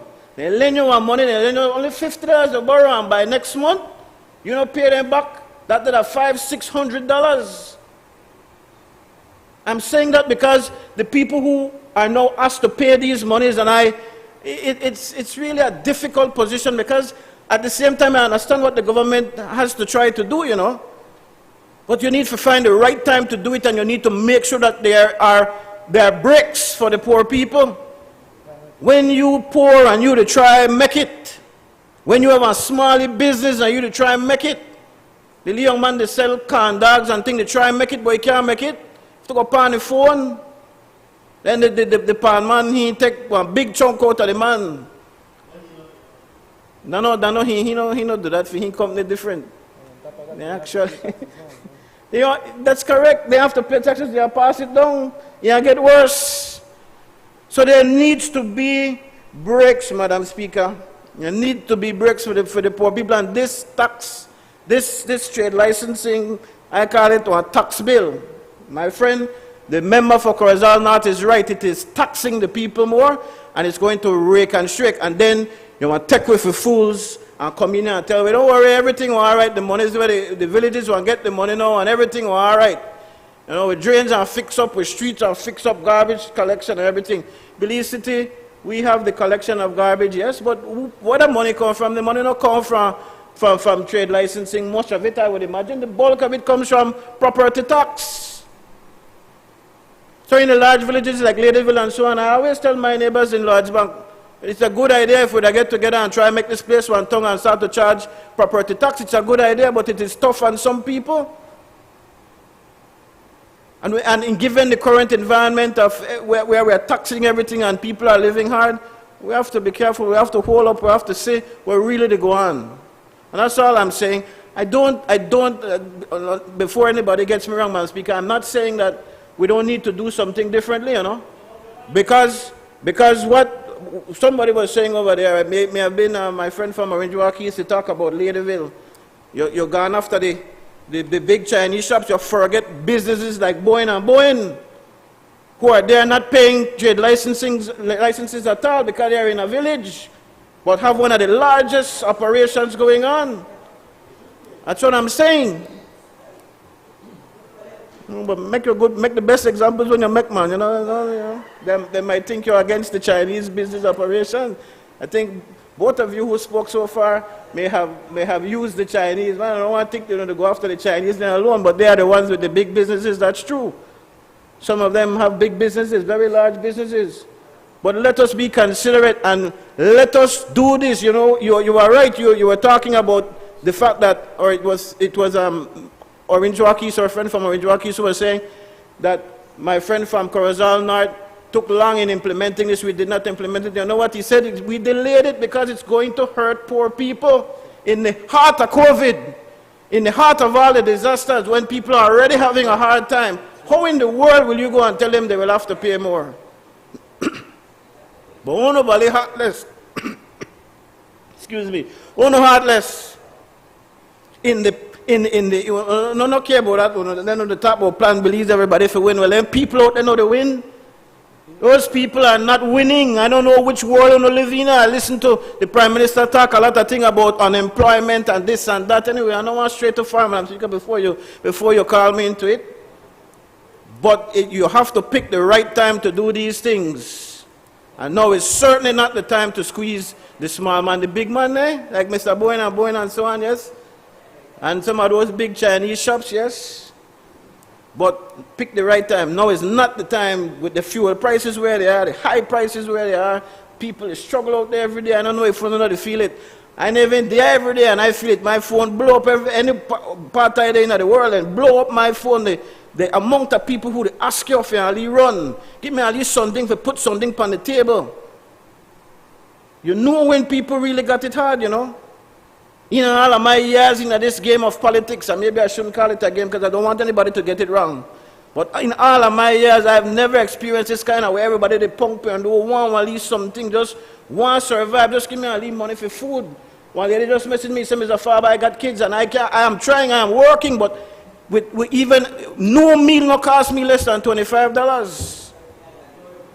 Not even canned beef and chicken sausage no more. Not even ramen. Anyway, I leave it at that, Madam Speaker. Thank you. I recognize the honourable member for Corozal. Corozal Southwest.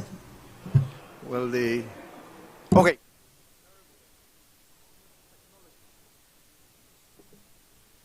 Swan Touch, yes. Yes. Well, with your indulgence, Madam Speaker, but let us be real on this. Member of Corozal North and members of the other side, man, you was on this side, and let us remember the millions of dollars that you spent on Petrocaribe and B&E, what you did for the poor people, what you did for the farmers. You forget about that? Stop misinforming the public, because what we're trying to do here is just to help. All villagers, they need assistance. Thanks to this government, we're getting that. That's why we're implementing something that will benefit the villagers, the rural areas. The vendors and peddlers, they will not pay.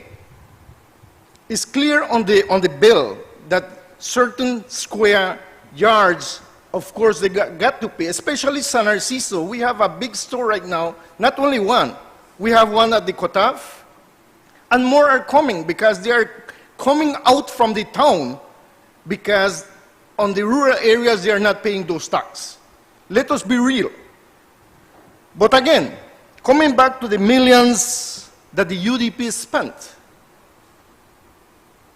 what they did for us, especially I will talk on my constituency, what they did.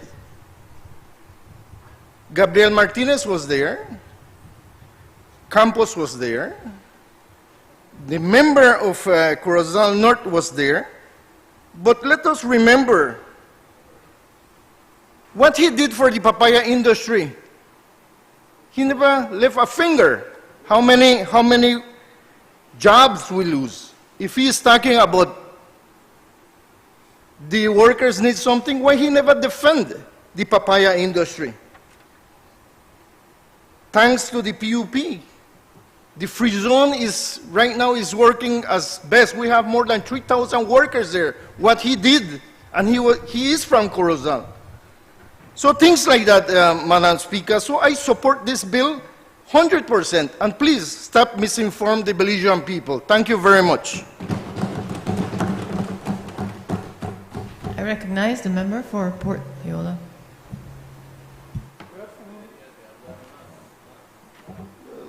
They put a bill on the border. Member for Corozal, also, yes. No, you have to tap it one more time.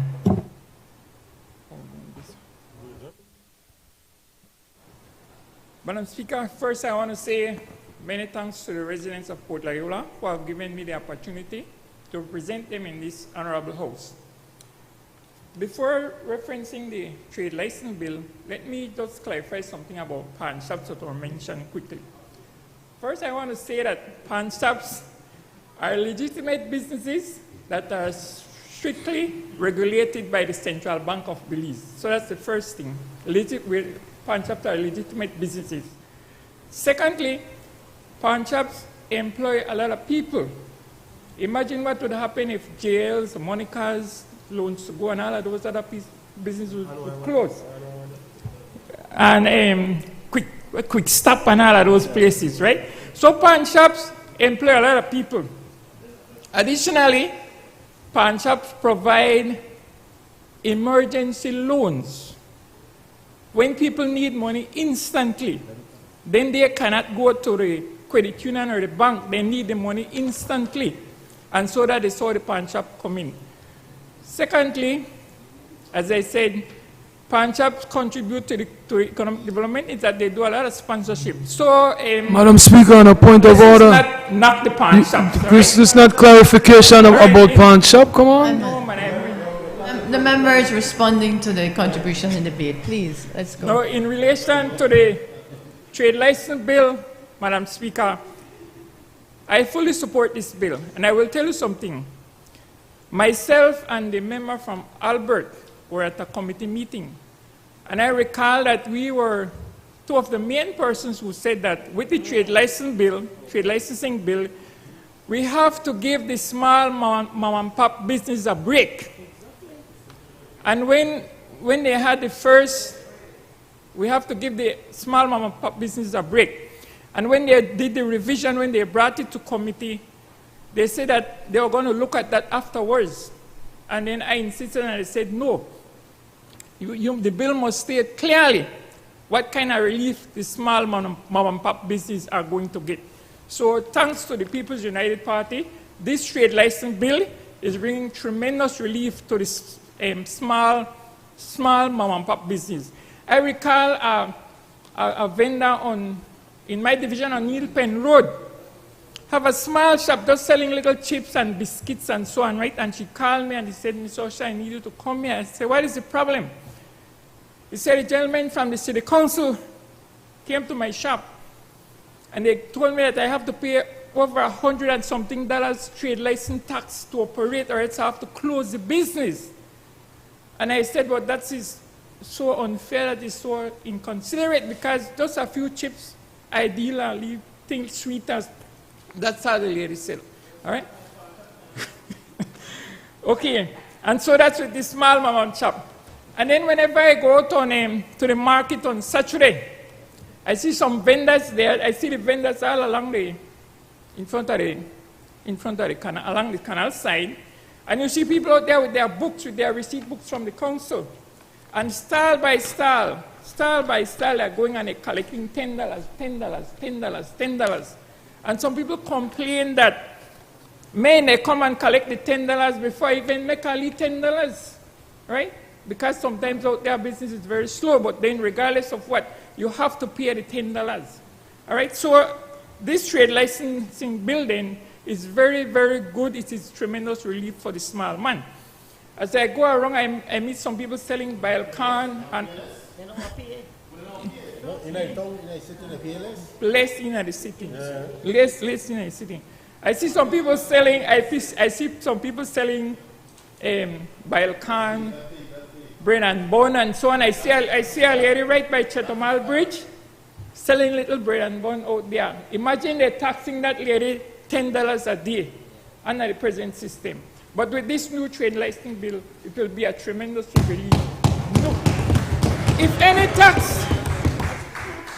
there is any tax for those people, instead of paying $10 a day, going from like $10 a day to about to 82 cents a day, that's a big relief. And thanks to the People's United Party. I also want to say that the trade licensing bill is very good, because whenever I travel outside of Belize, when I go, for example, when I pass through Ladyville, I'm happy to see the tremendous development that is happening out there. But it's unfair to the other residents, particularly those in the urban areas, that those big businesses out there are practically paying no taxes. Imagine the small peddler in Belize City have to pay $10 a day, and a big supermarket out there in Ladyville practically paying nothing. So thanks to the People's United Party for coming to the rescue of these small businesses. And in wrapping up, this trade license bill will stimulate economic development in the country. Because when the small businesses, when the small mom and pop business, when they get a little ease, they will have more money to invest in their little business, and that is how the business will grow. So, Madam Speaker, on behalf of the residents of Port Loyola, I fully support this trade licensing bill. Thank you. I recognize the Minister. Madam Speaker, in winding up the debate on this bill, Madam Speaker, I want to start off by saying that the UDP has never stood up for development in this country, Madam Speaker. And if we were to listen to them, they want to make it sound as if though the earth is falling, when it is far from the truth, Madam Speaker. Far from the truth, Madam Speaker. For historical context, Madam Speaker, if it was left up to the NIP, UDP, we would never be an independent nation. We would never be an independent nation. They never supported independence. Madam Speaker, if it was left for the UDP, and we would still be swimming in a huge debt to GDP ratio, Madam Speaker, 134% under their government and administration for 13 long years, punishing the Belizean people. It took a PUP government to reduce the debt to GDP ratio to now being 64%, Madam Speaker. That is the record of the PUP. Madam Speaker, the super bond, 13 long years under them. Did they see it fit to restructure it? In fact, what did they do?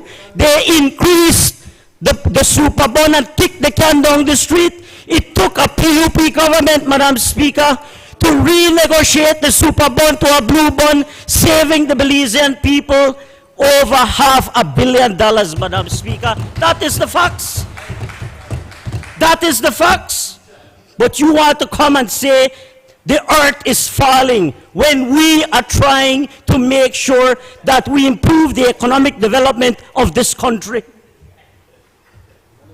Minimum wage, 13 long years of the UDP, $3.30 an hour for the workers. You never saw it fit to raise the minimum wage. It took a PUP government under Plan Belize to increase the minimum wage to $5 an hour. Madam Speaker, on a point of order, What's the point of relevance of the bill is a trade license. The trade license. I believe the member is wrapping up based on the varied comments. Madam Speaker, I am just starting, Madam Speaker.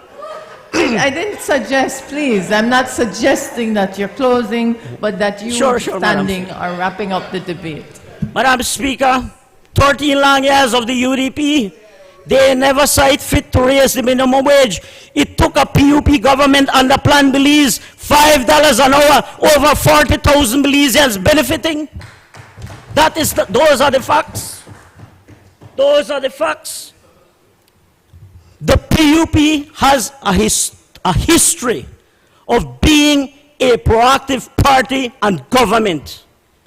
Under the 2000 Village Council Amendment Act, for the first time, we granted the autonomy to the villages so that they would be able to collect liquor license fees for the first time. If we had listened to the UDP that the earth was falling, we would never move forward. That is the mentality of the UDP. That's how you think. But we are a proactive government. We believe in empowering our people, in empowering our communities. And that is why today we are proud to stand and to present this new trade license bill. But I want to start off now, Madam Speaker. I want to go to the arguments presented by those members. And I want to say how pathetic, disappointed I am in those members on the other side. Mr. Leader, please, you need to school your members. It is a shame that they come into this house, this honorable house, to misinform the Belizean people. How pathetic. It's obvious they did not read the bill. The bill is here, they did not read it. The member from Corozal North who spoke a bunch of lies, because that's what he said, Madam Speaker, a bunch of lies, is a member of the committee. He did not present himself 3 times in the House Committee. The records are there to prove it. But yet he will come and speak nonsense, misinform the Belizean people. Come on. Man, the truth be told, the honorable member from Albert praised our ministry and praised this entire process at the House Committee meeting, that she was greatly satisfied in the amendments and the work that had been put into this bill. This bill was not something done by us alone, Madam Speaker. This bill had extensive consultation and input from the following groups, Madam Speaker. From the following groups: the Belize Chamber of Commerce and Industry, the Belize Coalition of Service Providers, BTIA, the Belize Hotel Industry Association, the Belize Mayors Association, NAVCO, the Real Estate Brokers of Belize, and the Belize National Association of Realtors. We had extensive consultation and input. And that is why, Madam Speaker, the bill in its original form, there were key concerns that I remember the member from Mesopotamia raising the issue of entertainers and music promoters and so on. We took that into account, that now the musicians and those people will not pay anything. It is only those huge people, those people who have these huge concerts, the promoters. Those are the ones who are going to be paying, but not the small man. We are a government that listens. We are a government that is on the side of the people. When I listen to the member of Corozal North, how shameful it is for him to come to this house and to say that the small vendors, the tacos and the peddlers, and those people who have the mom and pop shops. And I want to add that the member from Albert, sorry, not Albert, my apologies, the member from Khalid also joined the member of Corozal North in the misinformation. I want to draw your attention, Madam Speaker, and the members of this honorable House and the listening audience. I want to draw your attention to Section 48.3.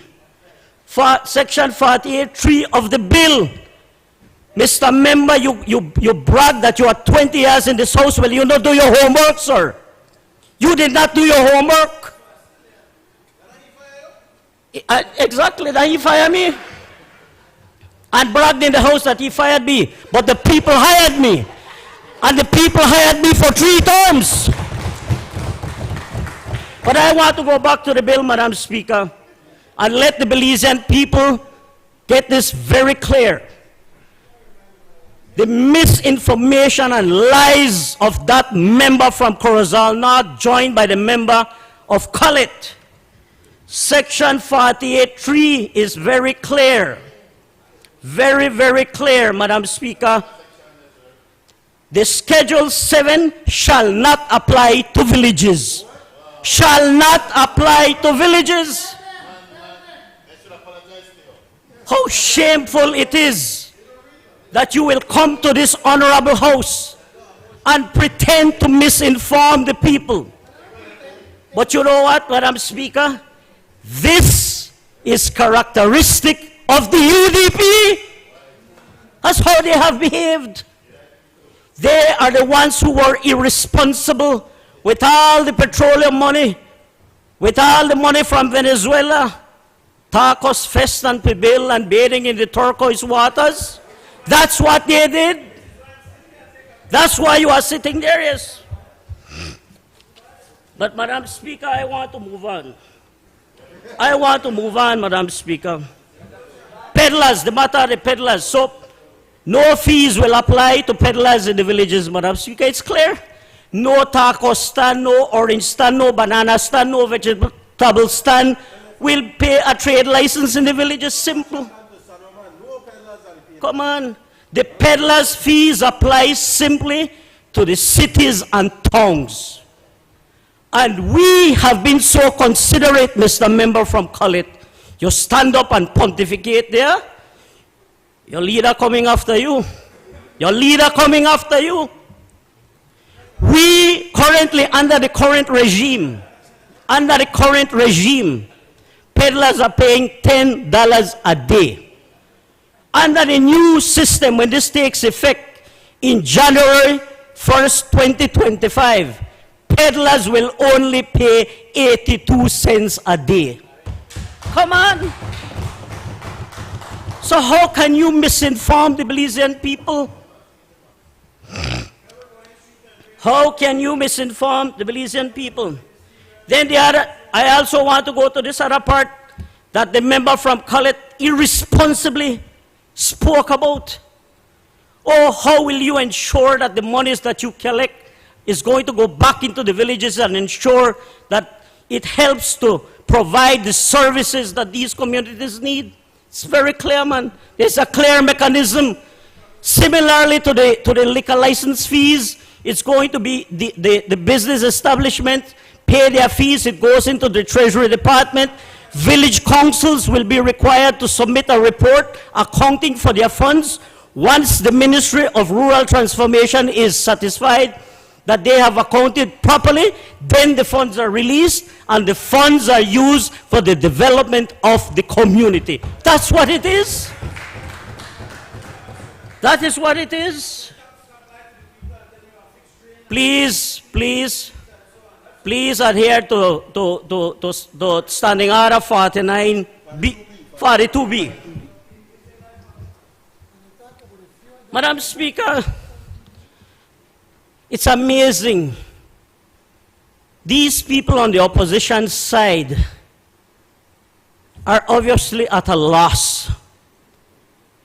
You know, Madam Speaker, under the current regime, villages like Placencia, Hopkins, Ladyville, Independence, San Narciso, and many others that I can go on, big villages. You have huge business establishments that are not contributing anything to the local economy of these villages.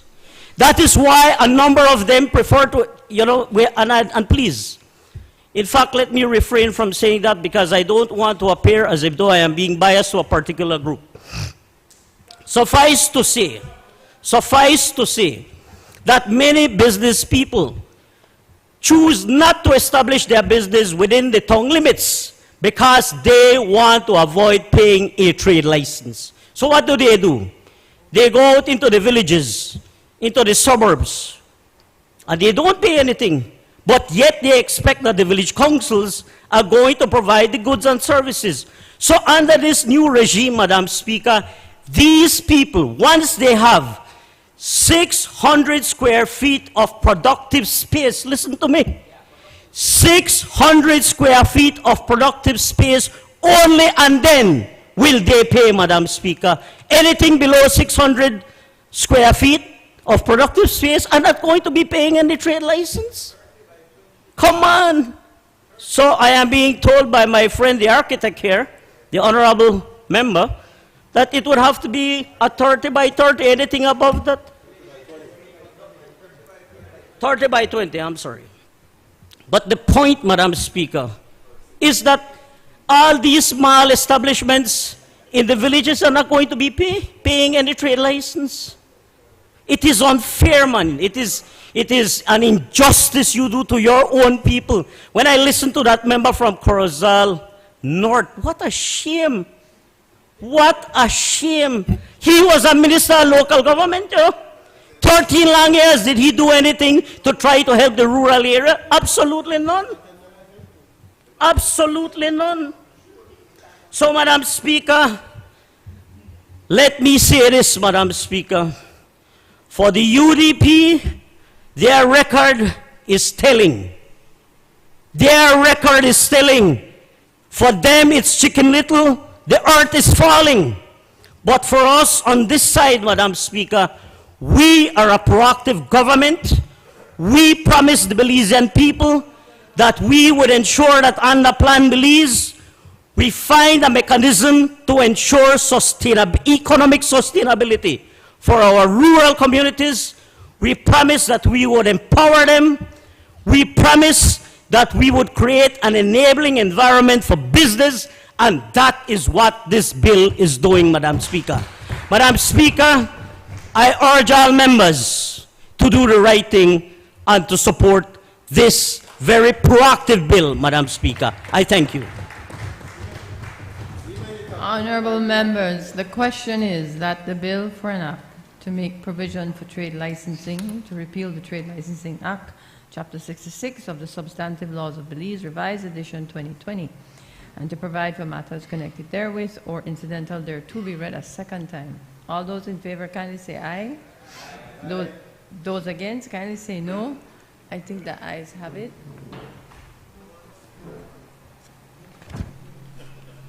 Bill for an act to make provision for trade licensing, to repeal the Trade Licensing Act, Chapter 66 of the Substantive Laws of Belize, Revised Edition 2020, and to provide for matters connected therewith or incidental thereto. I recognize the Honorable Minister of Public Service, Constitutional and Political Reform, Religious Affairs. Thank you, Madam Speaker. Madam Speaker, this is the Referendum Amendment Bill 2023. I move the second reading of a bill for an act to amend the Referendum Act, Chapter 10 of the Substantive Laws of Belize, Revised Edition 2020, to expand the circumstances in which a referendum shall be held and to provide for matters connected therewith or incidental thereto.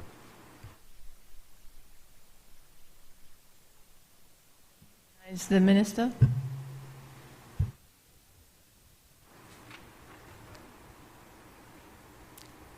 Yeah. You wrap up? Yeah. Honorable members, the question is that the bill for an act. Just to say that we support this being put in there, and to remind you, because you all don't like to give credit where credit is due, that it was under the UDP administration that the moratorium was first put into place. And so, Madam Speaker, we happily give our support. Yes, Madam Speaker, we acknowledge the moratorium was put in place. We'll also like for the record to say that this government has no intention of amending the moratorium. So put that on the record as well. Honorable members, the question is that the bill for an act to amend the Referendum Act, Chapter 10 of the Substantive Laws of Belize, Revised Edition 2020, to expand the circumstances in which a referendum shall be held and to provide for matters connected therewith or incidental thereto be read a second time. All those in favor kindly say aye. Aye. Those against kindly say no. I think the ayes have it. Bill for an act to amend the Referendum Act, Chapter 10 of the Laws of Belize, Revised Edition 2020, to expand the circumstances in which a referendum shall be held and to provide for matters connected therewith or incidental thereto. Committee of the Whole House on Bills. Honorable members, the House will now resolve into a committee of the whole House to consider the bills that were read a second time. I would like to ask visitors in the galleries to leave during this portion of the sitting.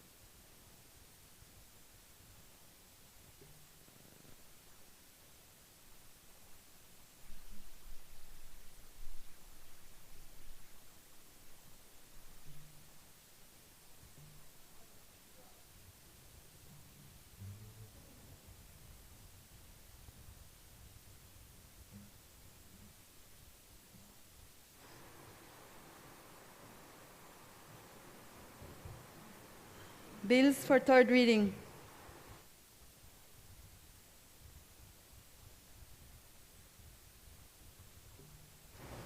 I recognize the Prime Minister and the Honorable Prime Minister and Minister of Finance, Economic Development and Investment.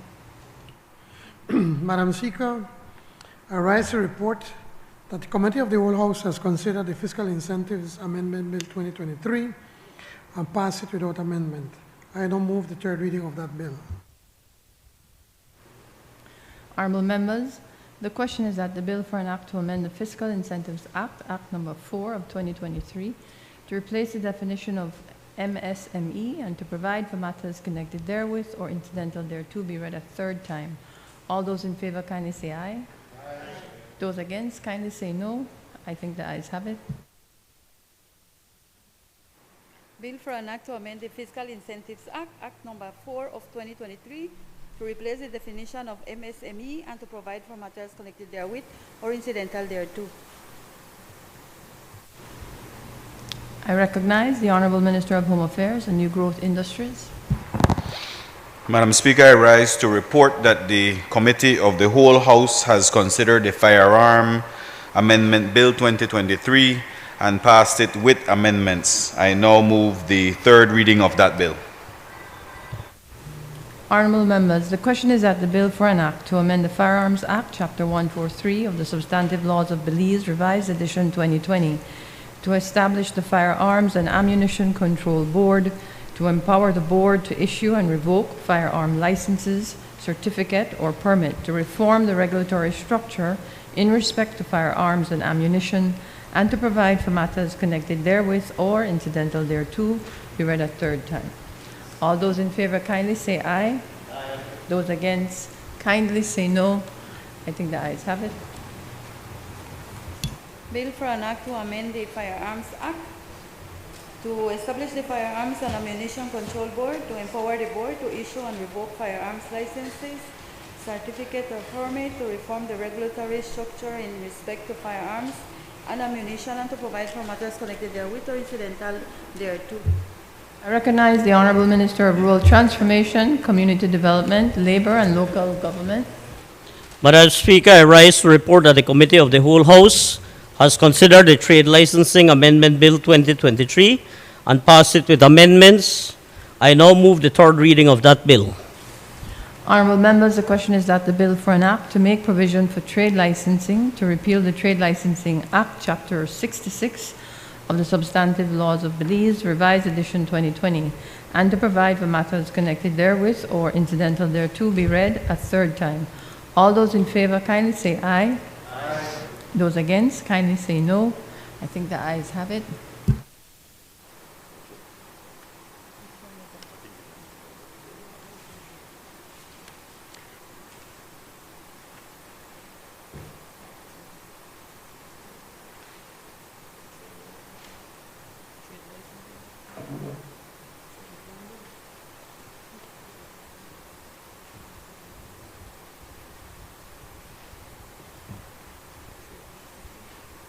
Bill for an act to make provision for trade licensing, to repeal the Trade Licensing Act, Chapter 66 of the Substantive Laws of Belize, Revised Edition 2020, and to provide for matters connected therewith or incidental thereto.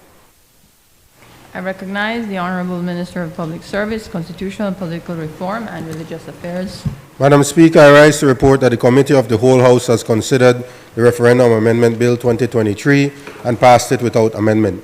I now move that the third reading of that bill. Honorable members, the question is that the bill for an act to amend the Referendum Act, Chapter 10 of the Substantive Laws of Belize, Revised Edition 2020, to expand the circumstances in which a referendum shall be held and to provide for matters connected therewith or incidental thereto be read a third time. All those in favor kindly say aye. Aye. Those against kindly say no. I think the ayes have it. Bill for an act to amend the Referendum Act, to expand the circumstances in which a referendum shall be held and to provide for matters connected therewith or incidental thereto.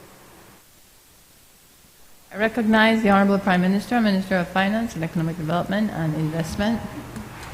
Madam Speaker, I move that the House do now adjourn. I I recognize the member from Mesopotamia, leader of the opposition. Thank you, Madam Speaker. Madam Speaker, the point of national interest I'd like to raise is this SSB loan or investment into Campus 1, some buildings that they're supposed to be building at the Eleanor Hall edifice, Madam Speaker. And the problem that we have in the opposition and in the wider public is there are senior citizens, retired persons, who cannot get their social security benefits as it stands all over this country. I was in San Pedro, Toledo, maybe a few weeks ago, and a person was complaining, saying, you know, I voted for the PUP, and, you know, all I want is my social security benefits, and I can't get it, Madam Speaker. This is all over the country. And the point I want to make is if people can't get their social security benefits, but the Social Security Investment Fund can invest 70 million, tens of millions of dollars, Madam Speaker, something is absolutely wrong in this country. This project that I'm talking about, Madam Speaker, raises several alarms. Under the United Democratic Party, we had the Belize Infrastructure Limited that built many great projects that we all appreciate now, as we have these international athletic competitions that we couldn't have before. When the previous PUP administration was there, we did not have such world-class facilities. Madam Speaker, we did this through the special purpose vehicle of bill, which the member from Cayo South, as Minister of Infrastructure, dismantled and did away with. So here we are now. The same member cried, I think he actually cried in the House when he talked about that building, that Eleanor Hall building, and what a waste it was and is, and he couldn't believe that the taxpayer dollars were being rubbished in such a fashion. And I brought it up the other day, and my good friend, my cousin from Lake Independence said, what? That Eleanor Hall building? That Eleanor Hall building? Yeah, it's something my father doesn't like me to acknowledge, but I have to acknowledge the man.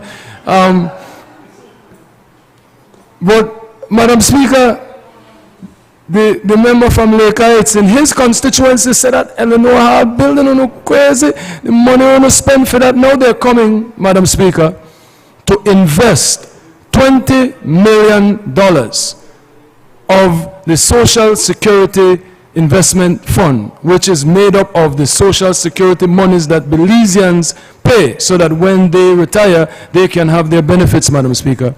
They are making an investment in a company, a PPP, they're doing a PPP, and there's an entity that we don't even know who the entity is.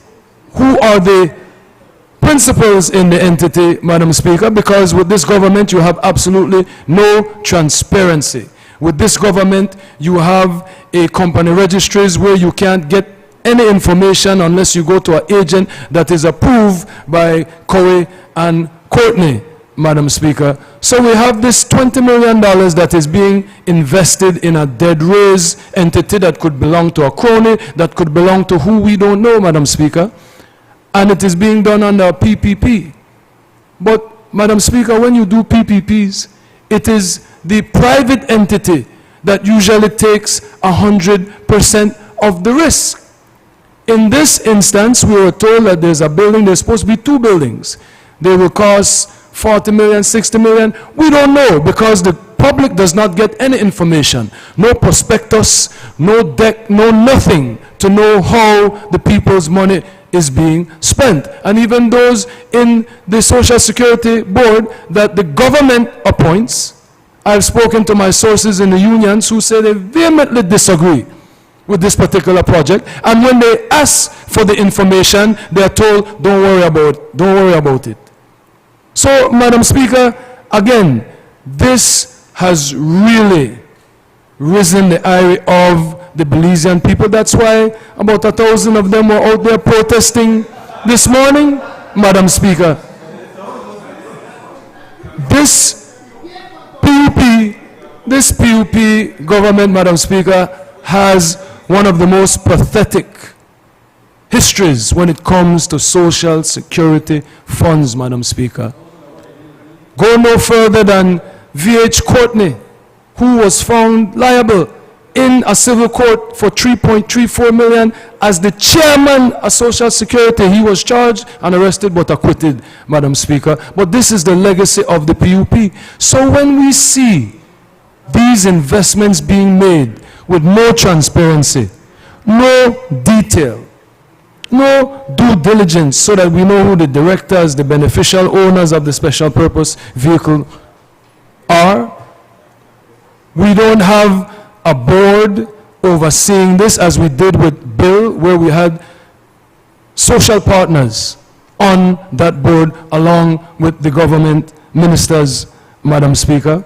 We have, again, the Social Security Investment Fund investing $20 million in a project with no examination of risk factor, no guarantee that the project will even get done, Madam Speaker, and we have been here before. We have to remind the public and remind the government of the sordid history they have in just giving away taxpayers' dollars with none other than the Novello brothers, when they gave them $30 million in one day, Madam Speaker. And that's why they go to DFC and the Social Security funds, because then the government controls that. Their appointees will do as they are told, because I have done my research, and this project, they took it to the commercial banks. But the commercial banks wanted the private entity to take the risk, to show collateral, to put up collateral. They refused all of the requirements of the commercial banks, and they went and they got it from the taxpayers' money in the Social Security Investment Fund, Madam Speaker. And it is very, very alarming, Madam Speaker. This is not the PUP's money. This is not Chris Coe money. He may be the real Prime Minister, but it's not his money. It's not the member, it's not the Prime Minister, the Honorable Prime Minister's money. It is none of their monies, Madam Speaker. That money is there for when people retire, they can get their Social Security money, Madam Speaker. And that is not happening. So it is alarming that there is money to invest $20 million in a PPP, and the government is using the Social Security funds to take the risk, when that is not how the business works. The way it works in PPPs, Madam Speaker, is the private entity takes the risk, and then the government puts in whatever they're going to put in. So this is very, very alarming, Madam Speaker, and the people are troubled. They are disturbed. They are frustrated. These are the things that this government needs to apologize for, Madam Speaker, because it is a very sorry state of affairs when they are just using the Social Security Investment Fund, going against best practices, standard procedures, where the private entity takes the risk. We don't even know if this building will get built. And this $20 million can go to a crony, and $15 million of that could go to, you know, he said the architect, called you an architect, but it's an architect, but the architects out here. We don't, yeah, that's what you said. Don't blame it on me. I know you like to blame the media when you go there and make a fool of yourself, but it's not our fault, brother. But, Madam Speaker, again, we don't even know if this building will get built. And because they're not going to the bank, when you go to the bank, as you build, you get the money. In this particular instance, they're dead raising, and they could get that 20 million and spend 15 million on plans and drawings and analysis and examination and this and that, and through a crony, and use it for municipal elections, with the people never getting anything to show for such investments, Madam Speaker. So we have to sound the alarm, Madam Speaker. The PUP has the worst track record ever when it comes to social security. CEO in the office of Prime Minister was fired by her predecessor, Saeed Musa. The Senate investigated her, and he fired her because of what was happening in social security, Madam Speaker. So we are alarmed. Leave the people's money alone, Madam Speaker. Thank you. Your answer for me? I recognize the Honorable Prime Minister. The leader of the opposition reminds me of a man with a drone. And he tried to grab to any straw to try to save his political life. And that is certainly not going to help. And he is so desperate that he is prepared to come to this honorable house and make a complete fool of himself. There are other words that I want to use, but I can't use it because it's unparliamentary, Madam Speaker, so I will not use it. He comes here and says what? There are people all across this country, where he said, retired persons that can't get them pensions. Give me the names. Give me the names so that we can follow it up. Because it's not true, there's no names. It is not true. It is not true. But on Social Security, boy, you just fool me. That is not Social Security. Members, please. It is not Social Security. No. The pension from government. You embarrass yourself, boy. I am sure your father must wonder, how did I have this as a picnic? Because, my God. No, Prime Minister, please let's not go there. But, Madam Speaker, his father is a very intelligent, a very good lawyer. And when he see him come, anyway, I know, just I'll leave it. Thank you. But anyway, I am not saying anything. Did I say anything bad about your father? I was saying he's an intelligent man. You could say anything about my father, it doesn't matter. Me. Look how you there. Anyway, the point is, and you'll stay there, and then after 2025, you'll be outside there, because I think we need to put a good candidate against you. We got one, all right.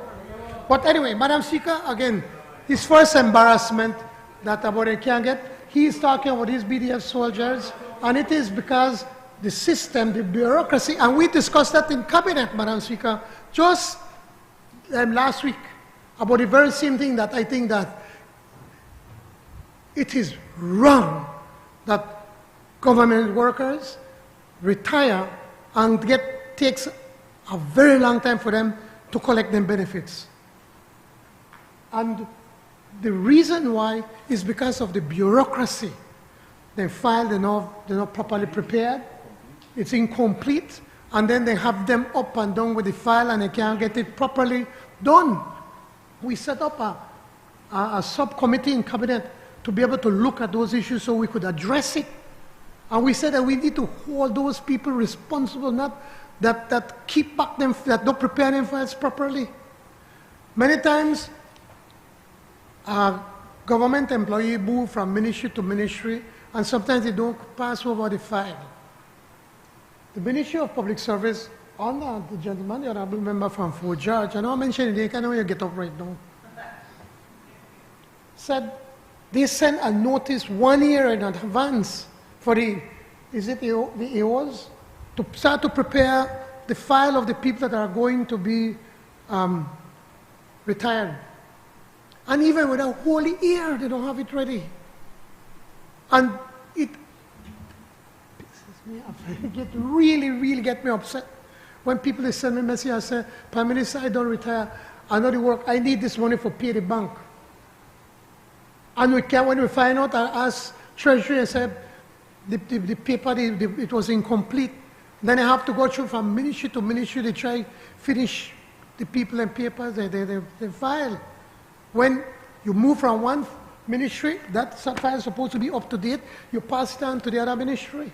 We even spoke about digitizing it right now, so that as the minute that the 1 year before they retire, that we want to digitize that file so we could make sure that everything could be ready. You could have asked me, so you never have to embarrass yourself. The Eleanor Hall building. Do you know how much it may cost? We were trying, remember, we were trying to see how we could cut it, but it may not too late. Your government spent $1,000 a square feet for Eleanor Hall building. 1,000. We the bill right now between $250 and $300 a square feet. The poor people in house, you know how much we pay for the poor people house? $150 per square feet. Look at the difference, man. And you come here and pontificate and embarrass yourself. My brother, this Social Security is an investment. If you'd only take the time, hold on, man. Social Security just issued a release this week. If you'd have read it, you'd have answered a lot of the questions that you are talking about. It is an investment of $7.9 million in equity and a $20 million loan. And then you talk that nobody wants to invest. Both Atlantic Bank and Belize Bank, they're waiting because they want to invest in this. The government, as it is right now, Madam Speaker, is spending about $2.5 million a year in rentals in Belize City alone. And you see, offices, they move like musical chairs one time and they are, then after that they have to move somewhere else, you know, and it is very costly, and it keeps up the work of the government. We have Eleanor Hall building now. You don't build it. Again, as a responsible government, we want to put that whole area into work. So outside is always looked as a deprived place. So we're saying, no, we're going to go and build two buildings. Hold on, hold on, man, listen to me, man. Hold on. Relax, man. Hold on, make I talk. You have your chance. So now here we are now coming to continue to enhance that government asset by building two more buildings for the government to be able to use. It is a sure investment because as it is, almost all of that area is going to be rented by the government of Belize. And instead of we go and pay other people, we are going to pay Social Security and the government of Belize the rental. Yes, because the government is also going to own a portion of it, of the investment. I can tell you,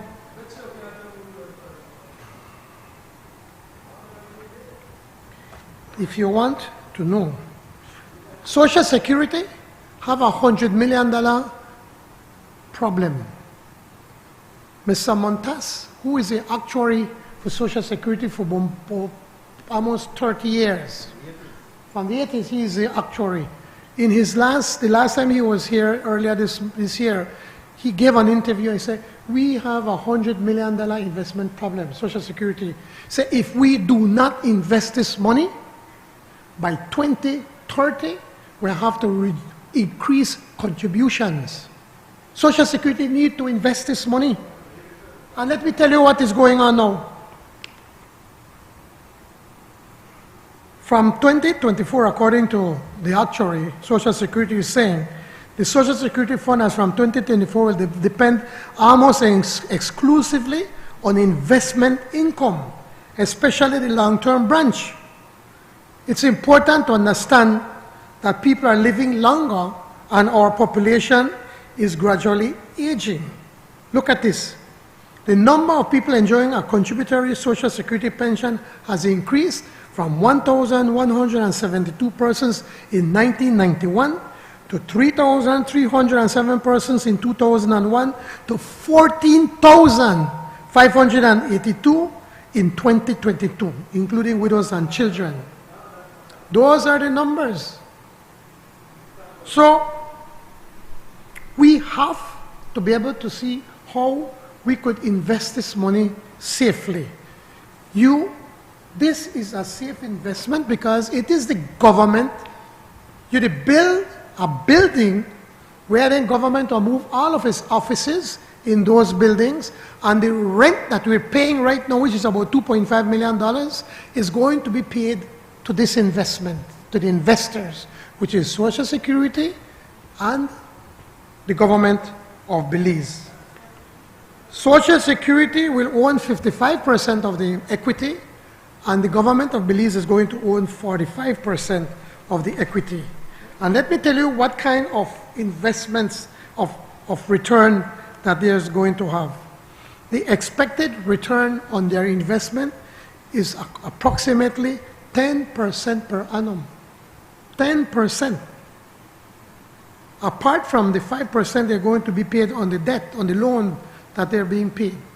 As it is right now, at best, you could get by depositing your money in the bank is about 2%. Or right now, probably maybe 0%, because I don't want to take your money. It's around 1.3%. Now, with this investment, Social Security, the people of this country, Madam Speaker, are going to get 10% return per annum on their investment, and on the loan, they're going to get 5%. Stop embarrassing yourself. You could come and talk to me, my brother, and I could explain it to you. I could carry you as Social Security. Have you asked me? Have you asked me? We have released it. We have released it. I don't. What? Why this? I don't know if you really dense, or you just behave. You just act like you're dense. The prospectus has to be prepared, my brother. No money has been done yet. It will be made public when all of this is being worked out. Madam Speaker, a point of order. Yeah, what's the point? Apart from embarrassing himself, the leader of the opposition is not adhering to 42B. 42B, thank you.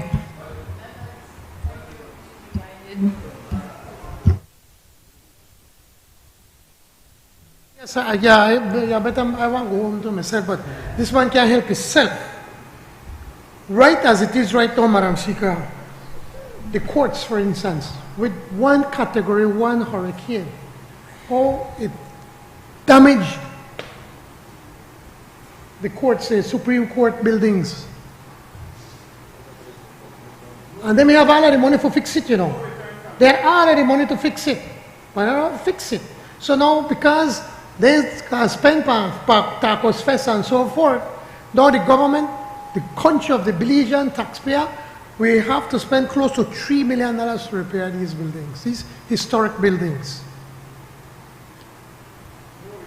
This is a sure investment, an investment where Social Security is going to get a rate of return per annum of 10%, and on the monies that they're going to lend is a 5%.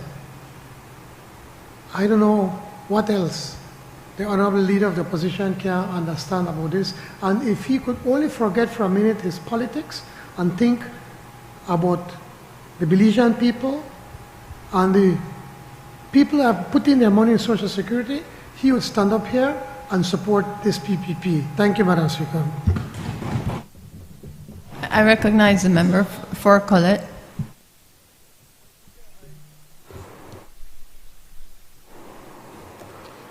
I want to ask your indulgence, and I will promise to walk a very, very thin line.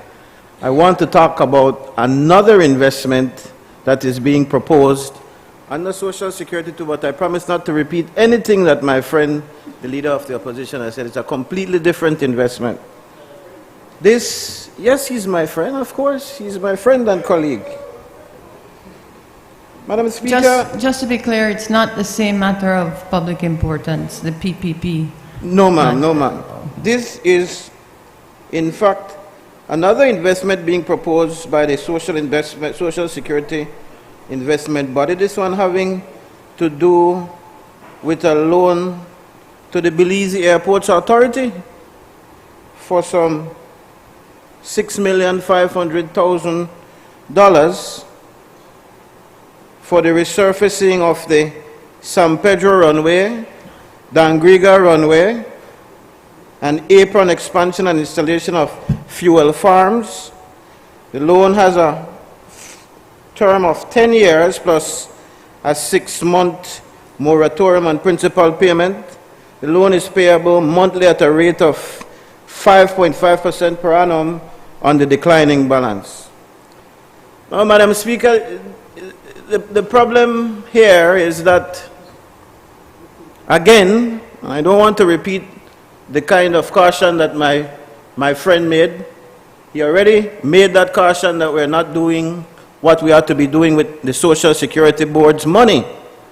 But I want to take people back, Madam Speaker, to the year 2017.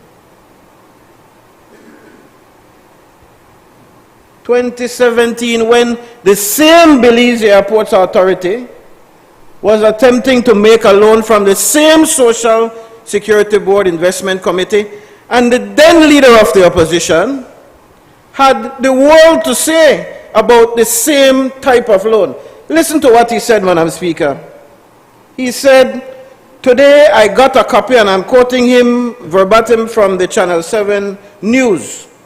He said, "Today I got a copy of a confidential memorandum from the Investment Services Unit of the Social Security Board, and this report is pointing out that the Belize Airport Authority was indeed applying for $7 million. Now, the Prime Minister was either being completely dishonest to me and the Belizean people when he said, meaning Prime Minister Barrow, when he said that it was 7 million, but not 7 million, sorry, but 4 million. Or is he being incompetent because he does not know what is happening in his government?" He continues, Madam Speaker, "The point we are making is that we are finding out that the Belize Airport Authority has already borrowed $16.5 million. They want to borrow another $7 million. That would make it $23.5 million. And according to this report, the very same report I'm talking about, this report is saying that the BAA, the Belize Airport Authority, is going to have major problems in making their loan payments. So he is telling you that, in fact, the Belize Airport Authority is not a worthy borrower of the Social Security Board's money. They are pointing out," he continues, "that the BAA revenues, the projections they are making, they are too optimistic. The Investment Services Unit made an analysis of the revenues collected from 2011 to 2017, and they found out that the average of every dollar they claim that they are going to collect, they only collect 75 cents. This was in 2017. So he's painting the picture for us, Madam Speaker. This is the now Prime Minister, who is now presiding over a government that is trying to, through the Social Security Board, lend the same people $6.5 million. He was saying this back then. He said, in effect, I quote him again, "The Investment Services Unit is telling the Social Security Management and Board that it is a bad loan. It is a bad investment that they should make, that they should not make," I guess he meant to say. "So I am putting on record," he's saying this, "I'm saying that the Belize Social Security Board should not lend them, not 7 million, not 4 million. They should not give them any more money because they are going to be overexposed." These are the words of the then leader of the opposition. He said, "I want all the members of the Belize Social Security Board to know that my party will hold them personally accountable and responsible for all the questionable loans that they have given, including this one, should they approve it." And secondly, just by looking at what the Investment Services Unit, the recommendations that they have made, that they should reject the $7 million loan, not a $4 million loan, not another dollar should be loaned to the Belize Airport Authority. These are his words, Madam Speaker. 5 years ago. I don't know what has changed with the Belize Airports Authority. I'm hoping he will get up and tell us that there was some miraculous turnaround in the figures. Because he was telling you. And then the news commentary goes on, I guess this is Jules Vasquez. He says, as we understand it, the Social Security Investment Committee has rejected the loan. And with good reason, they got good UDPs on that board by then, and the social partners who rejected the loan and felt that it was not a good investment. Our sources say, this is the news, that the BAA is now trying to trim down and repackage it for $3 or $4 million. Then they will seek that Social Security reconsiders it. But opposition leader John Briceño took a look through his aviator glasses and said that they only need $1 or $2 million. Can you tell them how much they actually need for resurface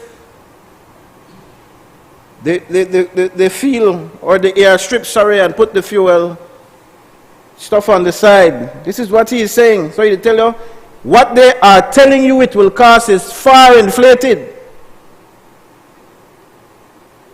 So they ask him about that, and this is his response. He said, we don't need $7 million. We don't need $4 million even to fix the runways. But what is happening is that they are taking advantage of fixing the runway for the hustle to happen. This is his words. He's telling you that the Belize Airport Authority, whenever they have these projects to resurface the airstrips here and there, that it is a hustle. And he threatened them, Madam Speaker. He threatened them until he said to the investment board, anyhow, no way do that, know that when my government come in, this not going like that, and we'll deal with it, no.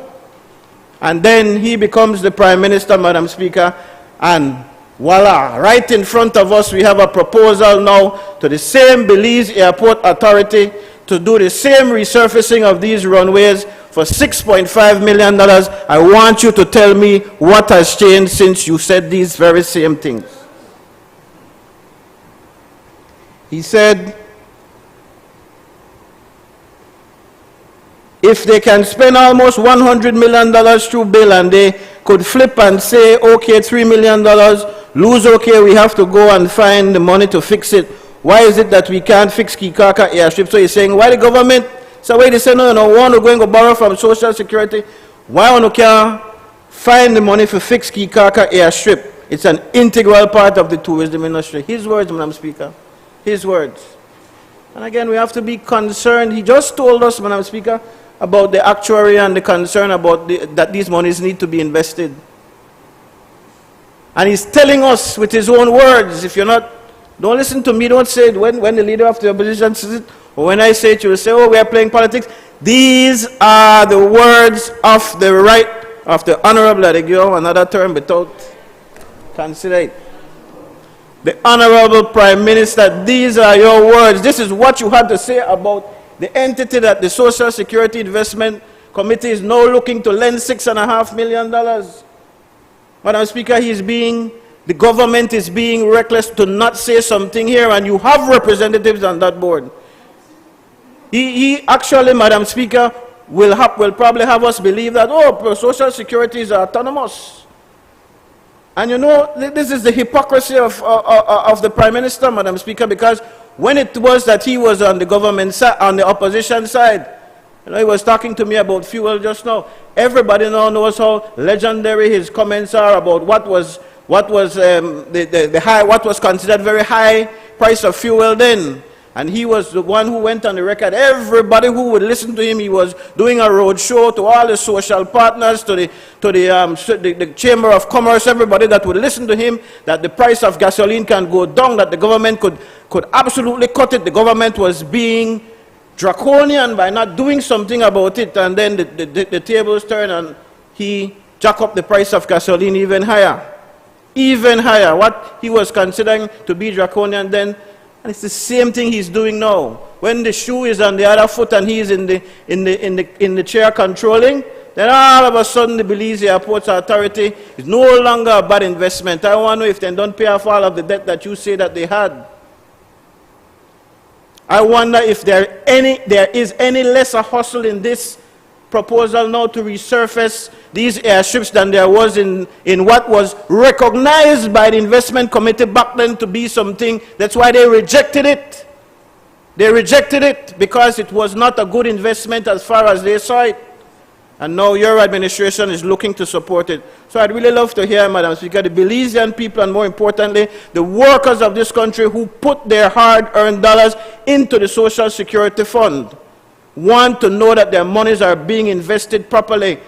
And nobody short of yourself, sir, has said that this entity would be a bad investment, and now you're supporting it. Thank you, Madam Speaker. I recognize the Honorable Prime Minister. Sometimes it's best to leave sleeping dogs alone, you know. Because when you come and try to quote what I said back then, you shouldn't be talking about that. Because we were right at what we were talking about there, because back then it was a hustle. And what we have done since we got into government, under the member, the former minister, the member from Belize Rural South, we've managed to fix the books and turn things around and manage the monies properly. Just for the record, if you want to know, Atlantic Bank was fighting to lend that money to the BBA. And Social Security also wanted it. And they agreed to give it to Social Security simply because they rather that Social Security makes the money so that our Belizean workers can benefit and not a private bank.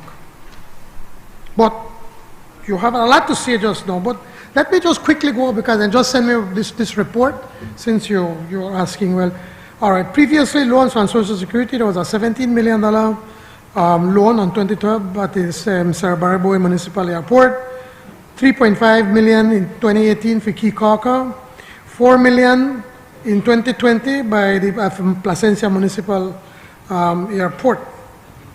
Approved loan from Social Security in 2023 is $4 million.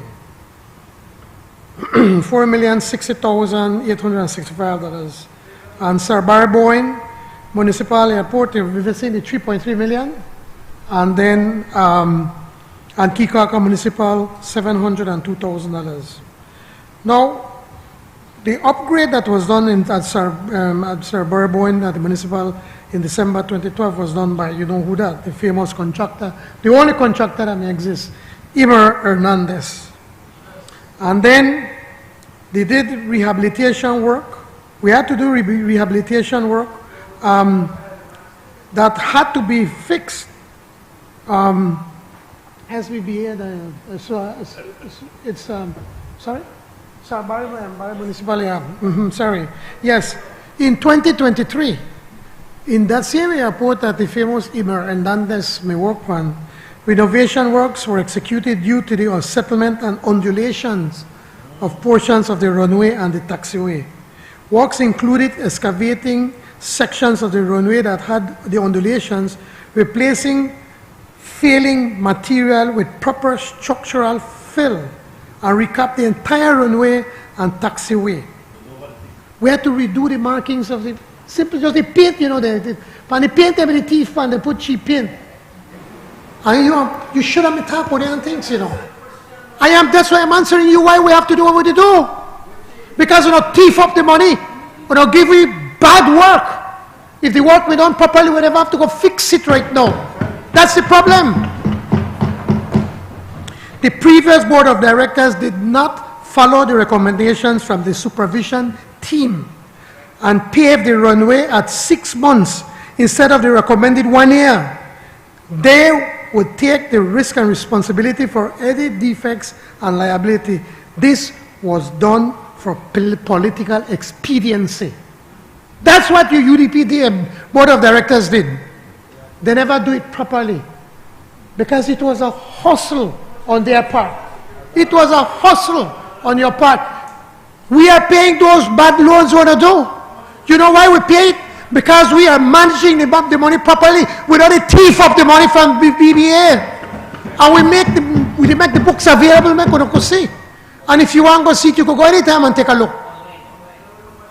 It's online. The financials are online, my brother. If you only take your time and do your research, you never may go embarrass yourself like the leader of the opposition. So that's the first one, Madam Speaker.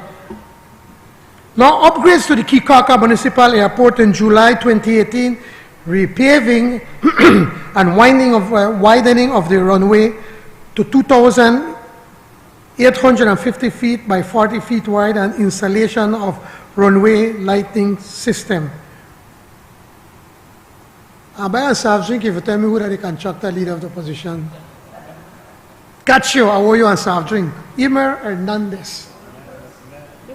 Now, the rehabilitation work to the Kikaka Municipal Airport in 2023 is due, guess what? Undulations on the major sections of the runway. Works were carried out to scarify and excavate failed material. They use cheap material. That's how they thief the money. They tell you them the material costs $100 and go buy $20 material. They had to replace the concrete treated base for additional stabilization. They had to elevate the approved levels. They had to hot mix over the section of the runway, packed the entire runway and apron, including the installation of all runway and taxiway markings, even the paint and the thief man. The security perimeter fencing had to be replaced because of major corrosion. Even why they're bad? They buy the really good from the fence. And they buy cheap fencing. The previous board of directors did not make enough provisions for the works that needed to be done. They in fact listen to me, man. I listen to you. If you listen, you'll learn a little bit. They in fact cut the budget, and therefore there was excavation and removal of only a portion of unsuitable material. Therefore, there was still unstable base material, which led to the failure of the base and then the undulations. It reminds me of the road and I built through in Joaktong, you know. When Imam built a road, because the foundation was decades old, you're supposed to remove that material, throw it away or give it away, and then get new material and put it. You know me to explain that to me? Denny, you know, you want what kind of Denny? Denny me explained to me, he said, Emer used the same old thing where he just dig up. The same thing, huh? Yes. Yes. The same old material. Actually, over time, and I never noticed because I'm an engineer, you pong the material, you get like powder. And that's what happened at Rinjak. That's what we got. What we got? Undulation. And the highway at Rinjak, and it broke up, and they discarify. Yeah. Yes. And they do the same thing with the airport, and they play with people's lives. Use the same cheap material. So now the current contractor is Rodlock Construction Limited, and MIDH is doing supervision and contract management of the project. Now, you are talking about where we say, well, why government never paid then? Well, I said that simply because we had the oil money, we had the Petrocaribe Tacos money to spend. We don't have all of that money. 6 million, 600 million. We had all of this money. Now we come into government, we have to don't spend up the money. You have debt to GDP of 134%. You spend $1 million a day for pay government workers and keep government workers with borrow $1 million a day. We have to deal with all of that thing, you know. They left we broke with no money.